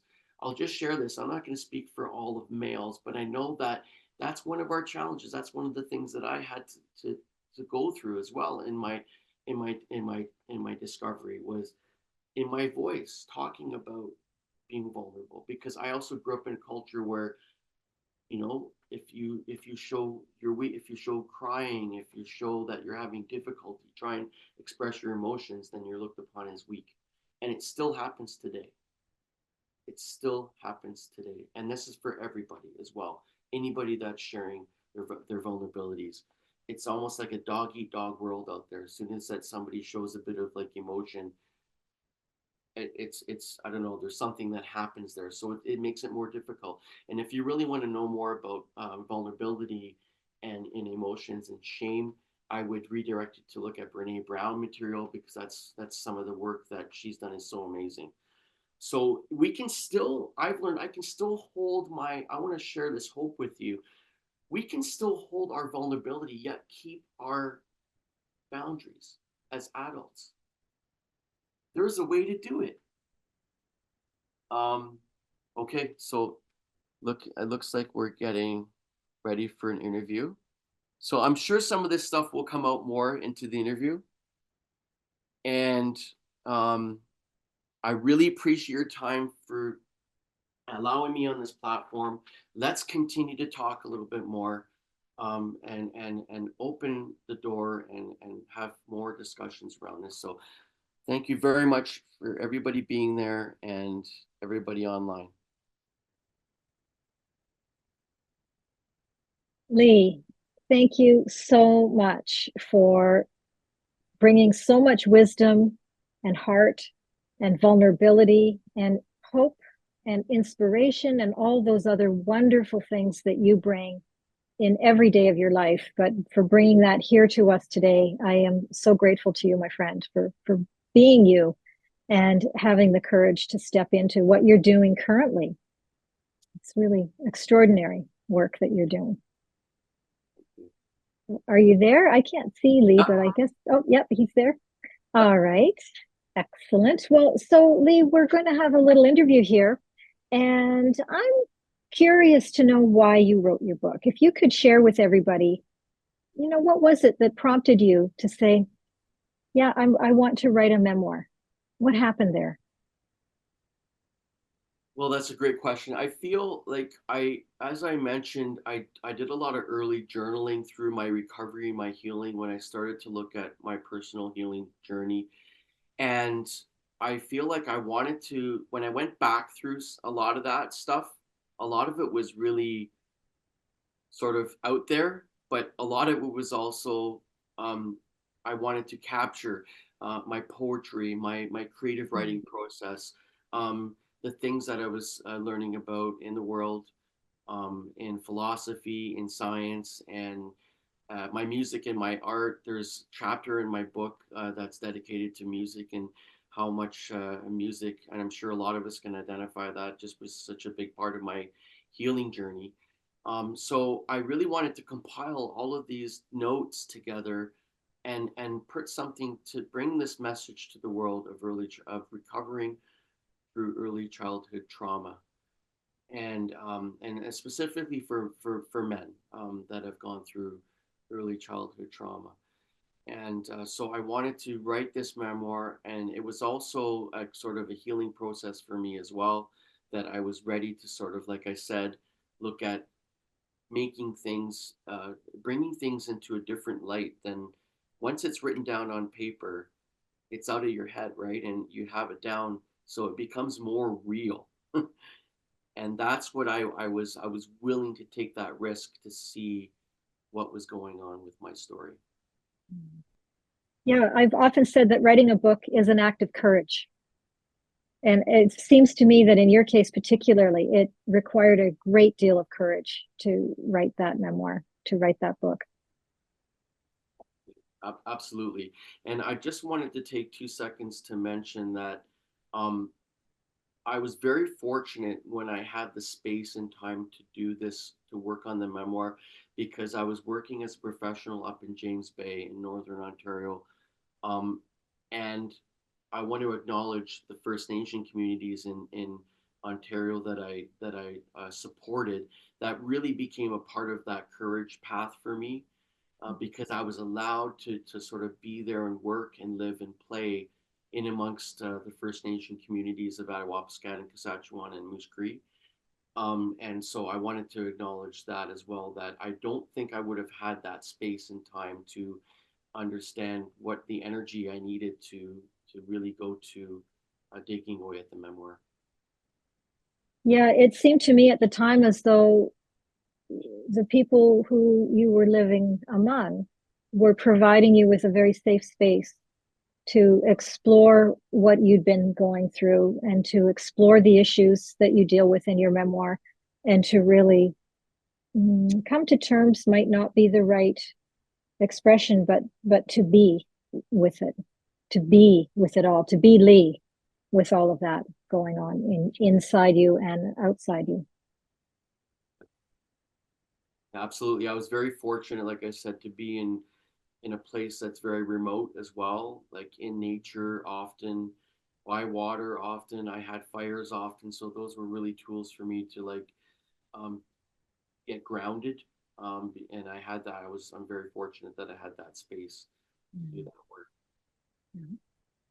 So I'm curious to know, Lee, what do you feel you extracted most from the process of writing a book? What came through you as a result of that process? Well, I feel the first thing that I noticed was my own, like I needed to have my own ability to like regulate myself and really sit with things to sort of cope with like what was going on still, and how I handled and cope with life. And I think, as I mentioned, that when I was working through the process of that, I had to learn to set my own internal boundaries. And this is what I encourage for other people that are, if you're writing a memoir or another book, and I love that you said that, like it will appear to you when you're kind of ready to do that. And it's hard to force yourself into something that you're not prepared for. And so I recall times where I knew I had mentioned to like my coaches and yourself and Tanya where I needed a break. So for me to do that was really important. So that was an important lesson that the process of writing was teaching me, that I can sort of like have my own internal boundaries about things, and feel comfortable and confident in the work that I was doing. Yeah, it's interesting you say that, because I've worked with a number of people who have had a history with addictions, who are in recovery, and a number of people, and not even the people who've dealt with addiction such as yourself, but even people who haven't had those experiences have worked with a therapist while they have been writing their book, that therapy has been a part of the book writing process. And I wonder if you could share with us, what your thoughts on that are. Like, for some, how would someone know that it would be a good idea to have their or a therapist with them, walking with them? Because I'm not a therapist, I'm a book coach, but I'm not a therapist, and I can't deal with some of the more intricate issues that people deal with, much as I can help them take all of that and put it into a compelling book that serves their soul. There's something around therapy too that is sometimes very, very helpful for people. So I'd love you to talk a little bit about that, about kind of what the role of a therapist might be in the process of writing a book, and how you would know when it's a good idea to engage the service of someone who can support you. That's a great question. And first of all, I will say, like, any time is a good time to get therapy. Even if you're even if you're going through stress or life challenges, like, we know that we have access and hopefully we have resources for that. But also, like, I encourage anybody to just, like, it's always good to have us somebody that we can bounce things off of and listen to us without um, there being complications with that relationship. So if you have a good therapist, and that one that's, like, sort of understands and listens well and understands what's going on, then it's really important. For sure. I mean, I knew that I needed to have extra help with understanding things, because sometimes with the particular experiences that I was having, things come from different ways that you would never anticipate. It could be a sensation, it could be something you see or hear, or something that all of the work that we know around triggers and trauma now is really remarkable. But I do caution a lot of folks that sometimes you have to make sure, in my professional view and personal view, like, that you have somebody that's there to close you up in a certain way, in a compassionate way. Because sometimes when we look at things, like, we're really good at opening people up to things. I think in general, as a human race, whether you're business oriented or anything, like, we share ideas, we know what, we're very goal oriented, we open people up to so many things. But in my humble opinion, I feel that we, whether you're in therapy or not, I think we have a difficult time to know when people need to close up certain things, because there's always an emotional component to the work we do. And if you have a good therapist, they know how to close things up. And this is one of the things that I learned, uh, working and living and playing with Indigenous perspective as well, is that we don't want to open things up if we're not prepared to deal with what's there. So we have to know that people need to get closed up properly. They need to have their own way, and then they learn their own skills over time, how you can properly close things off yourself. Because what I see is, and I'll just share this, a lot of, after the memoir and everything, I see a lot of adults walking around with a wounded child inside of them, and it comes out in so many different ways. But I really do see that a lot in our world today. A lot of adults that have unresolved stuff that happened, and they're walking around, and there's a wounded sadness in child. And by the way, that's one of the things that, it's a gift, but it's also one of the disadvantages in my life, going through early childhood trauma. I can pick up on people's emotions and things really, really well. Yeah, definitely. Thank you, Lee. And another question that I have is, I'm wondering, how has writing a book impacted your life? Now you're a published author, then what happened? Kind of, what has happened for you as a result? How have you grown, perhaps? What's changed in your life since your book came out? Well, I think, at first, it was, there was the unfortunate time frame of, like, the pandemic that was going on. And so it was very challenging to get out and do more of a launch in the beginning, but I did market things as well as I could have. And with the tools that I had that were available for me, really tried to get that going in the beginning. So I know that the marketing aspect is something that I really wanted to push, and that I still want to do, which it doesn't have to end, since it's been released. But since I've had this memoir out there, like a lot of certain like things have changed. Like I mentioned, dynamics of my relationships and things like that. And one of the things I'll share that was really important for me to learn is that I also needed to realize personally that I couldn't still live with the identity of being a trauma survivor, even though I am, because I really needed to move, you know, and grow differently into my life and really heal from a lot of things. So although I want to professionally talk about my memoir and my story and share about my insights and my knowledge around trauma and early childhood psychology and things like that, I found like I needed to sort of like disconnect from that story a little bit, if that makes sense, so that I can have the energy now to like look at bigger and other areas where I want to go. And of course, this has motivated me to do more work and write another additional second memoir on my life. I was going to ask you whether there's another book coming. Certainly, I have so many notes. Yes. Can you give us any clues about what might be different about the next? Is it a memoir? You mentioned memoir, and you know, do you want to tip your hat at all about what's going to be in it and how it might be the same or different from the first version? Sure. I think, you know, I want to say, first of all, like my memoir is raw and harsh, but again, I talk a lot about imagination and creativity and music and art. So I want to continue that process and talk about my transition from working remotely and in the work I was doing into the city life again, because there's a lot of other amazing things that and challenges and barriers that were happening. But I really do want to capture some of my healing journey now and where I'm at and the work I do.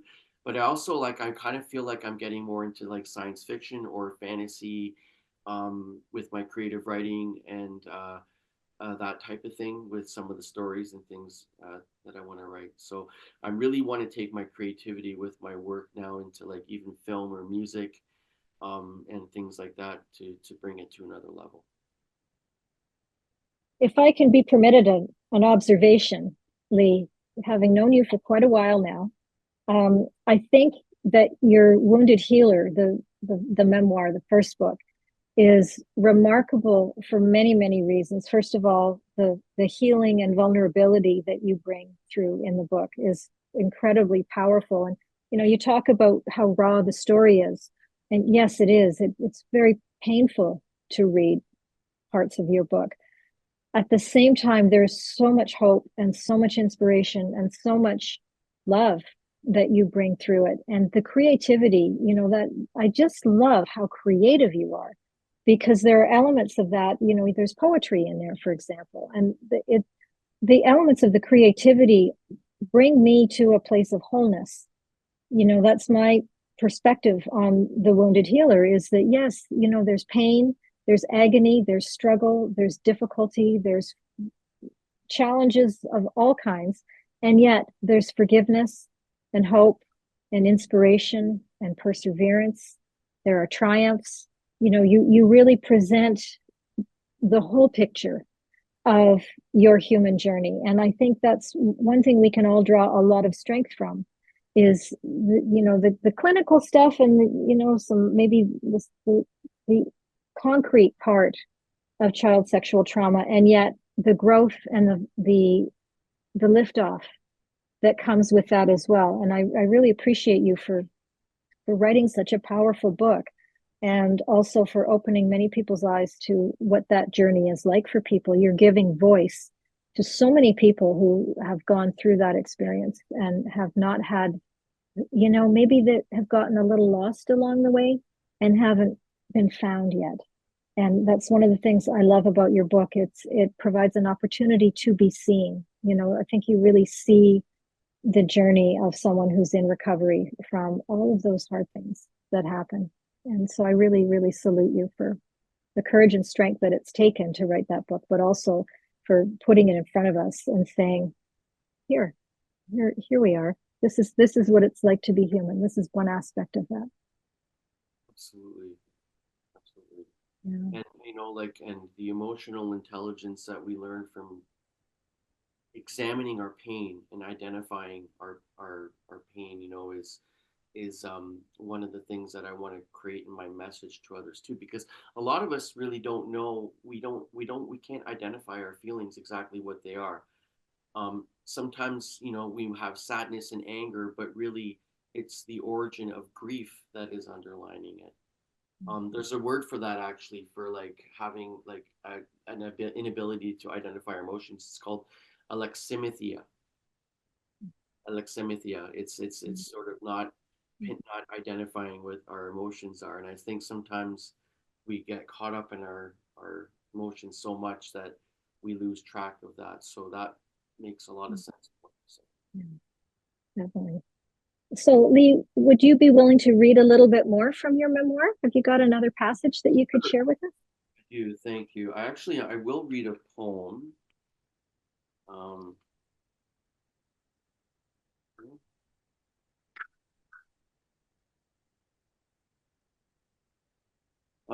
so a long winter's poem.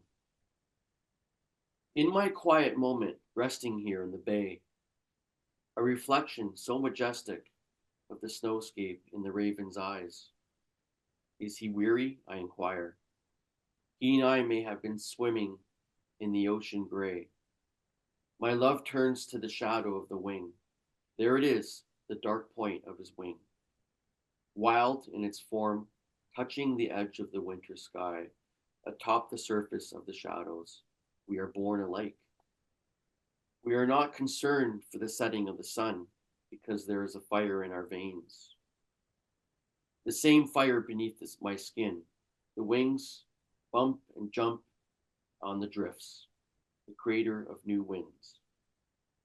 I am born into this moment and it feels so good. My new warmth. I see the raven's wings burning from the stars within his belly, atop my shoulders, my breath, my rush. A process of madness and hunger fills my spine.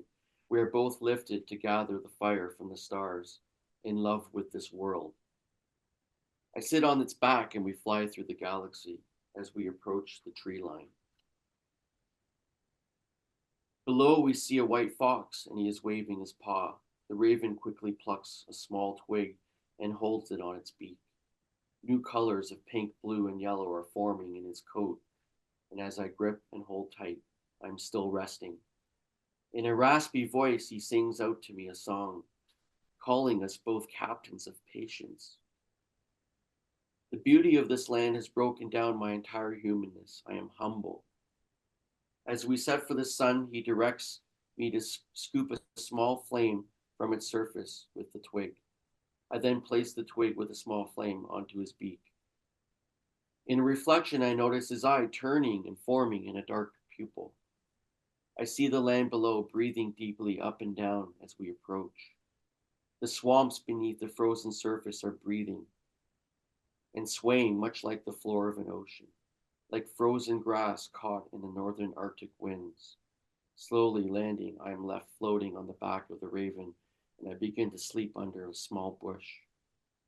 I am barely awake, and I see in the distance the raven handing the twig with fire over to the small fox. And I fall asleep again against the snowdrift without fear, and I have a coat of stars keeping me warm. Oh, Lee, that is so beautiful. Thank you. Wow. That is amazing. So beautiful. Thank you so much. Any final thoughts, Lee, before we wrap up for today? Any final messages you want to make sure people take away from their time with you today? Well, again, Susan, I want to thank you guys and all the work that Action Air is doing, like really remarkable. And I can't wait to actually meet all you folks in some capacity. And you're doing some great work, and I'm really honored to be here for this platform. And I'll just share that I am looking at a 30-minute free consult for myself to anybody that wants to talk about just exploring conversation around whatever goals that you have. And I'm also looking at bringing more awareness into organizations, into companies about emotional intelligence, um, ethics, and creating a community of practice with emotional intelligence within the work we do. So really looking at those things where I can you know, bring to the world and all of the work that we're doing. I'm really hoping that we continue these discussions. And again, thank you for allowing me to be here. Such an honor, Lee, to have you with us today. I really appreciate your graciousness and your courage and the strength that you bring with everything that you do. It's so powerful, and I'm just so humbled by your brilliance. Is the only way I can think of. It's really something that we're all benefiting from, and so glad you're doing this work. The world needs what you're doing, and the theme of today, this week, is leading the world to greater harmony. And I see so many ways in which you do that. You are very musical, but also the harmony of your poetry and the harmony of your words brings a great deal of healing and leadership. It's another form of leadership. So I'm just, again, deeply appreciative of who you are and how you be in the world. Thank you. Thank you, Susan. Appreciate it. Thank you. So we're going to take just a couple of minutes to shift gears again here, and we're going to come back with a writing prompt to close out the day before we have our final sound bath of the day as well. So stay tuned, everybody. We will be back shortly, and we'll be getting going with our writing prompt.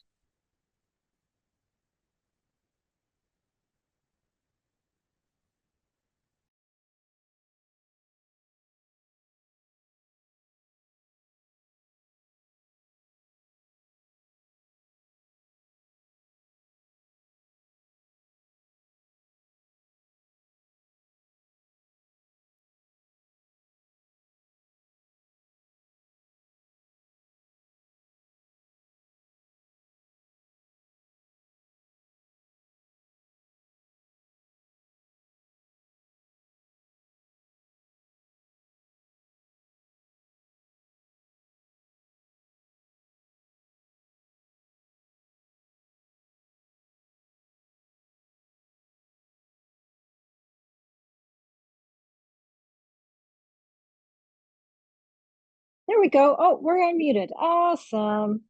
Okay, welcome back, everybody. What a full day. What amazing speakers we've had today. I am so blessed to be with everybody and to be participating in all of this with you. I think this has been a magnificent day, and we're going to finish up today with a writing prompt. I love writing prompts because it helps us integrate what we know and who we are with the printed word. And so that's what I'm going to be asking everybody to do today, is to do a writing prompt. I'm going to share my screen and play some nice music. And you're going to have 15 minutes to write. And then we're going to take another few minutes once that's done to share. So whoever would like to share when that's over, I'm going to be inviting you to say a few words about what the experience of the writing prompt was like for you, and maybe even read a little bit of it. We don't have a time for everybody to share completely with what you're going to be doing. However, I do want to feel the words as well. And so that's kind of the gist of what we're going to be doing. We've learned a lot today. We've had some incredible speakers sharing some amazing things about their journey with their book. Everybody's at a different place, and there's no wrong place to be in relationship to your book, in my opinion.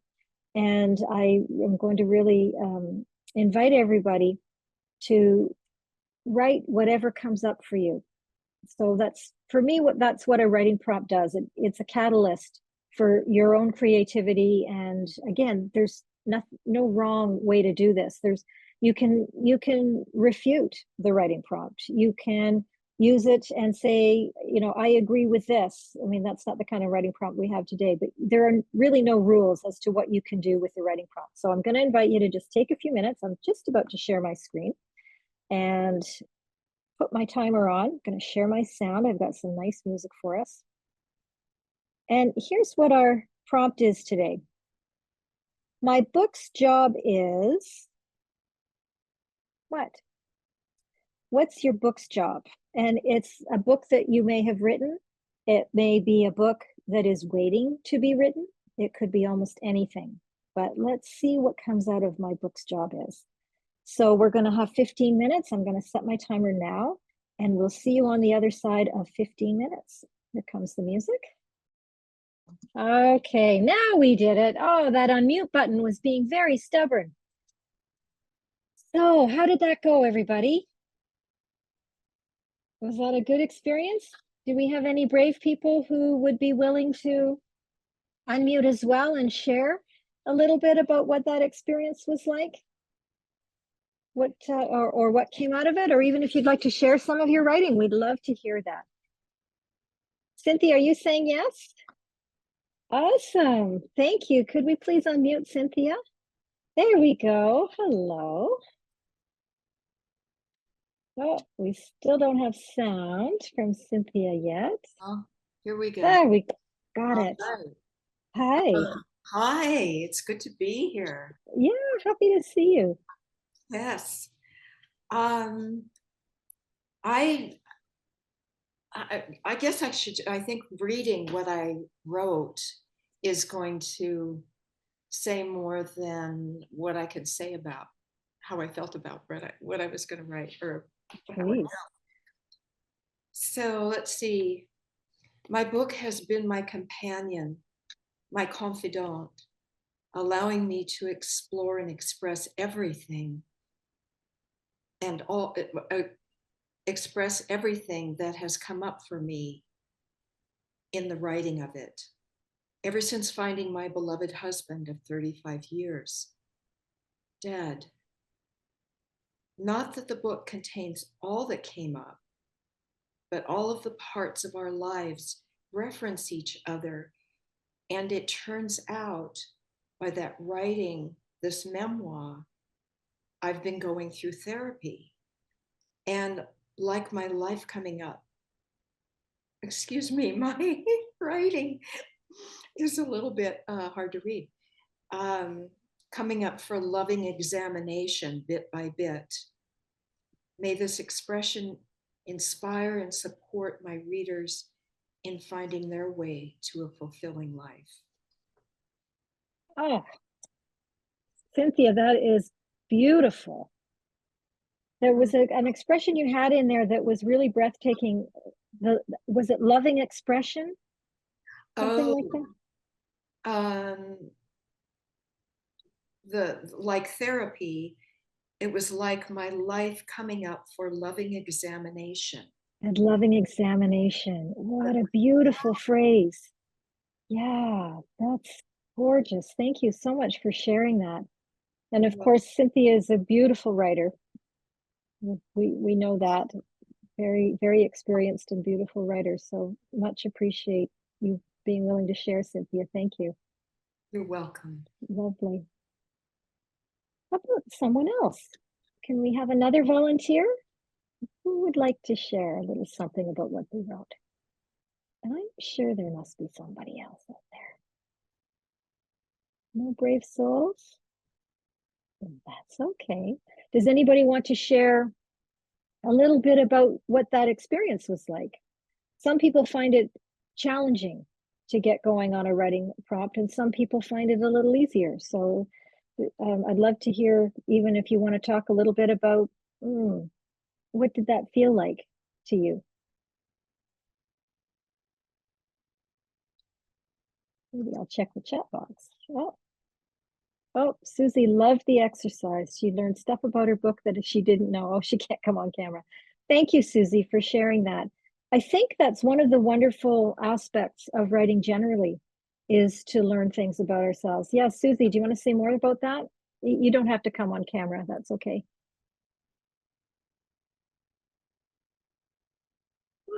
Can we?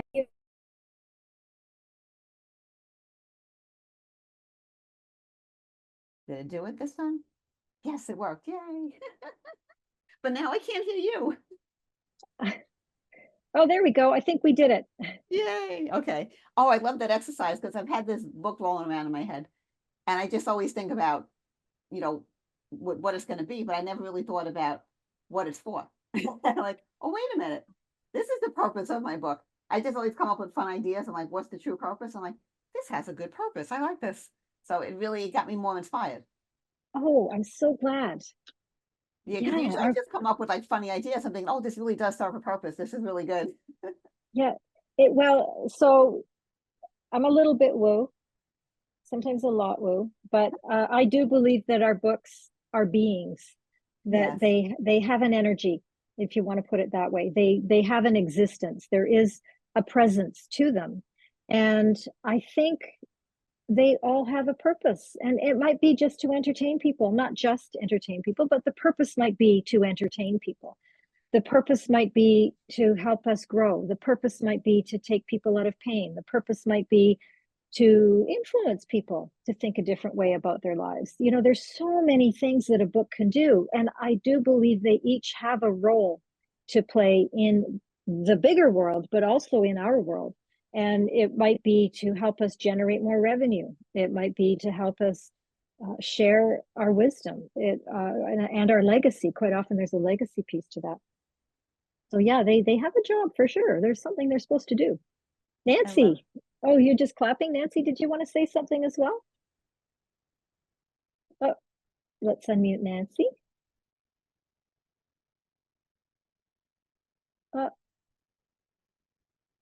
Are you there, Nancy? There. Oh, there you are. You can hear me? Awesome. Yes, I Okay, can so hear this you. this is very simple. Okay. My book, of course, is romance fiction. It's to ignite passion in my audience, my readers, to provide an escape that everyone needs in their life from time to time, whether it's being with another person, traveling to another country or city, dreaming of a new business opportunity, or just providing our imagination to take us somewhere that we've always wanted to be and just never went there. Oh, I love that. Just simple. Yeah, that's not simple. That's a lot of stuff your book's supposed to be doing. It's just going to be cute and fun. Yeah, and it is. Having been privileged to see some of what Nancy's writing. So Nancy is part of our writing retreat group that we mentioned earlier in the day. We have a group of people that meets once a month, and we do writing prompts. And It's I wonderful. just love it. It's wonderful. It's so Yes. much fun. And I'm so glad that you're there, because I get to get a bird's eye view on Nancy's book, which is a lot of fun. And everybody's books, everybody who participates, Yeah. it's really wonderful to see the books evolving and Yeah. see them unfolding before our very eyes. And we have a great group too. We have a lot of good rapport, and people that get added in, they just seem to fit in. It's great. Yeah. And Yeah. it's a safe place to be Yes. sharing the first draft of our books too. And that's the other thing. Often it's a really vulnerable thing to share something that you haven't worked on, like you haven't spent hours polishing that little bit that we do in the writing prompt or the writing retreats. Like Very it's the true. raw deal. Yeah. Very Like it's true. just the first draft. And so it's wonderful that we have such a supportive group there so that we can Yes. all be safe. And because I'm working on my book too, I'm Yeah. working on my next book there, and I'm so grateful for the group Yeah. because I get to work on my book there. It's I don't think I've ever missed it. I couldn't miss it. There's no way. yeah, Yeah. and I'm so glad, Nancy, because your book is so much fun, and also has a lot of stuff it's got to get on with, doesn't it? Yeah. It's gonna be good. It's gonna be good I think eventually. Yeah. it absolutely is. We're getting there. I'm And a quarter yeah, done. We're getting you there. are on fire, definitely. Thank you. Yeah, so if anybody is interested in joining the Writing Retreats program, by all means, maybe reach out to info@Crosswind Communications, Tanya. Maybe that's the best place. Or, if you want to find out more about it, maybe email that address or message Tanya. Yeah, there. Tanya's just put it in the chat box. Let us know, because we're open to having more participants in it and just having some fun with our books. Anybody else care to share a little bit about their writing prompt and what came up for you, or what you're thinking about your book? Very good. Okay. Well, thank you for everybody who participated. This is one of my favorite things to do. Love this part. And with that, I am going to lead us over to Susan Eva again to end our day, to bring a final bow to the package. I'll be on very briefly once Susan has given us again a beautiful experience with the sound bowls. Speaking of being alive, speaking of having a job to do, I've been around enough sound bath experiences and sound healers to know that these gracious creatures are really supporting us with their resonance, with their frequency. And I'm sure Susan could tell us a lot more about that than I can ever imagine. But we're going to go over and have our closing sound bath of the day as we end day one of leading the world to greater harmony. And I will come on just very briefly once Susan has finished the sound bath, just to tell you a little bit about tomorrow. So Susan, would you take us to your beautiful table of sound friends?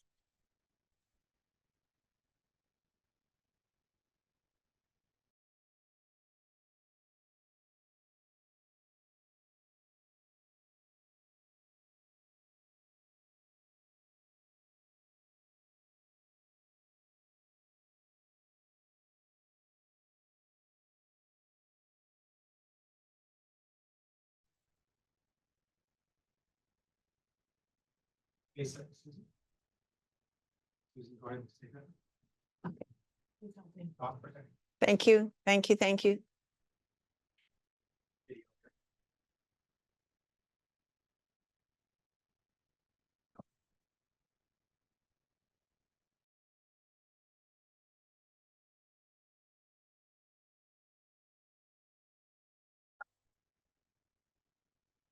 There we are.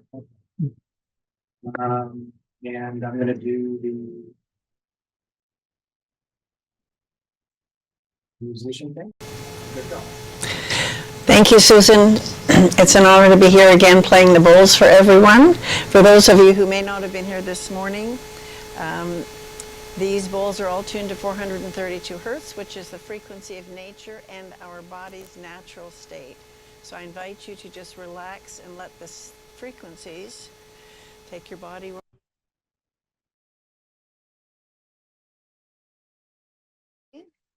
So I'm just going to invite you to close your eyes if you like. Take a deep breath in your belly. Slowly exhale and relax into it. I will gently play the chimes when we're done, so you can gently come out. Enjoy.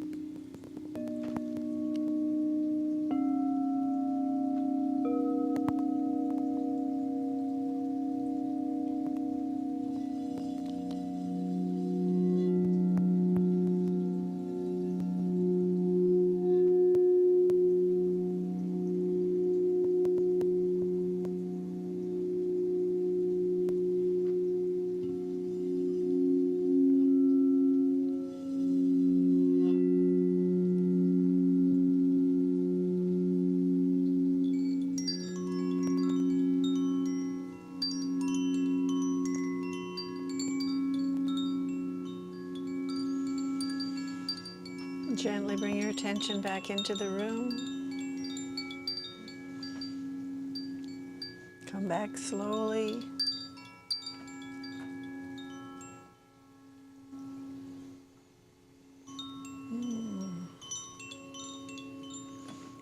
And thank you. I hope you enjoyed it. It's my great joy to play these bowls. Thank you. Thank you, Susan. And thank you, Bowls, for playing for us today. We are very grateful that they've been part of today and that they're willing to be part of the next couple of days of our event. And Susan, you are an absolute magician as the instrument, as part of the instrument as well. So we really appreciate so much what you do. And ladies and gentlemen, that brings us to the end of our first day of this Action Talks author event. I do want to just go over our agenda for tomorrow so you have an idea what's coming. I do have that right here. We can take a quick look at that. We are very grateful to have Susan back again tomorrow morning to open our day with another sound bath. So if you like that, come on back. There's more. And Susan is also going to be one of our speakers tomorrow. And I'm really looking forward to her talk and, of course, interviewing her. She'll be followed by Cindy Green, another being of light, who I'm very grateful to have joining us at this event today and this week. Cindy has another story around miracles. Let's put it that way and leave it there. He's always there. Then, of course, we'll have lunch. I'm going to give another talk tomorrow. A little bit more about your book as having a role in leading the world to greater harmony. And of course, harmony is a very big word here this week. And as Susan has just demonstrated, the harmonies of the bowls provide such a magnificent layer of warmth and beauty and love and acceptance. So we're creating quite a beautiful experience here with everyone's participation. We are co-creating something really magical in the world. We'll have Laura Dowling also later on. Laura is a former international athlete who's played in many, many countries of the world and is now a leadership and business consultant. So she's got some magnificent things to say about leadership. And yeah, and then we'll have another little writing prompt and another sound bath, and we'll be on our way tomorrow. So we've got a really, really packed day of wonderful insights and wisdom available to us tomorrow. And I hope you'll all come back tomorrow and play some more with us. So thank you for joining us today, and we will see you tomorrow. Take care, everybody.